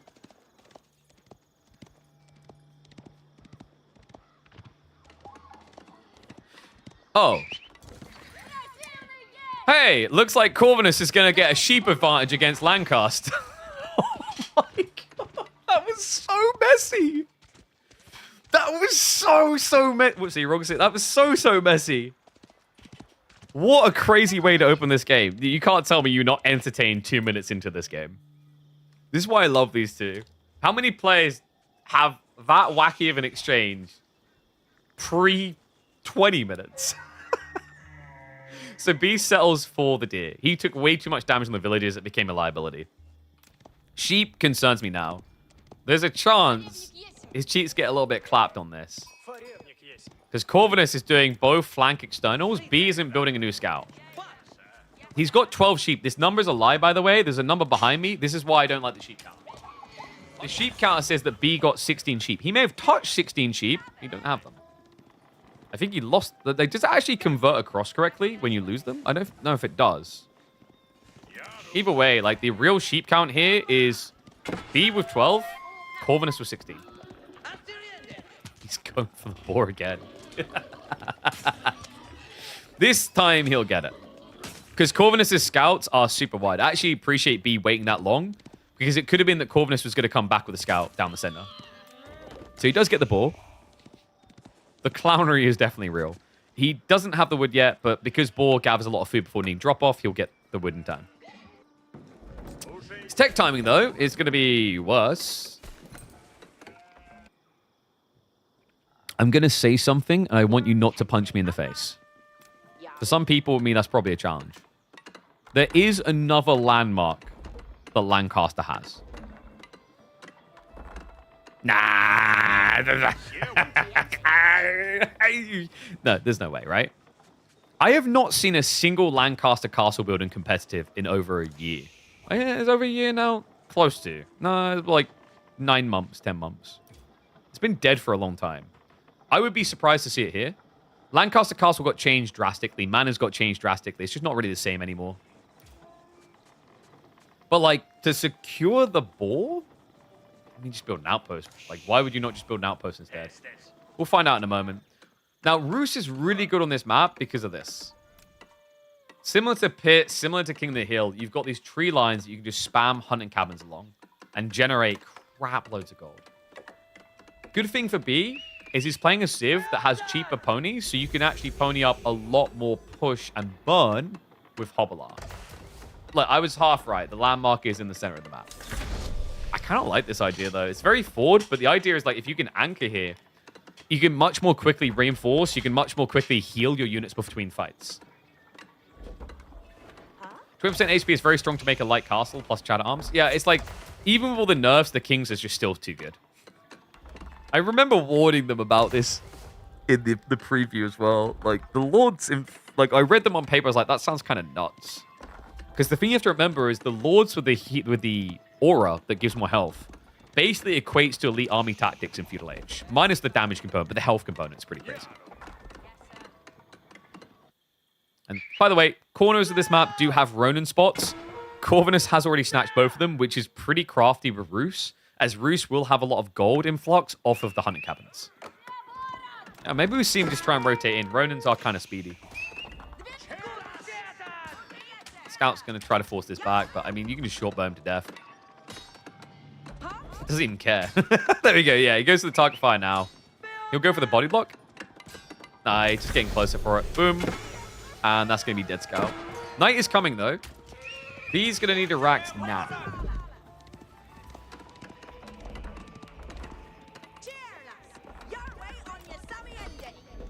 Are you crazy? Wait, why not I join what? Rogan? So what does Corvinus now do? Like, he's going to spam Knight, sure, but it's going to be into spears. Spears that will have healing right next to them. I mean, the scout is basically getting this to a one-hit kill. But, I mean, a Knight would already kill that on one hit anyway. B probably benefits from an outpost here. Maybe he's a little bit worried that that stretches them a bit thin on the timing. He's also idled the TC a little bit here, so Corvinus actually does have a worker lead at the moment. Zero micro? You don't need micro. You just build more scouts, lol. Yes. Archer production coming in too. Yeah, surely there's an outpost that has to be played here. Double spear plus the king should be good enough to keep the king Knight away. Good body block there. And remember, when you pause and have the in-between, you can just rejuvenate. On Joe Rogan podcast when? Yeah, I don't know if Age of Empires really registers for him.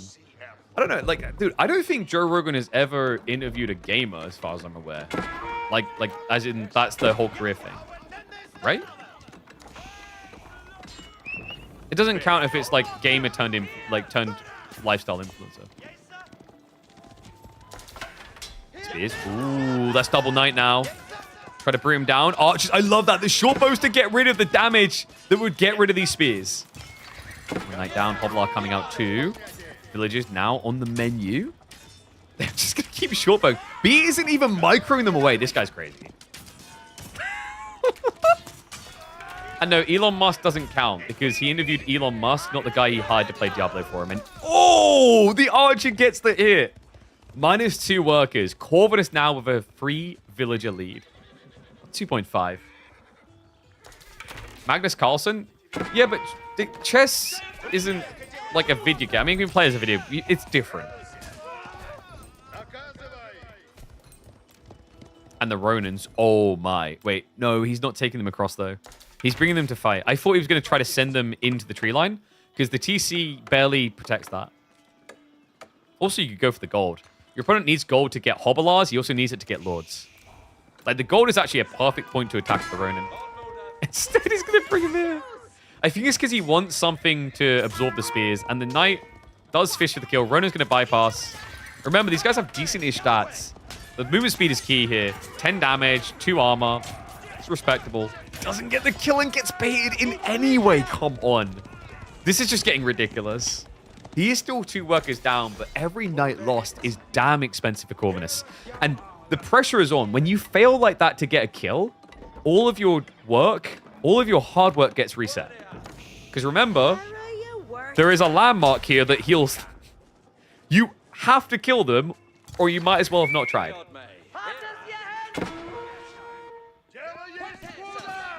Scout did try for decap. He's like, no more Ronins, please. Yeoman production now from B2. I think the idea from Corvinus is cool, and the early impact was there. But now this is just like a big problem for him, isn't it? Sheep game in the end. B still got 10 sheep at home. It's only 7 for Corvinus.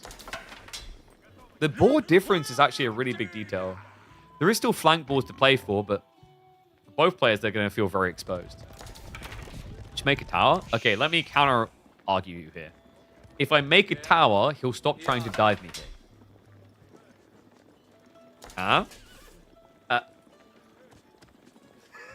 Just think about that a little bit.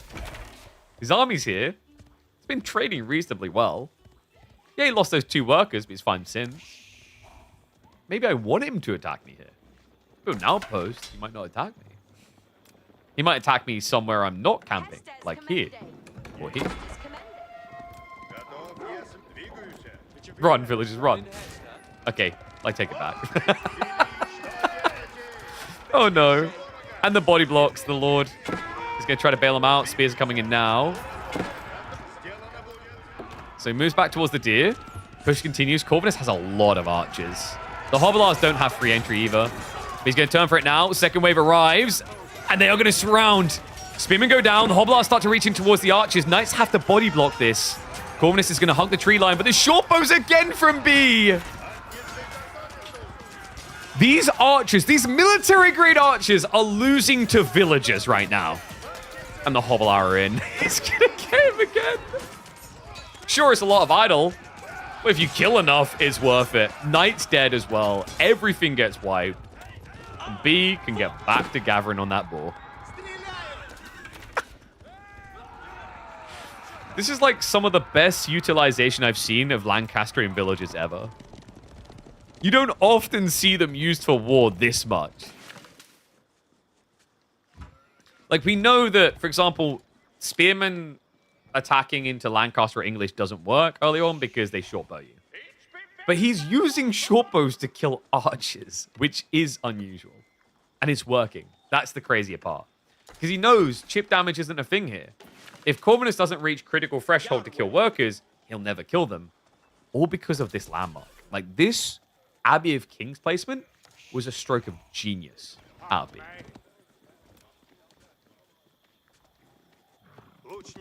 Corv now going to anchor. See, this right here, this is the mind game. Corvinus is like, I had to build an outpost. He didn't have to build an outpost. God damn it. And that's an expensive outpost, by the way. That is wholly and only a defensive outpost. Remember, wooden fortresses, usually use them to buff your tree line. It's not like it's doing that here. It's not blocking any resources from your opponent. We do have a ball plant at the flank. Oh, no. Does he know? He doesn't. And worse still, B is Dunkirking. Yeah, he's going to get the transport ship play. Just gives him quick mobility back and forth, so he'll be able to raid and then pull back over. Good read by Corv, though. He is now setting up the wooden fortress. Yeah, if it wasn't obvious that B's coming, it is now. Yeoman scaling, though. Yeoman always nice to have. Really the bread and butter of trying to get into that later phase of the game. I love that, too. Corvinus does go for castle turrets, which gives the plus damage on the defense. Really useful against Mass Hovelar, because Mass Hovelar have higher ranged armor anyway. Shift away here. And mana count, we have got some now, right? Wait, what? Guys, this is 0 mana. B does not have any manas at all. And we're 13 minutes into a Lancaster game. Yeah, I think it's fair to say manas are kind of dead. It's tricky, right? Because like normally your economy is condensed and you build one. But B is a rude boy indeed. He has no manas at all because he's spread too wide. He's got a decent amount of woodworkers now. It would have been justified. But before it was a few wood, a few gold, then some deer, then some boar. You've just got too many people spread too wide. But the problem is now he's got so many in one location, it actually would be good. A mana in these tree lines is so good, actually. Because you just keep people in range for so long.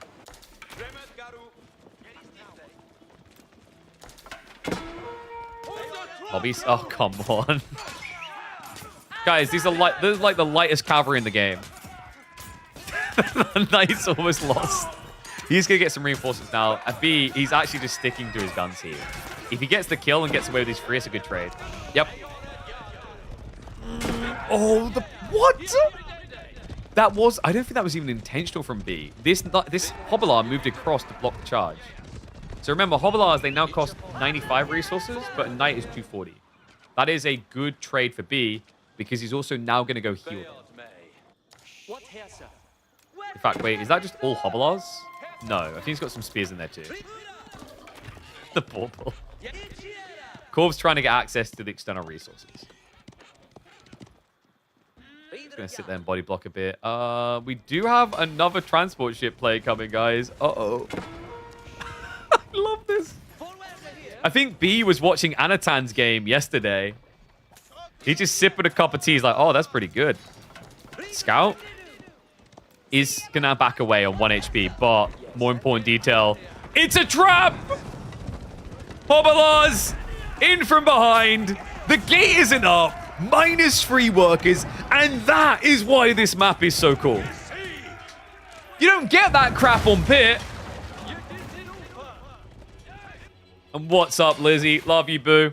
Shout out to Lizard. My Bosnian brother from another mother. B. Russian brother from another mother. Look at this guy. He's even getting bill hooks now. The billmans are coming through, so that's going to make it easy for him to shred through knights, even with yeomen.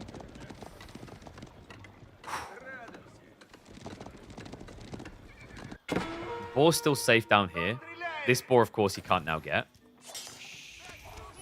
And wait, B, he uses the Ronin against Corvinus. We'll push him away. Knights are coming, so he will end up losing in the end. And still, yeah, like, this is ridiculous. We're 60 minutes into the game, and there's not a mana. Like, I don't think he's ever going to build a mana. Nobody's moving to stone. And the flood. Dunkirk's again. Mate, this isn't Dunkirk. This is Normandy. He's storming the beaches. It's all torch. Oh, my God. Good luck, don't have fun. The spears can deal with the knights. The hobilars can deal with the tower. Spears buffer this away. Repair squad is in. Hobilars rotate around the back. Clubbing damage begins. The villagers already losing one of them. There is no hold to be had here. It's not a hold. It's a fold. Hobilars. Go for the torch again. This is the decisive blow he needs. Archers have arrived. Okay, he buys time. That's good. That's really good. Whew. That was unbelievably close. Look at the health on that wooden fortress. If B hadn't over-aggroed, you saw that pull, right? If he didn't pull the whole army unnecessarily, these guys are dead. The yeoman... Oh my God, he doesn't back away! It's a re-engage! The transport ship positioning is disgusting. It gets him exactly where he needs to be comfortably. And Corvinus looks dead. The Lords are giving way too much health here. The reinforcement wave comes from the center almost instantly. Corvinus cannot keep up with this. You're playing against a StarCraft player. He might not have been a Terran main, but I imagine he's done a few medivats in his time. And that transport ship is proof of that. An emphatic Normandy it is. Full repair in, but truly damage done. The idle on the boar, the burn through, the loss of 5 workers already, and the fact that this army is only getting bigger while Corvinus is getting smaller.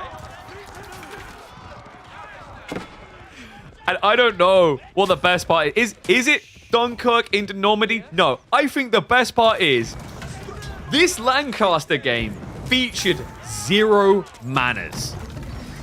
What a rude boy B is. 20 minutes of Lancastrian gameplay, and he didn't use the formerly broken building of this Civ even once. I think we can agree the nerfs were... He just built one. No, why you gotta ruin it? We're at the end. He literally built a manor when he's already won the game. He's like, oh, okay, I've kind of won the game, but now I want to scale. So I guess I'll just play it safe and, you know, make sure I've got enough eco. 1 mana gameplay. It's so good as well. Like, this is what I mean. I thought we'd do this earlier because 15 workers back here, which he's had here on average. And remember, each villager gives an extra 6 resources off of the base 40. Oh, God. He's taking the boars too. Well, we know where all the workers are now. It's impossible to outmobilize this army. And they're back. I get so joyous when I see transport ships being used because I think it's such an underappreciated element of Age of Empires 4, but in the right environment, it allows some of the sickest plays you will see all day. And B done that. I feel bad for Corvinus, man. After a reverse sweep up against B's teammate, he probably knew this was going to be a hard matchup, but wanted to believe like maybe a game or 2, surely. Now the dive in. He's ready for the kill. Corvinus has just taken too much damage. Just look at the destroyed value. 11,500 to 6,500 20 minutes into a game is insane. That's the cost of Imperial Age plus. That's almost Imperial and Castle Age cost. That's how far ahead B is. That's Hovelars now. Baits him back just a little bit. Spin and foam this up. With the minus armor, Knights aren't going to last long against this. 07's in chat for Corvinus. A valiant attempt, but B just built diff. This is the boogeyman everyone's stroking their chins about for that upcoming LAN.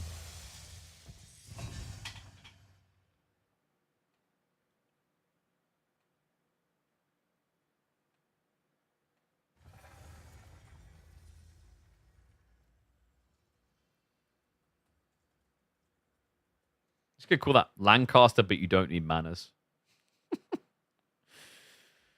What does 07 mean? Have a look at how it looks in chat and then think about what it looks like. It's a salute because it looks like a head and then the arm coming up like that. You know? So, 3-0 victory for Mr. B means we might, just might, be able to catch some more. Let me have a look. Let's see what we got here.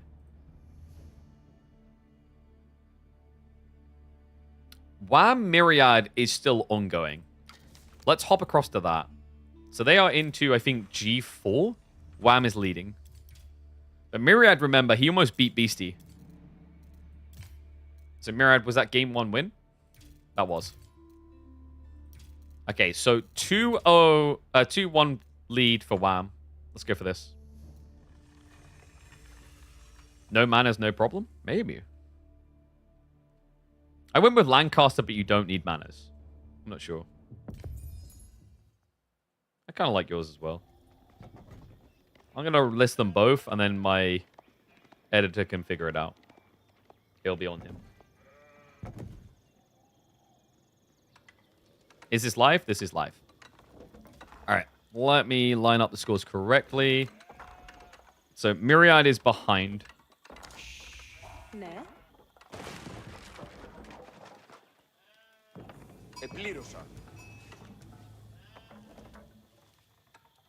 Yeah, Cavallo is just like there, like a giddy schoolgirl, laughing about it all. Live put a shoe on your head? That's easy.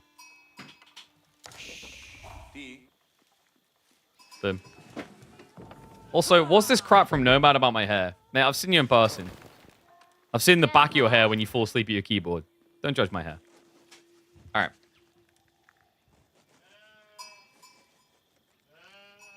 I'm intrigued by this. Myriad almost just beat one of the top players, Beastie, in the same tournament, only to get swept in the end 2-3.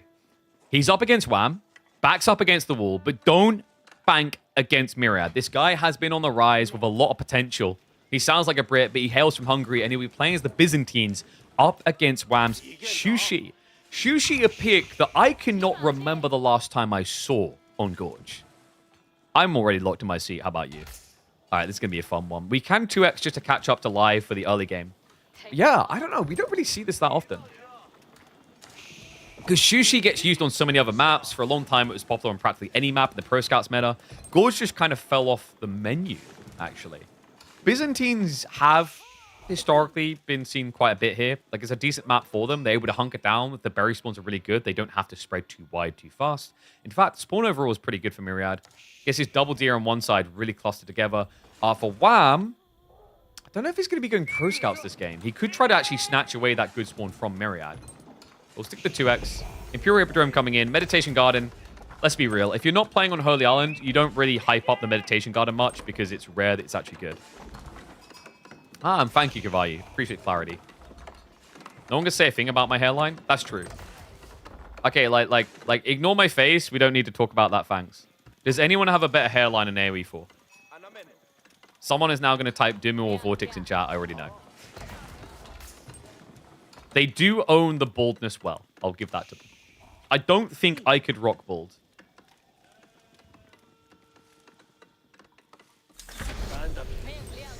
I don't know. Maybe some people like the ponytail version of... Was it Wham who done the ponytail for a while, I think? Well, not ponytail, but like long bangs. So Rax Play going to be coming in. Interesting. Well, I mean, it is Imperial Hippodrome, but I didn't think you need to... I thought he maybe would try for Pro Scout still. Like, actually, yeah, dude, oh my god, we've watched so many Macedonians. Guys, Byzantines are doing Hippodrome. What is going on right now? Huh? All right, I am very intrigued. Like, this is the man who almost beat Beastie yesterday, and he's showing us why. He's cooking. It's a Hippodrome. I mean, it's not like Chushi are just going to rush Chuknu. And remember, the way the Hippodrome works for Byzantines, it gives them an ability that when they activate, all the cavalry units heal, get bonus damage, and bonus movement speed. Wait, is Miro 2-1 against him? No, we are correct. Wham is leading the series. Yeah, I see what you're trying to do. Spam and spam coming out from Wham. Does he follow up Horseman? He does. Yeah. Because, like, when you see Horsemen like this, your assumption is your opponent goes spears, so you go longbows as Byzantines. Unless there's something sexy on the sides. You could have Sipahi. I don't know, like, am I crazy for saying that out loud? Maybe. I kind of like the idea of rushing out here and building Sipahi. I don't know if Myriad has actually scouted it. Cheap game, by the way, is 19 to 15, so Myriad got a slight edge there. Moment of truth should be coming, though. Merc choice. Where are we going? It has to be, right? Longbows. Cute. And Wham will, by the way, be going pro scouts. So he does go for it in the end. I think it's just too tempting here. Like, your opponent's playing Hippodrome. You're going to need to move out for food. You do not want to move out for food against Hippodrome. That is death. Seriously, these Byzantine horsemen destroy you when you try that. And he's even snatching from the other side. Yeah, like, Miro doesn't really want to be on deer. If he's trying to get his comp online, it has to be berries for the mercenaries. So the deer will stay there for a long time. Compare this to if you're up against French, as an example. You probably get less value off of a pro scout play, because they would go start on deer.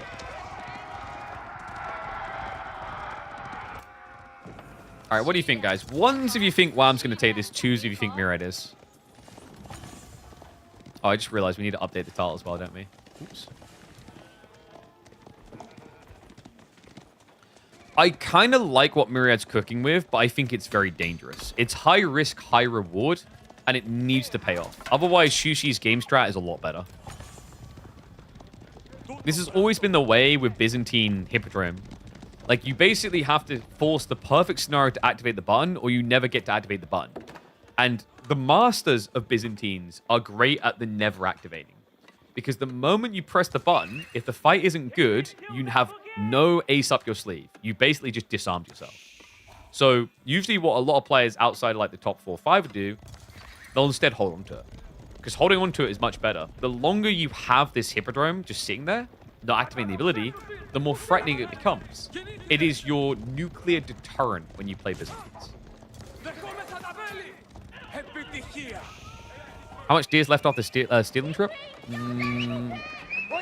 It's hard to tell because he's eating from them straight away. From this distance, he should maybe be losing like 20, 30. From this distance, he's probably losing like 70, 60, 70. On the horseman. He actually slips in. Hold on. There's another interesting thought here, by the way. Hippodrome horseman is strong, but Dali horses can balance it out decently for Wham. And what is up, Crackety? Appreciate the sub, buddy. Thank you very much. Nice denial on the outpost, though. 1 kill so far. There is a sneak to the back deer. An intercept point for the longbow horseman. And you have got cavalry coming over now. We'll just slow down the pro scouts. Rest of the horsemen are coming home. Those longbows are actually overexposed.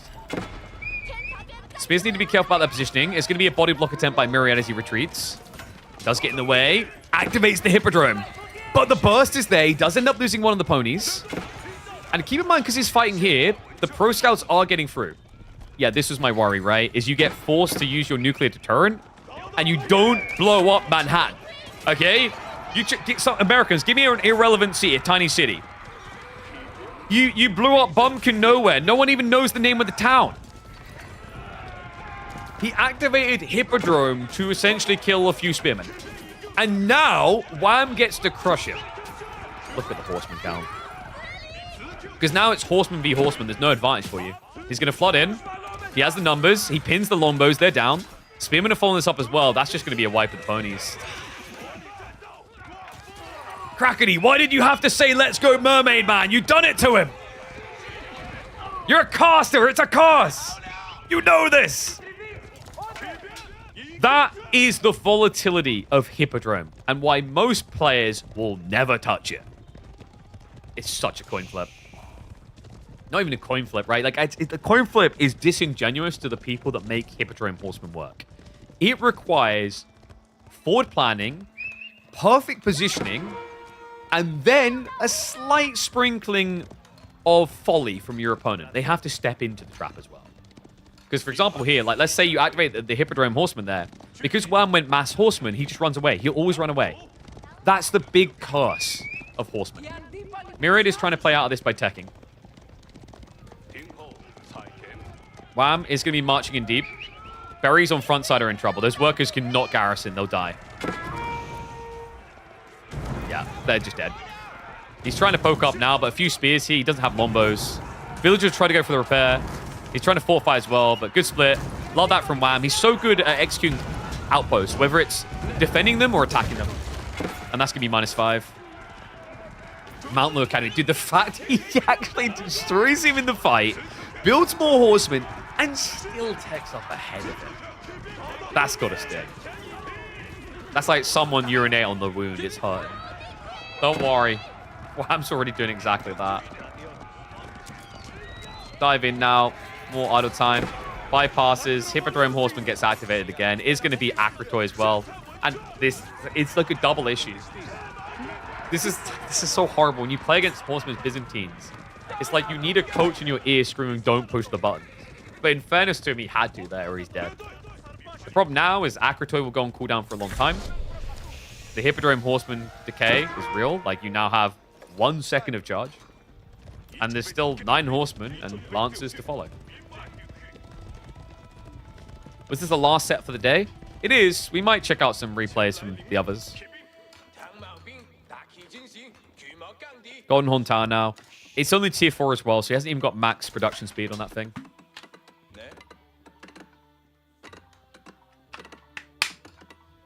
An increased supervision was also on the way alongside monks. Remember, that's another tricky thing about going Hippodrome Horseman. He doesn't have the Grand Winery to instantly produce monks when he techs. So he's going to be behind on relic timing too. Other thing, he's pinned in his base, so Wham is going to get even more value from Pro Scouts. And the deer, yeah, so you see there, that's the pulled deer from the enemy side. He's losing about 110 food. 110 to 120 food. What's up, Brino? Appreciate the sub, buddy. Thank you very much. Wham, too good. There's no shame in it as well. Like, you know, if anyone's like, oh man, Myriad's getting slapped around. He took a game off of the grand finalist of the biggest LAN in Age of Empires 4. A grand finalist that almost beat Marine Lord. Remember, that series went all the way to the final game. Wham is playing the best Age of Empires 4 he's ever played in his entire career. The fact that Myriad snatched the game should be praised. He maybe won't see it that way because sometimes it's hard. Like, the way I always remind players when, like, damn, I still got 3-1. Yeah, I lost. Always just trek it as compare yourself to your previous self. And Myriad, similar to Wham, taking that approach, you can see the pattern is this. It's a graph upwards, and that's good.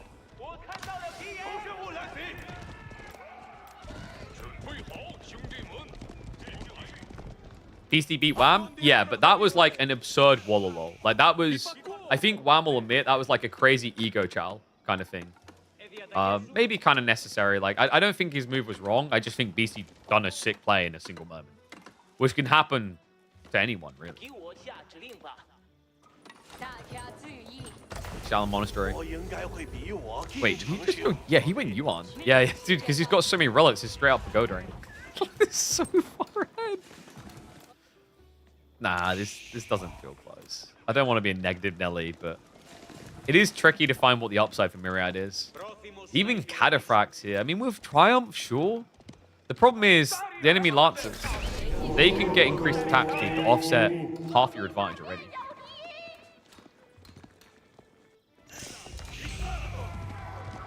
Wow, I'm so far ahead he's going to cost pretty much.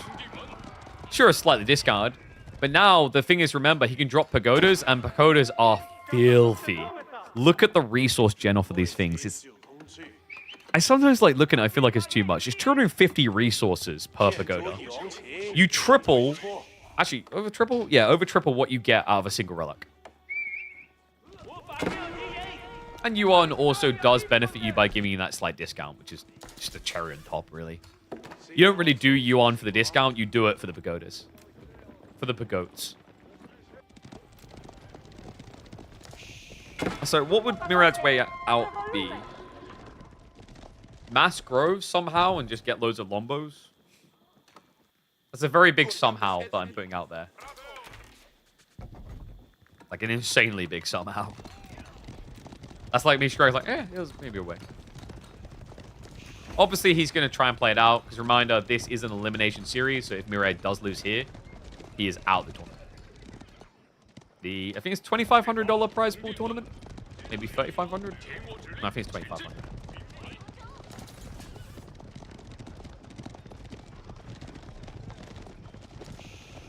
Army value is very tight still. Yes, but the food income is not. I don't want to be a negative Nelly, but the problem right now is Myriad isn't economically competing. So unless he can fight really soon, Wham is going to move ahead. So yeah, the ball is kind of now in Myriad's court to go dribble and do something. Or he can dribble over his keyboard and die in 5 minutes. Free Relic's already home. There are still 2 up for grabs, which Myriad is now camping. Wham does have the right idea. It's like, if you're camping here, you're either splitting your forces too thin, or you're not guarding something else. So he does go looking. Yeah, the Collected is kind of insane as well, by the way. I don't know if that's calculating olive oil. Have underestimated the incompleteness of Shushi's army comp. Yeah, like, he's doing something interesting here. He's going for the tube, and he's even getting the bolt magazines. Lancer count is good. Myriad is still keeping up with the Caddis. This is a good sign for him. The boar is now being extended onto. North side, not all the deer were actually obtained here. Did something go wrong? I think Myriad was guarding the relic and as a result was blocking the pro scouts. Okay, so that's good. That gives him a little bit more food to work with down the line. The longbow count is also getting chunky. 20 starts to get a little bit scary here. I'm curious about the Palace Guard from Wham. Maybe he wanted to go Mass Spear, Mass Palace Guard, so it's hard for Lombos to get the right kill.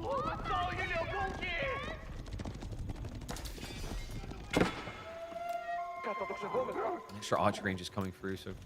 I wonder if Wham will try to lean more crossbows. It's really difficult when you're up against Mass Lombos to just justify crossbowmen. But if you believe you have enough lances to break through, the crossbows are just there to get rid of the cataphracts. The biggest problem when you play against Byzantines with this comp is treating the fight as a linear.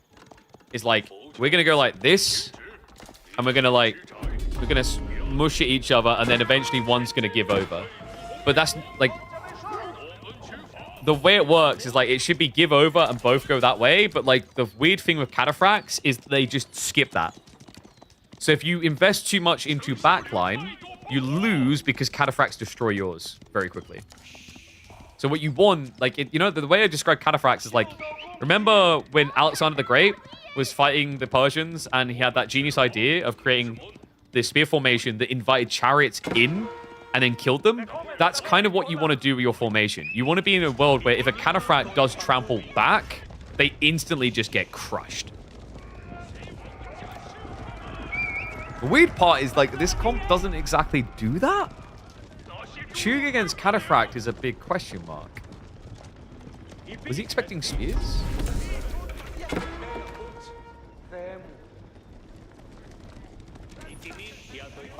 Because also, like, you could go teardrop shield just to get even more armor on these bad boys if necessary. No Germans allowed. Lances. I'm going to nibble at this. Cataphract. Start to charge in. There's a bit of a raid in the backside. Other time being achieved there. Wham continues to push. Eco lead is extending. Cataphracts have got that god tier trample. That big strike. That 36 seconds. But this feels like it's now or never. If you wait any longer, like, what do you gain from it? He's starting to lose the longbows. The Chuga catching up. So much army. A tall order. Dally horses means that these cataphracts are not trading as well as you'd like. He just can't find the moment. And look at the rest of the map. There's so much purple flooding over. Full purple rain. Cataphracts, he activates it, and it just doesn't matter. Why'd I even build this landmark is what you start to wonder. Hippodrome will not be the dub for the Byzantines like it is for the Macedonians. 3-1 rather victory for Wham. He continues through into the playoffs. Myriad will be eliminated. GG's, Miri. An admirable effort. But in the end, no. Okay. I think all other series are complete. We could check out replays if you guys want.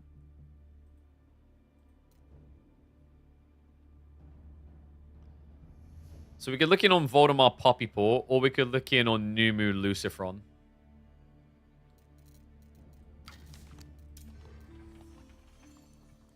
I feel like Numenor Lucifron would be the one people want to see.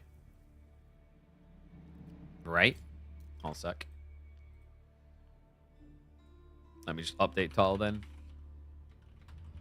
And this will be the final series of the day. Numu's data is hidden. That's not helpful. Lucifron's usually a good boy for this. Nice. It's because Numedon... I don't know if Numedon smurfs anymore. Still, like, players need to remember to just unprivate their data when a tournament's on. Like, come on. Alright. So... where are Mine's data? Ah, here we go. Gorge. Game 1, Byzantines versus French.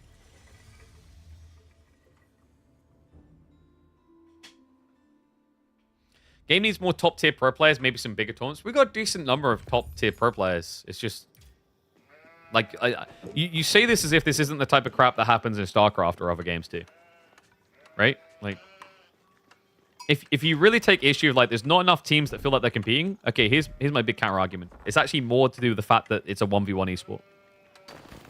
1v1 esports tend to look more dominant one way or the other with a few specific players. Because team execution offers up a lot more opportunities for mistakes to be made. Does that make sense? And also within the vacuum. So, like, I'll explain, like, MOBA terms. I love MOBA. Getting a lot of deadlock at the moment. And something that always anchors me is if I lose my lane, it doesn't matter as long as we're winning the other two lanes. There's a saying I remember a coach said in Dota 2. It was a great saying. And it was very simple. It's like, if you've won one lane, you're in trouble. If you've won 2 lanes, you've won the game. If you've won 3 lanes, something went wrong. Because at a pro level, you should never win 3 lanes, right? There should always be a give and take somewhere. It's like, you know, if like they're losing the other lane, they'll rotate to another one to make it better. So why I bring that up is like in a team environment for that reason. Same with like, you know, in Counter-Strike, if you put 3 to defend, like 1 to defend one site, and then that gets pushed by 4 people, the best they can hope for is to trade out probably 1, maybe get a little bit damage on the second. These kind of advantages, right? Like it's not as linear, but when you play a 1v1 RTS, it is you and me in an arena. Any advantage you get is a disadvantage for me directly. Does that make sense? And we have power plays around that of like different strong points for different civs, but inherently you are a plus and a negative directly. Whereas if I'm playing Kelvin in the left lane and you're playing Hayes in the right lane and I'm crapping on my lane and you're crapping on your lane, we balance each other out.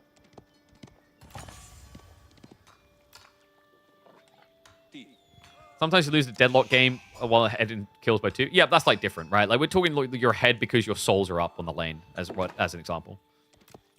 That's like an important lesson to remember. Like the value of souls doesn't necessarily equate to the value of farming. It's the same thing. Like it actually can happen in a game like this. Like if I go 2 TC and I bait you with 1 knight and I build more villages and you're not harassing those villages, I can afford to lose a knight because I'm now ahead on villages, sort of thing, right? It's difference in strategies. But in general, like the whole idea of like, you know, your gain, my loss applies more heavily in 1v1 environments. You know? Like, if you're playing a fighting game, and, like, it's playing Smash Bros., right? And it's 2v2. And, you know, I take a little bit of damage, you take a lot of damage, and then vice versa with the other characters on our sides, we're still balanced out. But if you're playing Smash Bros., and you take a lot of damage, and I take no damage, you're just behind. Not impossible to come back in. You can be super skillful, sure. But it is a very clear advantage.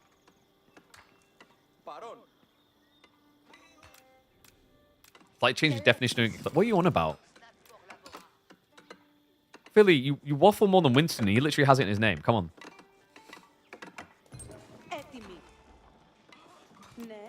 So Nimu should be going for the tech up. This matchup, by the way, Byzantine's French. Quite an interesting power dynamic. Is like, for French, they're trying to just eke away at the scaling a little bit. Because Byzantines, once they get to like 40, 50 villages, that's where the percentile scaling really starts to catch up with French. But early on, French have momentum because they're head on workers raw. Also, the cheaper discount upgrades. Also, the fact that they play out for very valuable resources early on, like the deer.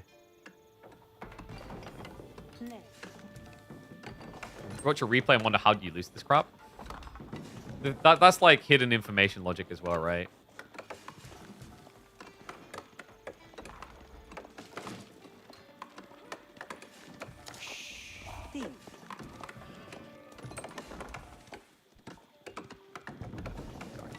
Someone.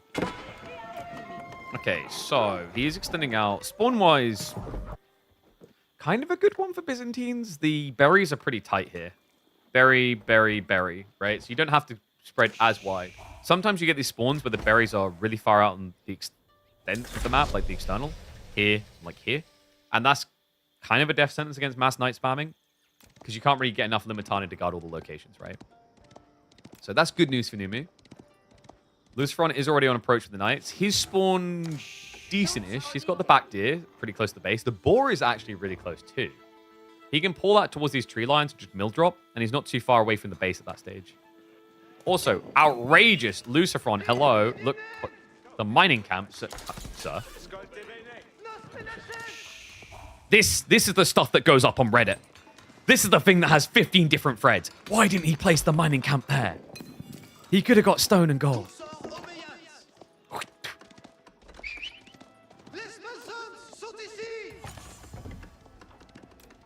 Outpost up. Good call.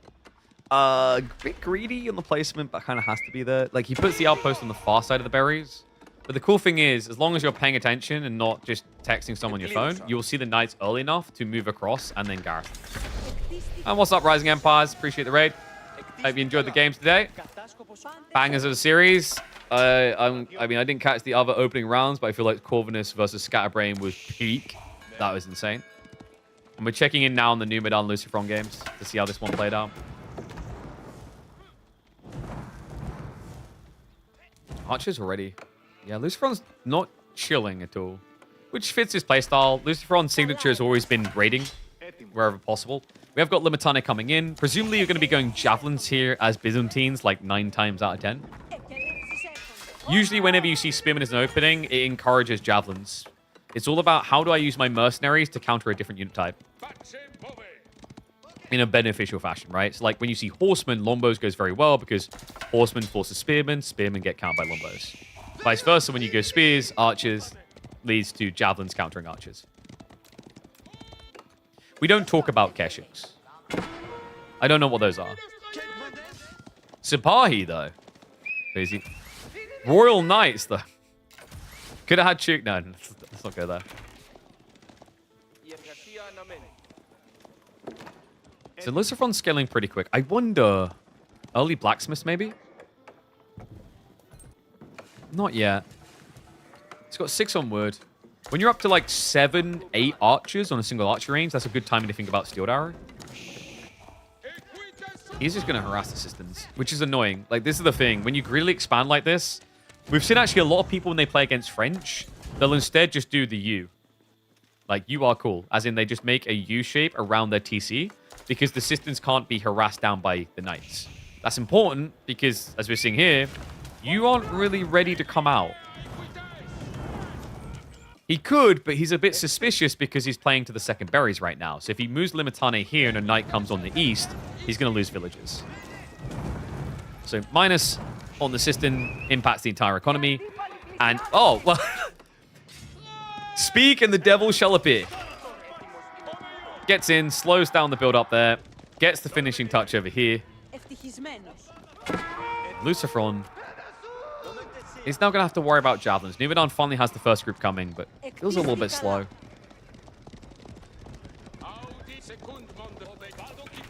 You need to buy clean pants? Why? What did you do? Did you crap yourself? I.e. crap yourself. Did you try to build all of your houses up as Malians when playing against Japan? We've all been there. Nice trade in. Garrison force of 3 villagers here. The javelins are showing up. There's not that many archers. I would be surprised if Luciferon gets the break on this. And he knows it too. He backs away. Did lose a knight for that. Chivalry is not on the way. Yeah, it doesn't really have the damage. Usually looking for the damage spread across like 3 to 4 knights, and then it's like thumbs up type moment. Especially considering that he went archery early, so he doesn't have the additional stables until now. Once you have 2 stables, you don't feel as bad about adding chivalry in, because you're still scaling knights the whole time. The blacksmith is there now. Steel Arrow as a pro could make sense. Undermesh isn't the worst idea first either, because you've got multiple outposts to worry about, so you want to be able to dive for longer, but he'd prize the Steel Arrow. Quite a lot of farms, actually. Numidan likes to do this sometimes. There's 2 styles of Numi Byzantines. There's, oh my god, I'm going to rip your face off before it's 15 minutes in because I've got a microwavable meal cooking and I don't want it to go cold.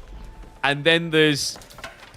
I feel like we've got enough time to watch the whole Lord of the Rings trilogy. Let me just set up my farms on Farmville and we'll check in on a few hours. We're kind of getting the latter here because he can't really attack. Like, if he moves up the map now, knights come in from both sides, right? And Limitane javelins aren't going to dive and find kills anywhere near as quick. Oh, Lucifer, that switch!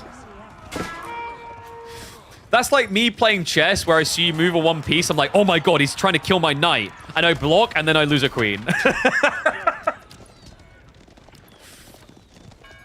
Fish is another kill. So Lucifer now... 2 eco kills, 6 workers ahead overall.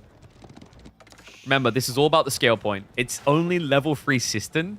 Not very competitive. 22% decent-ish. He just actually, yeah, he just says that's not the number. He just added in the 4th. So a little bit better now. But this was meant to be tier 5. Remember, he got denied over here. Luciferon is going to be backing up. Chivalry is now worth it in his eyes. No surprise there. Look at those bad boys. I always love when I make these analogies and at least one person in Twitch chat feels personally offended or targeted. I need to make them broader. They're too specific. Like, that's the impressive part, is they'll be that specific and one of you will be like, wait, am I being talked to right now?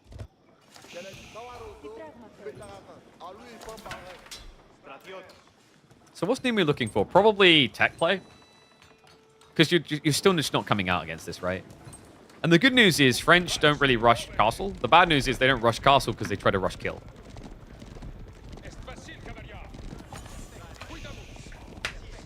Undermesh being prime now. Numu doesn't have Undermesh. Call them out on it and it shall come. This is always the nice thing about Byzantines. They can actually afford to be later on techs and other civs because of how quick they get them with the Dialecticus. Increases your research speed, right? So instead of waiting a whole minute, it gets it in 25. Never underestimate the power of this. The same with things like China and Shushi. It can completely catch you off guard and just wipe you out.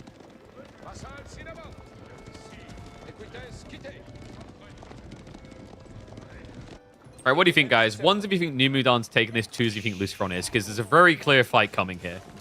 Numu is teching. Luciferon's not going to let him have it for free. Army marches in. That is not a fortified. He didn't repair the outpost either. Hold on. Knights. Fishing for a little bit of charge here. They're not going for the burn. Archer's diving in deeper. He's inching it. Does get a little bit of a snipage in there. So takes out one javelin. Almost a second. Goes in for the club again. The archers are in deep. Wait, the javelins go deep as well. What was that move? Numu! He's frontlining with the javelins! Oh my god, I don't even know what that was. Luciferon catches him off guard. Akratoy comes out now, but that is a butchering. Luciferon baited him in. I think Numidan, he had different control groups. He was too fixated on the spears. And the javelins overstay their welcome. That's going to be a wipe.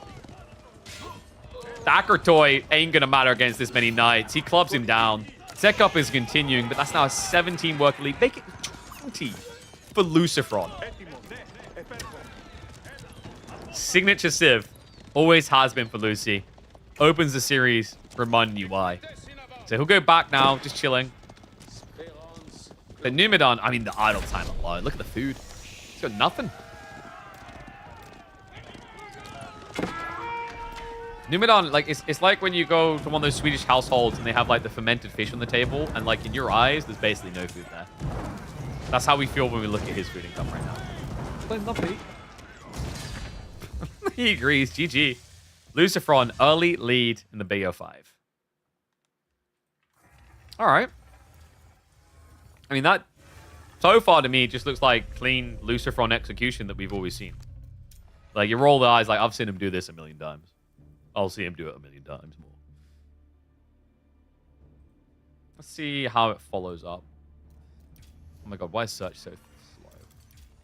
So next up, they go to Three Little Pigs. It's going to be Macedonians versus Chinese for G2.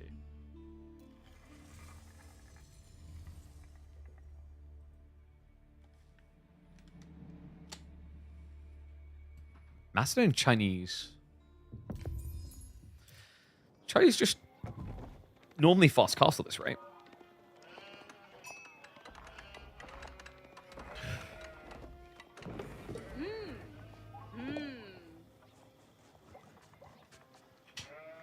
Swift beginning the series, we now hop into a brand spanking new map that has delivered entertainment every single time we've seen it. It's Three Little Pigs time, folks. Lucifron with the Chinese will be facing off against Numidan's Macedonian dynasty playing in the green. And I'm curious to see what he's got cooking. It's going to be a deer play from him straight away. Not from Lucifron, though. China can't really do that. China versus Macedonians here. What is the thought process behind China on this map? China in general is considered a good civ, but this is not a great pro scouting map. The starting deer location makes it hard for you to get an overwhelming advantage. And it's so close that a lot of civs would take it themselves. And there's only a 7-stacker on the side. So in total on this map, there's 24 deer? Yeah, so 4 less than a standard map, like Dry Arabia. But on top of that, similar to things like Hill and Dale, you know one of those stacks, or in this case a 5-stack, is going to be gone straight away. So Pro Scouts could be on the table, but not as much merit to it. Sheep Game is at least going to favor Lucifron to begin with, but usually my concern with this type of map, because of the design, if you're playing one scout, it's not like Dry Arabia situations where your Chinese scout sees the enemy first, and then you rotate ahead of them. On this map, because of these water areas, you get funneled. And when you get funneled, the vision advantage of China is a little bit weaker, because you can't just redirect yourself ever so slightly and cut your opponent off. And you can see that here. What's even weirder is the fact that Numidan is actually going for the Ronin. Pretty crafty, because when Lucifron comes around, he'll have to rotate around the base anyway. So you should be able to get probably to about here before it starts to become a contest. Interesting. Wonder if Numidan had prepped this specifically. So Ronin complete. And remember, he can afford to be away longer with a scout because he's gathering the deer. Lucifron's going to do the same. Okay. I love these Ronins in corners, by the way. Shout out to the map creators. I think Ronins, this is the way they should be designed. I still remember a random map tournament that happened, and there was a game where B found a bunch of Ronin sites next to his opponent's base, and it just decided the game. Not straight away, but like 15 minutes in, you just had like 12 Ronins diving the economy. And this is the cool thing about these positionings. They are located at your flank. So if you're all pushed forward, you're not going to notice 3 or 4 cheeky little samurai boys sneaking in and stabbing your people. And Sheeple, I'd expect Lucifron to maybe maintain like a 2-sheep advantage. Yeah, it's going to be a 2-sheeper. So 15 for Lucifron, 13 for Numidan. It's going to be Hero Hippodrome. 2 on gold doesn't really feel like a Pro Scout micro, or macro rather. Could be further down the line, but I don't know. I think Pro Scouts is maybe a little bit too slow against Imperial Hippodrome. Here, anyway. We've seen it work out okay on different maps. But considering your opponent's already on deer to begin with, and also the linearity, like, you could technically go Spears, block, go Pro Scouts afterwards. Archers, I think that's the other weird thing about this map, actually, is like Archers feels way too encouraged, and it's China's most popular feudal strat. But do you really ever want to be building Archers against Macedonians? Ranching War Camp coming in. See, no one builds the war camp over near the pond. Come on, guys. One day we'll get a game where it happens.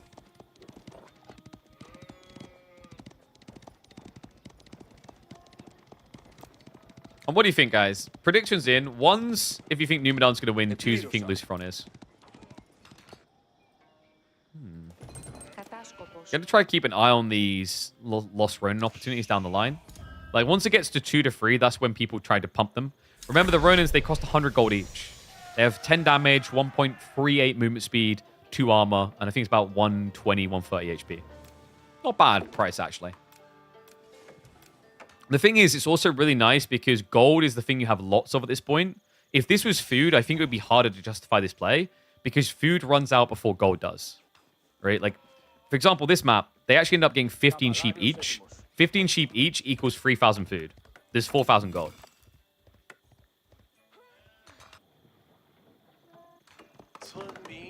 Oh, he is going pro scouts. Okay.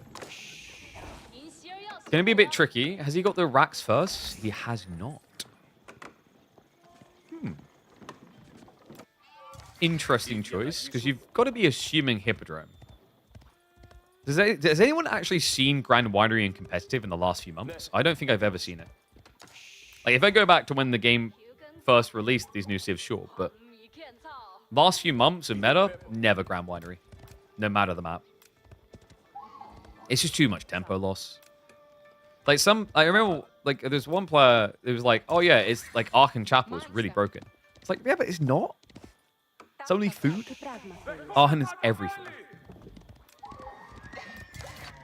It's hilarious because, actually, funnily enough, the player on the receiving end, Lucifron and Vortex, were the first players I saw switched on to how good Hippodrome was.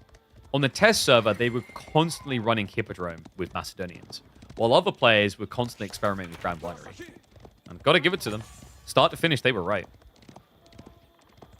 Archer Horseman now coming. Lucifron with the spears. But this is the thing, tricky thing about going for the Pro Scouts play, right? Like, you're kind of a step behind now. And it's only going to get worse when the way this scales is with the champions. We're 50 seconds away from +2 damage on all the horsemen. And it's going to be a pumper pull. Love that. Tanks with the Hippodrome Scout. So no damage done to his army at all. Brand spanking new. And the Scout will heal. All champions heal. So Lucifron saw that this was being decapped, but he didn't prioritize trying to take it back. Like, I don't think he can afford to right now. Spears fronting is ambitious. This is the #1 thing I hate about Pro Scout plays. You are riding blind, so you just ran headfirst into an archer play. Doesn't seem like a lot of damage, but at this stage, like, it's the difference maker. You're both quite weak on army, right? We need to rename it. Pro Scouts just seems disingenuous because when people go Pro Scouts, they don't scout. Just call the tech Fat Boys. Fatty there's going to get pushed away. Did he? Wait, he yoinked that deer from... I think he took that from Numidan's side. Lucifron, a little bit of a miss rally there. Archer is going to go down. A lot of wood gathering now begins.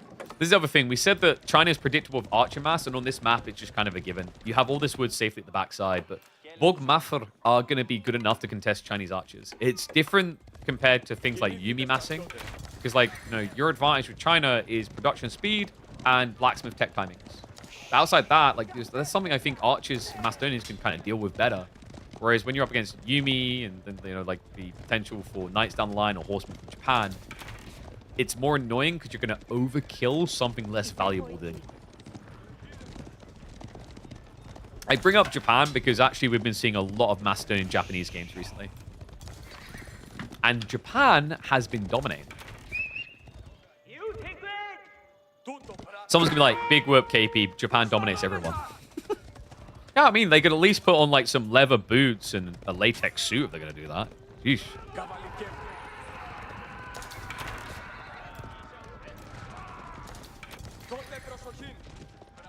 So good guard on the Pro Scouts, but that's all the safe deer now. Oh, sorry, no, it was the front deer here. Yeah, I thought he snatched. I forgot there was these ones here. He did get them pretty fast, actually. Problem is, like, you went 5 scouts for 12 deer. And these ones are extremely far away. Like, I don't see him getting this because look what's happened. Numu, mwah, great read. He walls it off because this should be the only way in which Lucifron sneaks the deer. You can't go down center because Numidan is camping. He's camping it like a Call of Duty 4 player who's on a 6-kill streak and looking for that 7th one just to get the attack shot. In hindsight to this day, it's stupid that 7 kills is all you needed to get an attack job.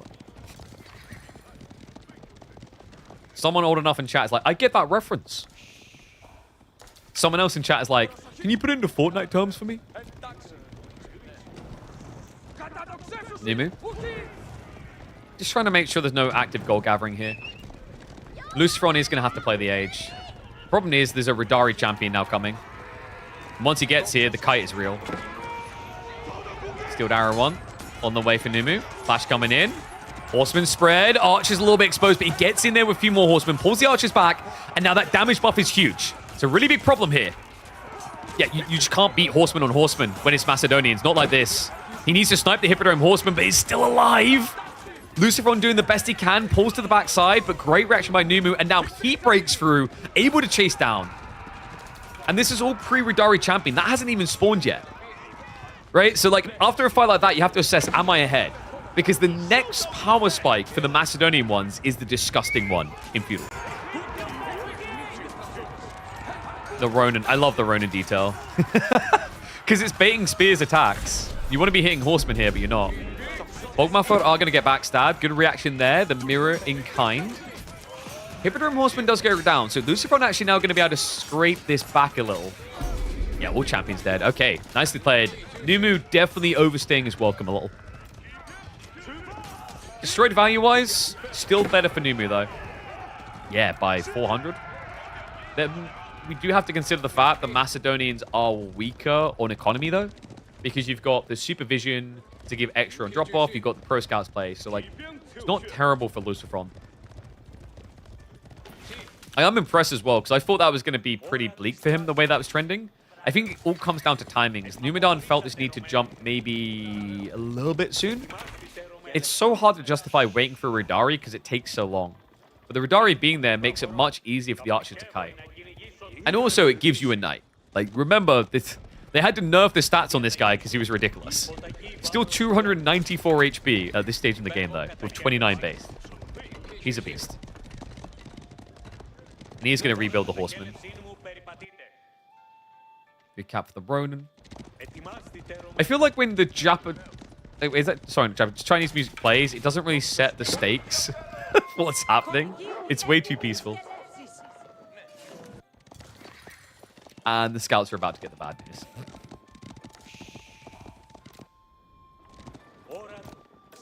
Ball play is a good idea, though. Lucifron prepping for that on the north side. Remember, that's been the big booster, is that Numidan had that. That's how he built his lead. So the fact that Lucifron peeled it back is damn impressive. Numidan is not competing anymore. Look at the macro. He's going for casting. Lucifron is trying to go for a push. Well, this is smart as well. There's a specific spot you want your Golden Horn Tower as Macedonians, and it's right here. This is the game-winning play. 8k gold locked in is the difference on this map because the flanks don't have any 8ks. It's just this one. But Lucifron's push denies the high-value tower. It's going to have to settle for something much simpler. Unless he outplays. He's going to try. A few spearmen in there. Now hardened up. Backstep. Hugs the tree line. Bogmafra are being guarded relatively well here. A few horsemen slipping through. Has he got the arrow slits? He has not got the arrow slits, so no firepower coming in from the Varangian stronghold. The Bogmafur now looking a bit exposed as the cavalry line does begin to thin. But that Radari champion is still pounding in here. Nonetheless, Archer's dead. Lucifron slam dunks the engagement. Numidan still has not started to tech up yet. And the Radari champ also dead. Damn, that is a sick fight. Lucifron, he saw it straight away. He understood. The numbers did not make sense. And the greedy boy play goes punished. Golden Horn Tower now on the way to slip Numidan out of a danger zone. He does have some backup spearmen, courtesy of the Varangian war camp. We talk about the Macedonian economy being weak, and it is. But one interesting economy detail is fighting gets them resources. I.e., they lose units, they get some back. Archer's now with the dive in. Those extra spears are coming in clutch to push this away. So minimizes the casualties. It's only been 3 losses so far for him. Horsemen are looking to make it more, but good micro split by Numu, bringing a few spears down here. Target fire is going to be important. Lucifron does look for it. Gets himself 1 worker. Could get a second. Doesn't hesitate for it either. Nicely played. Even gets away with the 4 ponies. Okay, Lucifron's position in this, I want to say it's not too bad. The one concern I have is food hasn't been secured. He never went for this boar. And he's on berries. He's already out of sheep. He's already in the deer. The pro scouts have broken through, but they're still spamming here. Okay, this is good if he can snatch a few back. Mumu, uh-oh. Run. Run fast. Wall faster. Not going to work. Horsemen get through. The villagers are in trouble. He has intercepted with the extra spear spawn.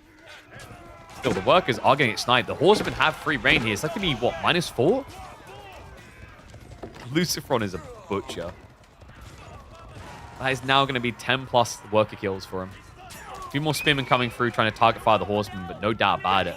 Lucifron, if you can just find the tech up now in a comfortable position. Wait, no, it wasn't a reward. I don't know what that pathing is then. He's just going to head back. So he has got more food coming. It is still some ways off. I don't know. Was this a misclick? Was he meant to bring out the ball play ages ago? Because he prepped a mill, but there's never been a villager running out here. Nimidon does have similar food issues, but he's already setting up farms. A decent chunk of them as well. Remember, we said there's 2 forms of Numidon. There is the, oh my god, I need to go get my microwavable meal, so you need to die right now so that it doesn't go cold. It's in the microwave already. And then there's, we are going to do a full marathon of every single series of Lost, and then I'll play the game. He may be forced into every series of Lost here. That's why he's got the farms coming in, to kind of hunker in. Imperial Palace is on the way for Lucifron. And yeah, he does buy with a gold. Okay, cool play there. So Tech Up's going to be coming through. But Ridari are being spammed, guys. And is it double? Triple? He's got Hippodrome here. I don't think... Did he lose the Stronghold? No, he's still got 1. So he's got double production. And also playing for Relic. Right now, Lucifron's answer to these Ridari feels a bit weak. Spears seem like a good threat until you realize just how stacked Ridari get by default. And they're getting more stacked. He has armor, health, free coming through. Yeesh. Not just that, he's slipping through. Now, this is where the Imperial Palace is sick, by the way. The Imperial Palace gives you so much vision, it's very hard now for him to gank and spank. Unless Lucifron is sleeping. Ridari. Lucifron is looking a little bit late on the response, and it's going to be Axe Throw mode. Not quite enough. He needed 4 Ridari to get the insta-kill. We'll just take the 1 kill. Have to shift away. But that is now pressure relieved. Because all of a sudden, Lucifron is chasing with mass army these 3 Ridari. Second wave can be prepped, and on top of that, Numidon is looking at relics.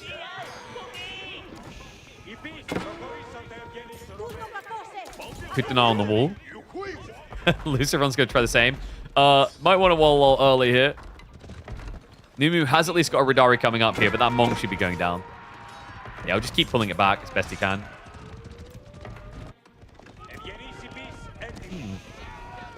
Lucifron going crossbows. Okay, so idea here for Lucifron, if he can get the walls up, crossbow's really good. If he can't get the walls up, very difficult to get out-mobilized, but I've got a third form. What if we just start building transport ships? The concept of what Lucifron's doing, I think, works really well on a map like the Pit, but it actually can backfire quickly on this map, because we've seen from players already on Macedonians on this map that transport ship play breaks it. Because instead, your crossbows get out-mobilized. Lucifron could do transport ships as well. Ridari, oh god, that is not the micro. Oof. 1 down, almost a second. Nice butchering there, gets rid of the cavalry. Did cost him more workers though. Wait, what happened here? I know we saw, I think there's another 2 going so far. This is an insane lead. Numidon is down by 20 eco units. He has still got Strongboy Ridari. Crossbows are scaling. I think if Lucifron can get like 20 crossbows, he's fairly safe. Part of the goal kind of feels like don't go wide. Because if you go wide, the Ridari raids will come in, right? But if you stay tight, And even think about adding in a few farms early. What does Numidan do? He has to directly fight you. It's like the only option, right?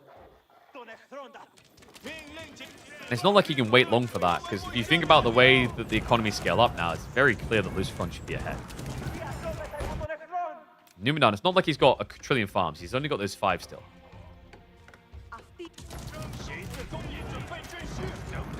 Range armor 2 for Lucifron. He's aware of the archers. Bogmuffer are getting full focus now. In fact, probably going to be going tier 2, tier 3, right? Wait, did we just cancel it? Oh, no, I think... No, my brain completed, right? Could just go straight tier 3 archer. Let's see. Barbican is going to be coming through, so it's a Barbican play now. Okay. Doesn't shy away from it. Numidan's probably going... Yep, board 2. He needs it, right? Like, both of them are struggling on food at this stage. This is what I mean. This map isn't what I'd say is goated for pro scouts. It was okay for Lucifron, but it's not like when you play a dry Arabia, maybe get, 16, 17 deer. Say that in this game, I think he did get close to that. But it's much harder to guarantee. Okay, so win conditions here. Numidan is in a very interesting position that he has a lot of Radari, but actually his win condition looks to be Bogmuffer. Lucifron's win condition is destroying the Radari. You may notice that causes a problem. Because, and I know people are going to call me crazy for this, there's 14 Radari and only 12 Bogmuffer.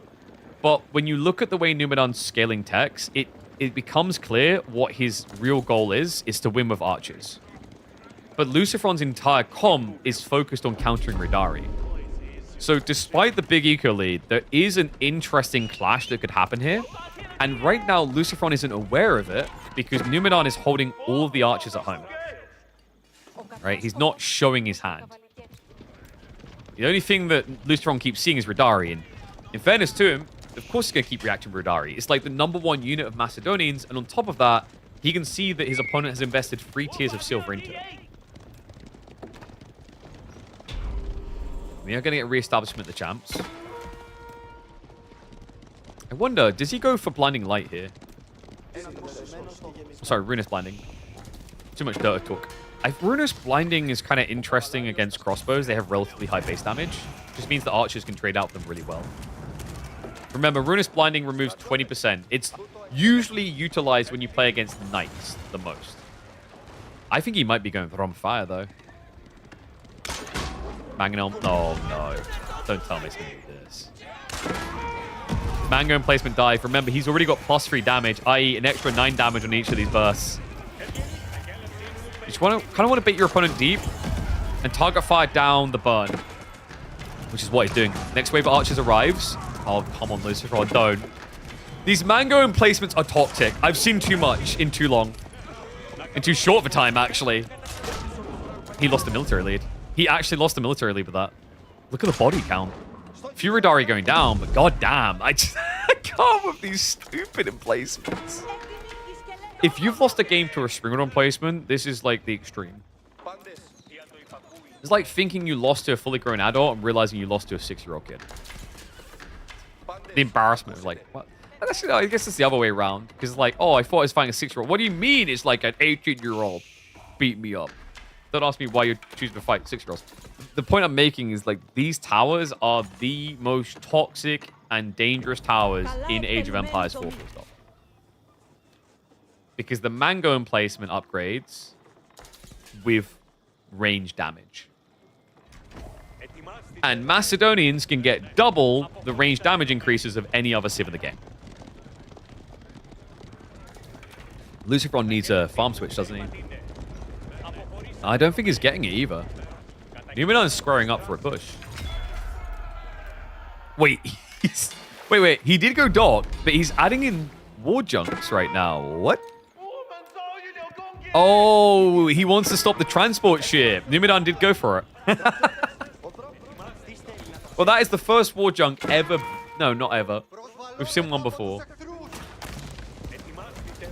Mass crossbows now from Lucifron, but remember what we said about this and why it's good for Numidan. It's the archers. Bogmaffer count up to 29.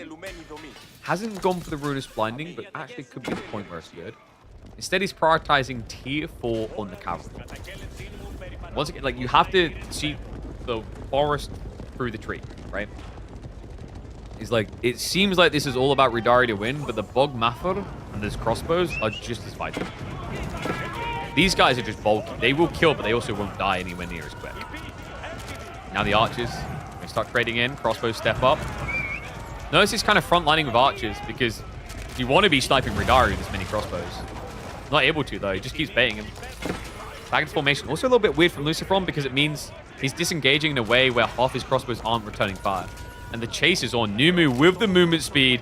He doesn't even have a runestone dropped yet. It's just the champion. I don't know. Lucifron looks a bit broke. He got caught in the farm transition. No wonder the troop count is lacking. And Numadon, he can sniff it. What a sick timing. Breaks the wall, now goes to the dive. 20 crossbows remaining. Bogmaffer count, just too good, damn good. They have 0 armor and it doesn't matter. He calls it. Despite a crazy early game and beautiful execution by Lucifron, Numadon's pitch perfect timing gives him the advantage and the game. That was sick. Wow. I mean, who saw that coming? That game switched so fast.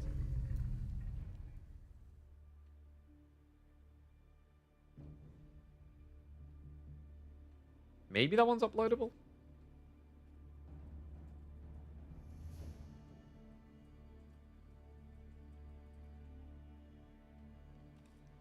We'll see. All right, next up, let's see where we're going. Whew. Numadon rising up, guys. I'm telling you, that guy's a boogeyman. An Ooga Booga to be scared of, for sure. All right, let's see. Next up is going to be Phrygian Marshes. It's going to be Jean versus Mongols.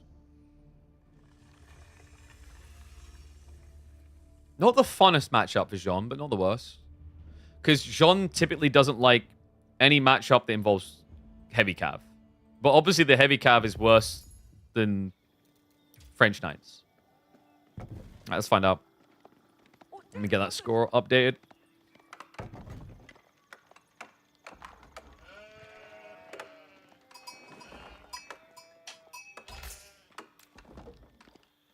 All right, this matchup's pretty fun, folks. We're heading to Phrygian Marshes. A lot of fishing usually involved, but it's not that simple. Lucifron with the Jean pick into Numadon's Mongols.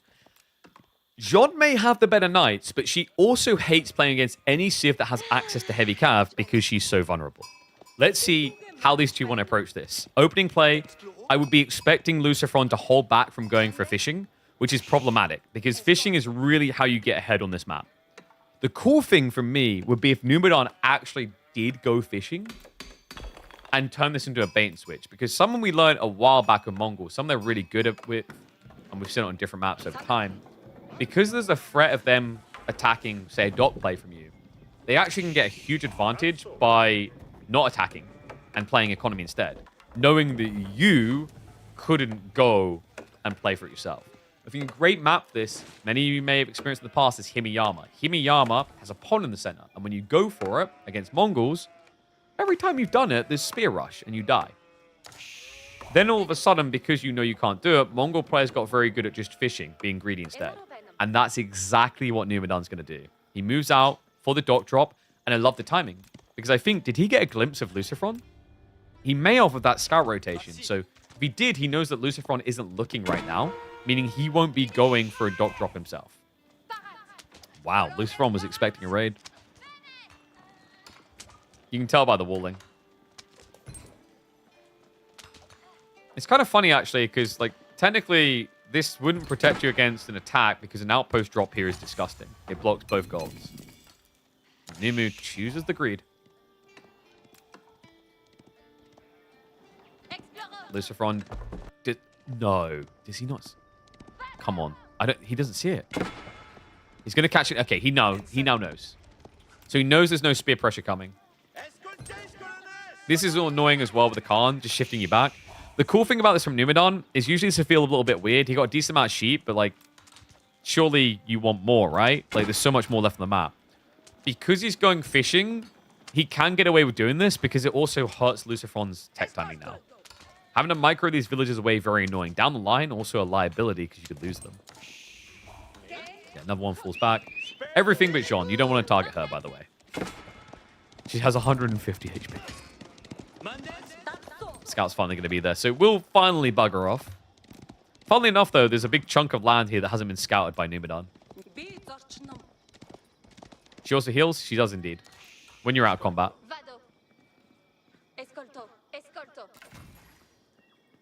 Tech up again. School of Cavalry, only one. Okay, I was about to say, yeah, surely you want more. Second person coming over now. I think maybe it's because he scouted that Numidan went for fishing. So Lucifron wants more economy to work with when the tech completes. He doesn't feel a necessity to rush his age up because he knows his opponent is just rushing greed. You might go, okay, but KP, if my opponent is greeding like this, do I not want to rush feudal so I can attack him? Fair point. The problem here is, what are you going to rush? You're going to rush knights. And knights are very expensive for very little burn power onto a dock. It's not like when you rush age up to spam spears, because then you can burn a dock fast. Compared to that, you'd be burning it 3 times slower. Give JD a bit more XP? Oh yeah, for sure. She'll get a little bit more out of it, right? But like, your tech timing is really slow with this play. In the meantime, the Khan is still being a pain in the bollocks. He's going for the dock now. I like this. Second dock also being set up over here. I like that Lucifron's attacking this villager because eventually this villager will be at a point where it will have to go home.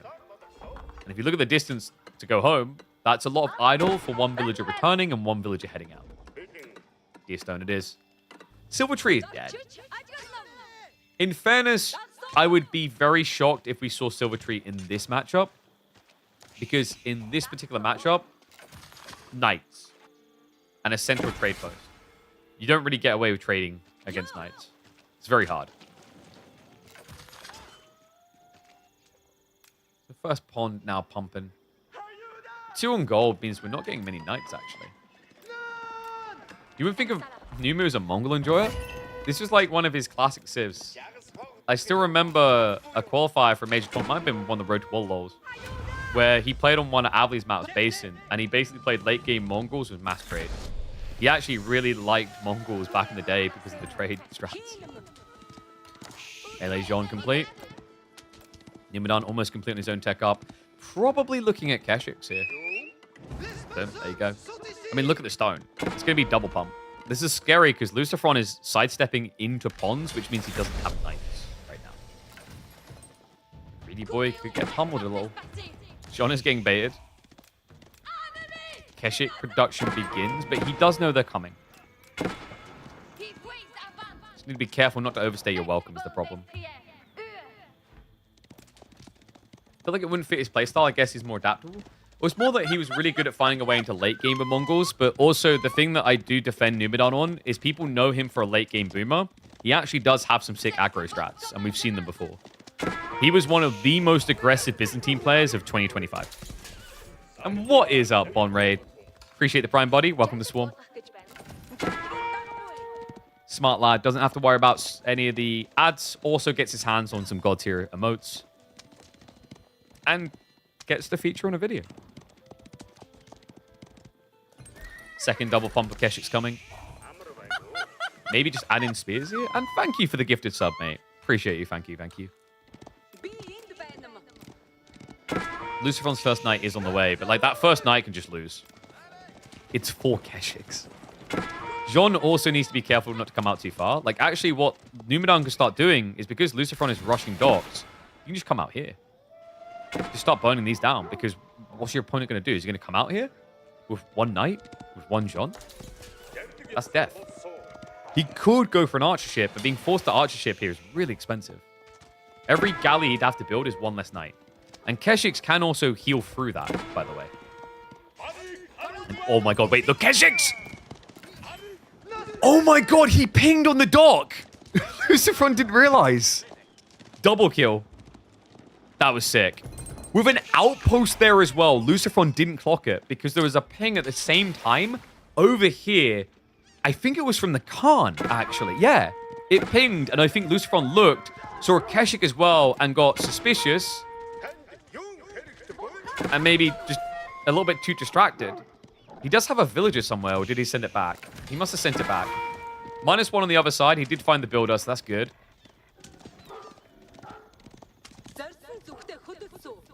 Oh, thank you, man. Yeah, we've been varying the days we've been going live at the moment, and also the times a little. So I'm gonna maybe have a balance of like later streams, early streams sort of thing, which would be cool.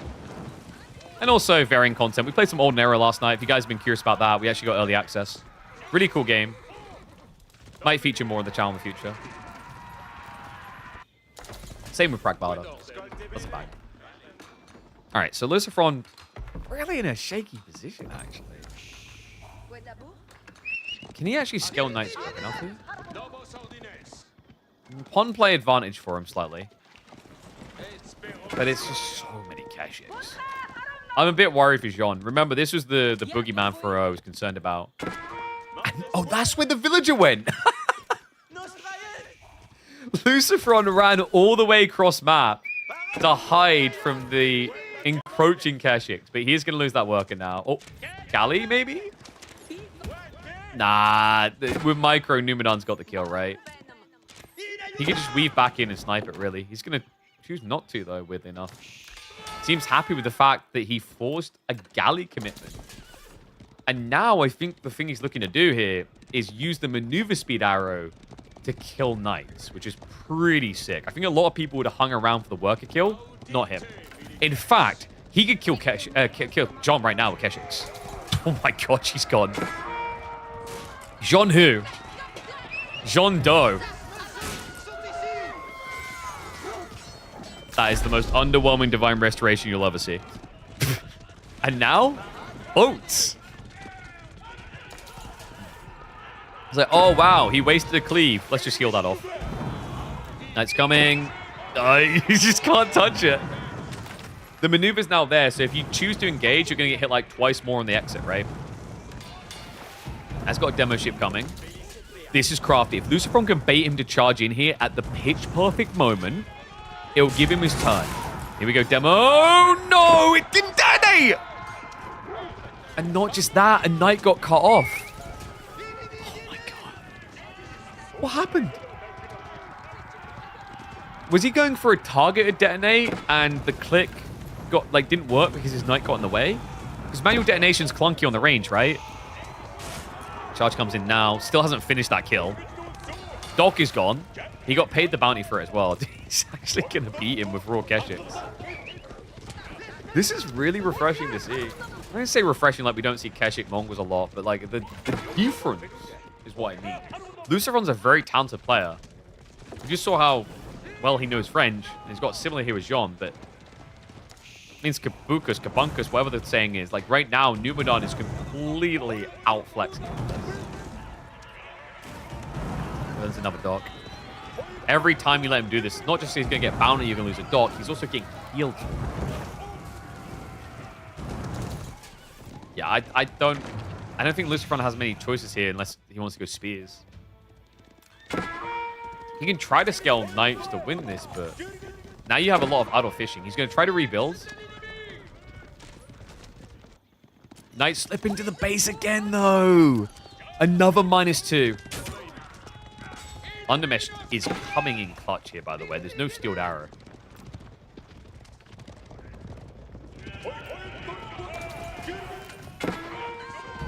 Burn coming through on the dock now. First game KT. I'll have to double check. It might feature on the YouTube. We're trying to get that back up and running now. It's another dock dead. This is so expensive, man. This is what I mean about Numu. Late game Boomer's gone. He can play like this too, and here we go. The clash comes in. Maneuver speed arrow activates. Jean is just left behind. Wait, come back. Help me. And that is why you don't trust your own nation. In real life, she learned it at a stake a few years later, but come on.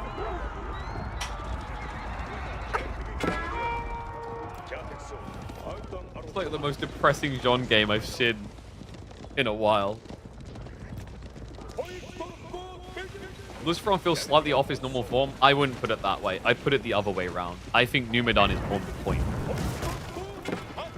Numidan is playing very... Like, this is not Lucifron being crap.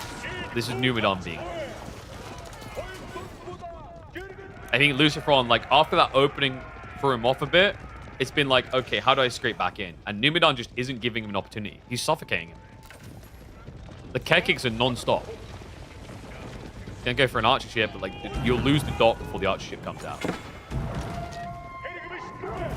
Even more expensive gets to build a house for every dock boss. Yep. It's a crazy resource exchange. You lose 150, he gets 50, you have to spend 50 more to build a house to fix the problem. So it's a 250 resource exchange. It's very weird. And the cash... What the f... Oh my god, these walls have so cursed him.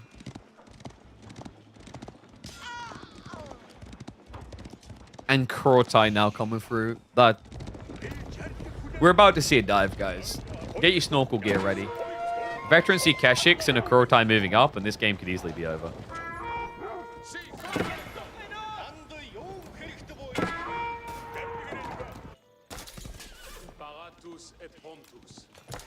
This is dirty. Did he get pack-up tech? He did. He already got normal pack-up tech, so he's going to be able to move fast. Just bring the Deerstone, bring the Kurotai, bring the villagers if you want. Let them learn from the manly Keshiks. He's done it! He's killed one He's not killed one Kesh.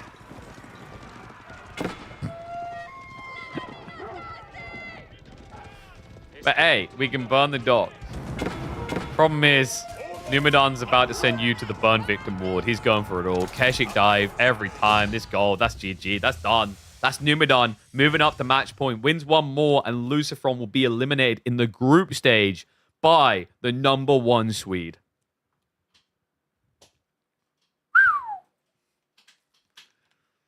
That was just clean.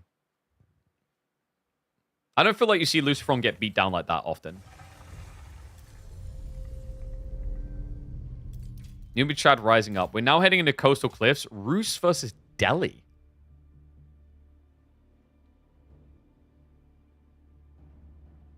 I mean, Roos last year was getting picked on Coastal a bit.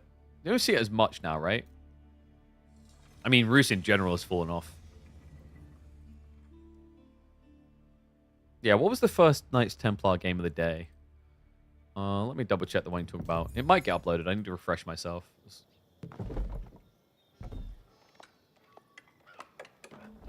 Oh, that one might. That was very meaningful. I know the one you're talking about. All right, let's get ready to go. Let me update that score. Big boy in the building.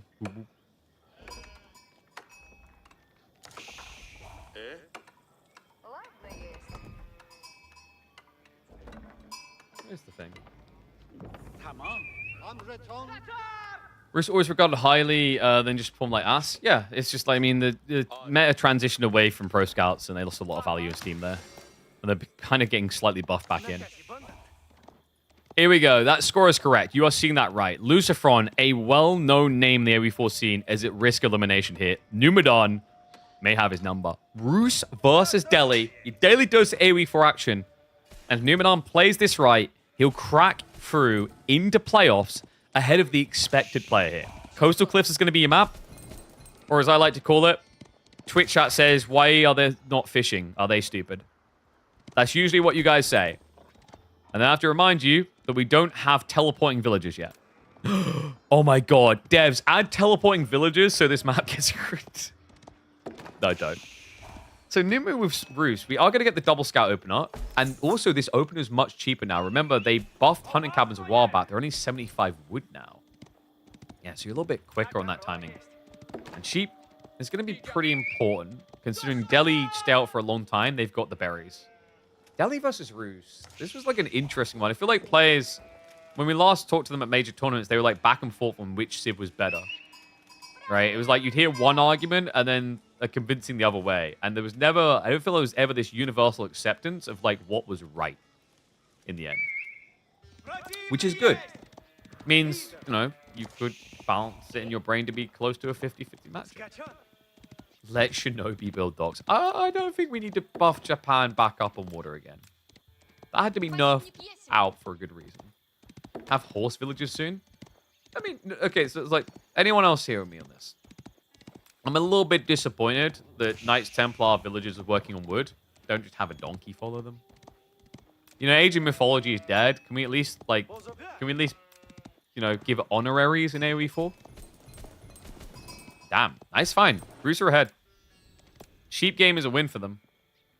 It's getting up with what, like an extra 5, maybe 6. Bruce were S tier for 3s in a row, but they were never seen with the bounty rework. You say that as if the Pro Scouts meta wasn't pretty good for them.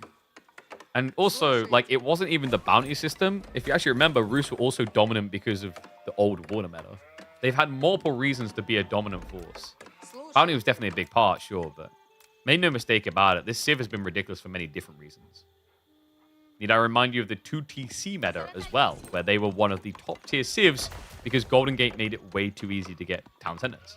In fact, Rus were the #1 reason why the cost of stone increased. It used to be 300. That's because a ticket gives you 150. So they basically nerfed it so that Rus had to walk out and get 50 stone.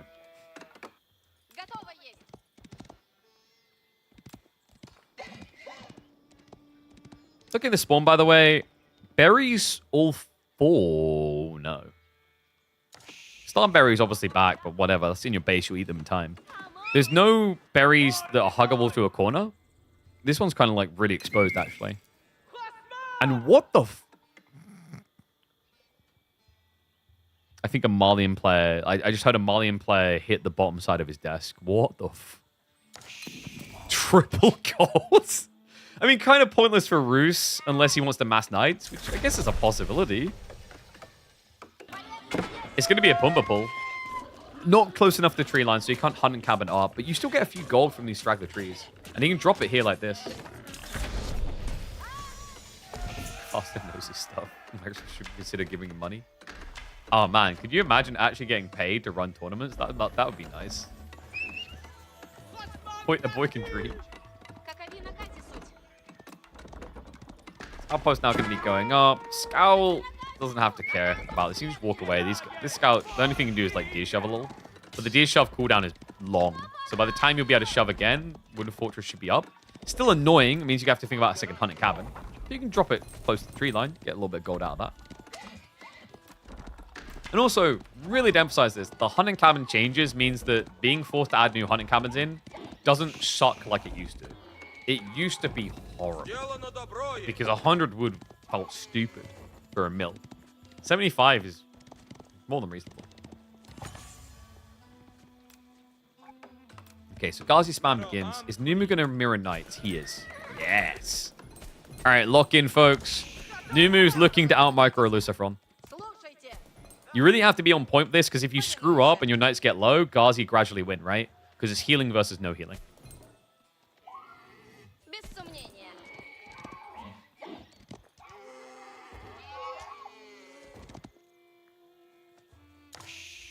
You will be able to shove a few deer back. Yeah, like this is the thing. Old deer shove, this would have been discombobulated. You'd just be forced to add like 300 cabins. Not anymore. Team games are underrated? Yeah, I think like the biggest problem with team games is like there aren't enough good maps being designed around team games, and that's what holds it back. I think that's where AoE 2 really puts us to shame. I feel like their team game map design is a lot better.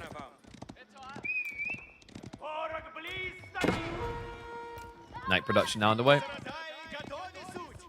Spears following up from Lucifron, but this is nice. Like you can play into archers very cozily as Rus because of all the extra wood gathering, which is about to activate on the tree line. Fun idea. Why not move your wood line here? Nah, no. There is like, if you had wheelbarrow, you could maybe justify having your wood line here just to get the buff earlier, but nah. Make the map smaller in team games? Exactly. That's why, like, we have those micro maps. Honestly, if someone wants to go, I don't know, I think Kyle would have to do another check on them because the micro maps were kind of random, not perfectly balanced because they meant for free-for-alls.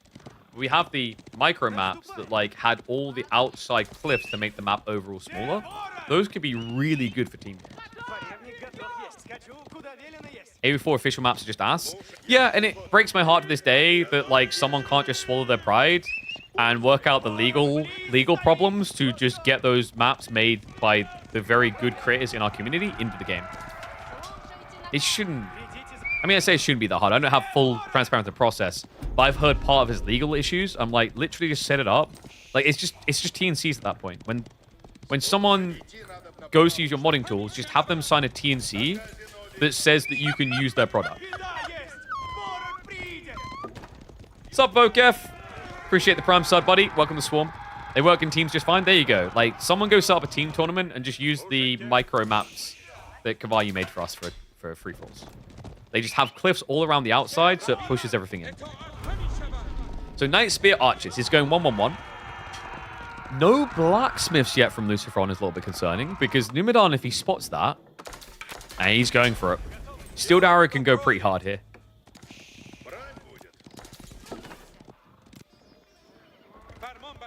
And we have got Pro Scouts creeping in. That'll be a nice little boon for Lucifron. I'm worried about the lack of a blacksmith, though. He's only got 3 scholars, so he actually can't even tech it quick. Needs to be careful of this, too. This Wooden Fortress, for all he knows, Numidan could be buying stone right now to get the castle turrets, which makes it hard to break. Read out micromaps. No, it's called a micromap, but it's not a micromap. Imagine this map, but like a slightly thicker cliff than what you're seeing to separate the water goes around the entire extent. It's still a big map. It's just not stupidly big. Because team games are completely ruined by the fact that like you have to have a cavalry player on almost every map. It's very rare that it is feasible to play without a cavalry player. That's why French is considered S tier in team games. Maybe it's changed now to be Ibids, but yeah.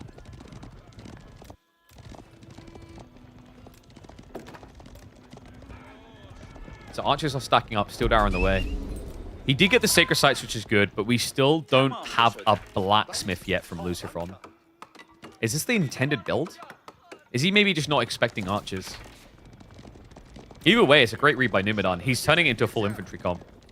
The knights are just now basically raiders, right? Like, you just primarily focus on bulking up raw army, and then knights can slip in when the fight happens.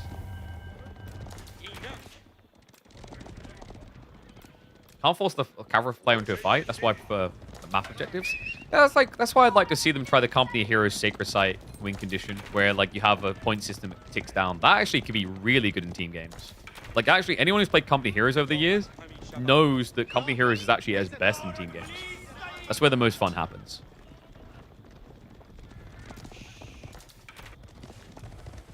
Good job by Lucifron. He does take the aggressive berries first. He has this corner afterwards.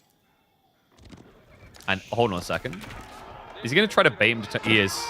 Nimu. Yep, nicely played. Archers get really close there. Ghazi are close by. Needs to be careful not to overextend, but has the spears behind this. Decap should be now feasible. Army size difference, not crazy. Quality matters here. There's a few scholars, but not a crazy amount. Like, the timing on Lucifron capturing Sacred Site got delayed a little bit. And if you think about it, he hasn't actually got that much time out of them. Top of this undermesh is following up, and I'm starting to want... There we go, they're coming now. It's a double blacksmith build. That makes more sense then. Like, he has just queued up 4 more scholars, so timing isn't going to be terrible. But there is actually, like, an attack window here for Numidan. Especially with this. The Ghazi, they killed off. Oh, he knows. Numidan, he's moving the spears back. He's sending the rest of the army in. This is not good for Lucy. Is he hidden still? He's about to be revealed.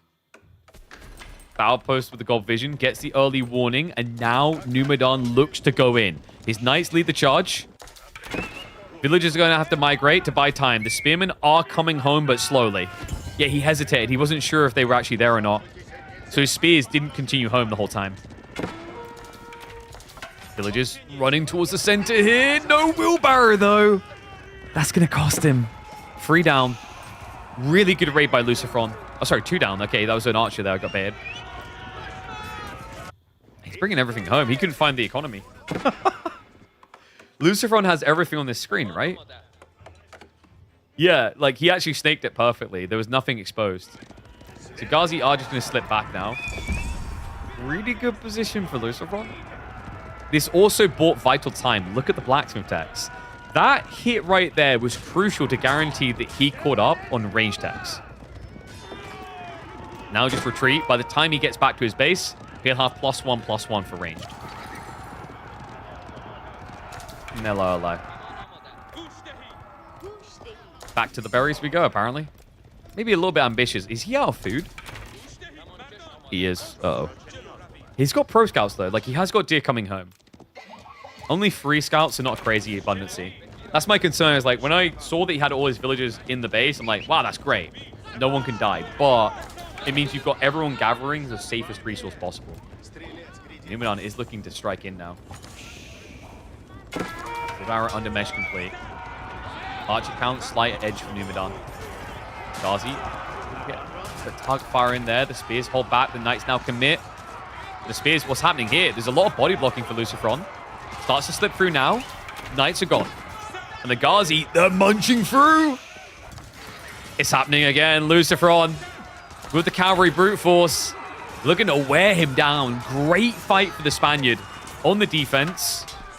Or is it? Wait, no, those knights? Some of them survived.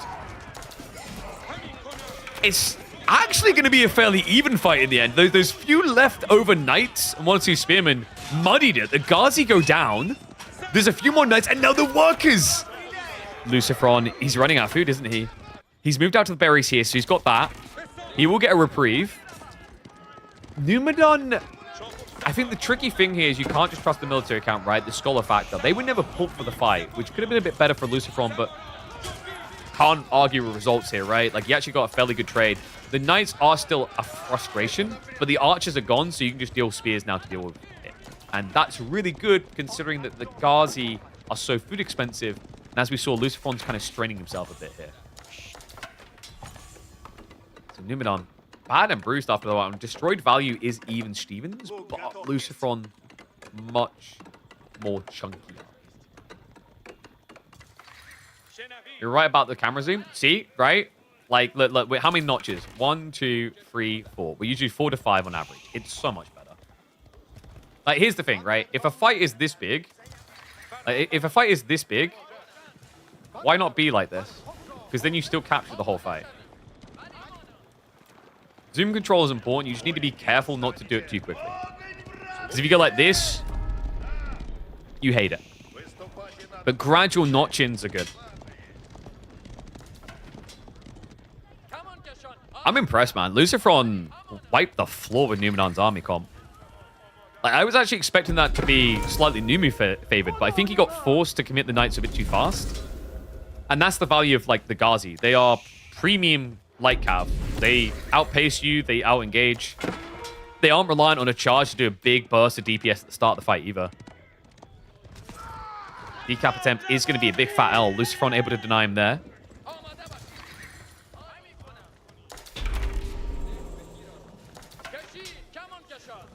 Archer's looking good for Numinon. He has replenished. Looks like Lucifron did go Mass Ghazi again. Maybe he scouted the Archer bulking, which does make sense. Like, if you think of one unit Roost can keep building non-stop, it's going to be Archers. It's all the extra wood they gain. So they're one big eco edge. I mean, they have the gold trickle as well, but the wood gains is undeniable. Scholar pull now. Like this from Lucifron. He's basically got every tech. This is where the scholars usually win games for Delhi. Because if you're locked in feudal, you've got nothing left to tech, they become combat medics. Archer push up. A little bit overly aggressive, Lucifron. Maybe slow down just a bit. Does try to go in with the Ghazi, does get baited. Knights now respond. Lucifron's spears seem to be elsewhere. Okay, they were holding back on the gold. Numu, has he started adding in farms? He has not. He's on berries. He's still got the deers. Lucifron's still pro-scouting back. The berries are running out faster. And the knight count is getting pretty big. 8 so far, 3 more in queue. Spears are a problem. Lucifron has a lot of them. Numenon hiding the choke point. Ghazi with the pursuit are looking good. Numbers do favor the Spaniard, but the healing isn't really a variable just yet. He tries to split through. The Knights are guarding well, though, and the Archers become the body shield against the Spearmen. So the Knights will clear out the Ghazi. We're down to just 3. And now the follow-up wave comes through. Archers, Knights. Numenon is outnumbered, though, heavily. Continues to retreat. Lucifron reestablishes a new Ghazi wave. Has to be careful about overextending here, because now you've only got 12 spears. There is 11 Knights. I really like Lucifron's positioning. He's not getting too close. He's not hugging too tight. That's how you get these spears blown up. Because what will happen is your archers will kill an enemy archer, but these archers will kill a spearman.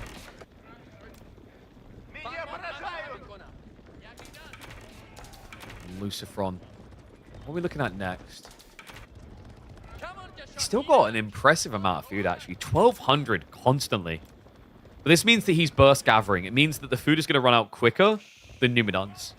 And he's looking to do something about that. Lucifron strikes across towards the walls. They are tanky walls. The villagers, oh yeah. We might want to get out of here. Numu has to defend. He doesn't have military advantage, so it's a little bit tricky to send troops across. He could, like, peel maybe 1 or 2 knights to go hunting workers. Problem is, you kind of feel like all hands on deck situation here, right? It is a big army from Lucy. Arislet's coming in on the Winter Fortress. Yeah, I don't know if Lucifron can actually break this position.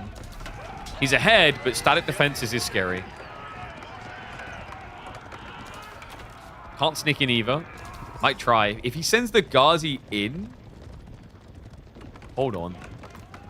Numenon's pulling back now. There's a 1 entrance point, 1 exit. The other one's towards the base. If positioning is right here, you can cut the Ghazi off. Good read by Lucifron. Not going to offer it up.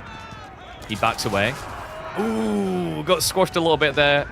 Only going to be -2 Ghazi? Okay, 1. I wonder if Lucifron's looking for an out into castle. He is scaling a lot of scholars at this stage. And he goes back for the outpost. This tug and pull is quite comical. Lucifron is now going farms. This is the fragility point. Numenon still has limited food, i.e. he doesn't need to build farms yet. Burn comes through. Winter Fortress on fire now. Knights do get to munch onto the archers a bit. Spears get baited forward. Count difference is shrinking. Knights retreat once again into those archers. Now the villagers on the tree line. This would be the Shiv's out moment, Numenon.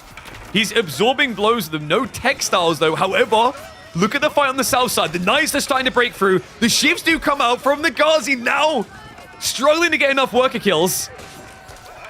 And the Archer Knights are going to counterattack. Oh my god. Lucifron, with over a 20 million advantage, is about to be behind. And it's Scholars. Scholars against this many archers doesn't work. Like, you just died to targeted fire. The Knight's coming in now as well. He tries to body shield with the Scholars. No denying it, though. With a lack of Spearmen, lack of Ghazi, Numu's going to go for an A-click. What? How? Those few Ghazis slipping into the workers that looked so good for Lucifron was the DPS front line he needed to hold. And he calls it. Farm transition, no food left. Lucifron never won to drag out a game. He calls the GG. And Numadon upsets big with a 3-1 victory over Lucifron. That was a crazy thing. Like, that's actually crazy. Game 4 and Game 2 from Numadon. Neck-breaking snap. Right? Like, it was like, I'm good. Instant. We saw it with the timing on the Radari, where he just found that one push that completely flipped the game. And it just happened again there. Numadon is scary. Like, I don't feel there's many players that can do that to a player like Lucifron. Just like one fight and that's it. Just one fight. Numadon's like 11th rank and Lucy 8th. Sure. I think it's something like that. But like Lucifron, there's still a lot of credence and experience there that gets appreciated, that gets respected, that gets honed in on for most players, right? Absolutely crazy. So, In terms of results for the day, if you're just tuning in, plenty to watch on the VODs. Check them out on the YouTube side. But the results are as follows. Let me pull her up. So, in terms of outcomes, start of the day, we saw lower bracket. Murad did beat SAS 3-1. We covered the Scatterbrain Corvinus series. That's in the VODs. Epic series. Incredible series between the boys. But B smashed through Corvinus afterwards 3-0. Wham! We saw the end of that series. Able to take down Murad 3-1. Puppy Paw Vodemar, we didn't catch at all. That was a 3-0 wash. But Vodemar was able to slay Core 3-1, slapping him out. And then the other one, there wasn't a GIF Music versus Numu. Numu actually just got the default win. And then goes on to prove it ain't just like freebie wins as he 3-1s Luciferon. The guy who almost beat Marine Lord came down to a 3-2. And if you guys didn't catch that game, we went over it in the VODs from yesterday. Luciferon versus Marine Lord, Holy Island. Holy crap. Marine Lord had to work overtime to get out of a headlock there from Luciferon. Early game looked like Lucy was going to cruise through. So, with that in mind, we do have our seedings for playoffs. Playoffs will be next weekend. We will be covering them here, so this will be your place to go if you want to catch the AOE4 action next weekend. Let me just shift this across because it's going to get weird otherwise. We have got... I've now changed it. It's weird. Marine Lord versus B is going to be spicy. This is a preview ahead of the LAN that I think everyone's talking about B and finally seeing LAN and what he's capable of. Anatan versus Wham, another spicy one. I believe that wasn't the one we were denied at Wall, right? It was opposite side of the bracket, but still going to be a sick one all the same. Beastie Puppy Paw. I mean, Puppy Paw, like Beastie did beat Wham in the end, right? Yeah, 3-2. Beastie might take that. And Vortex versus Numadon. Honestly, I would still, like, Numu, put some fire on the name. Hell yes. But there's no denying, if you line up Vortex and Luciferon, Vortex is the better player right now. And like, Luciferon won't mind me saying that. So, 3-1 is a very big morale booster for Numadon going into next weekend because you feel like you couldn't have had a 3-2 and then feel confident about fighting Vortex. Because this guy is just so switched on at the moment. You know, even on the Wallow LAN, you know, it's like, that series probably would have been a lot closer, but he had a big blunder in the Borderland game where he didn't assign the governor for several minutes, which put his 2-clack strat completely behind. So funny to win versus both Spanish bros. Oh, hell yeah. That'd be like, would that be his best performance? Possibly. Yeah, this side, I know. I could see... I think B probably takes a game, maybe two. Marine Lord should still be favored. Anno versus Wham is going to be spicy. I think historically, Anno more recently had an edge on Wham, but Wham's just on form. I think like Anno will probably try to throw in maps like Three Little Pigs to really catch him off guard. BC Puppy Pool, I think that's going to be a tight 5-game series. This one to me feels like it's going to lean one way and then lean harder, like 3-1 score either way. And then, yeah, Vortex Numadon. 3-2 Vortex, probably. All right. Do we spin some Olden Era or do we call it? 6-hour stream's pretty good. We could fail at 200% Olden Era. We were playing the new Civ that like no one in the demo had. Deadlock now. I still need to find time to start doing a Windrose playthrough, but I've been so busy at the moment, it's been impossible. You guys want Olden Era? What's that? Where's my music? I don't have anyone to play against, though. Is there anyone I know in the Olden Era directory on that I can message? Grubby's not playing PvP right now. I don't know these other people. Where's Turin when I need him? All right, we'll do a little bit Olden Era. We'll spin up like Olden Era for an hour or so. I don't want to do Hive. Do I do Grove?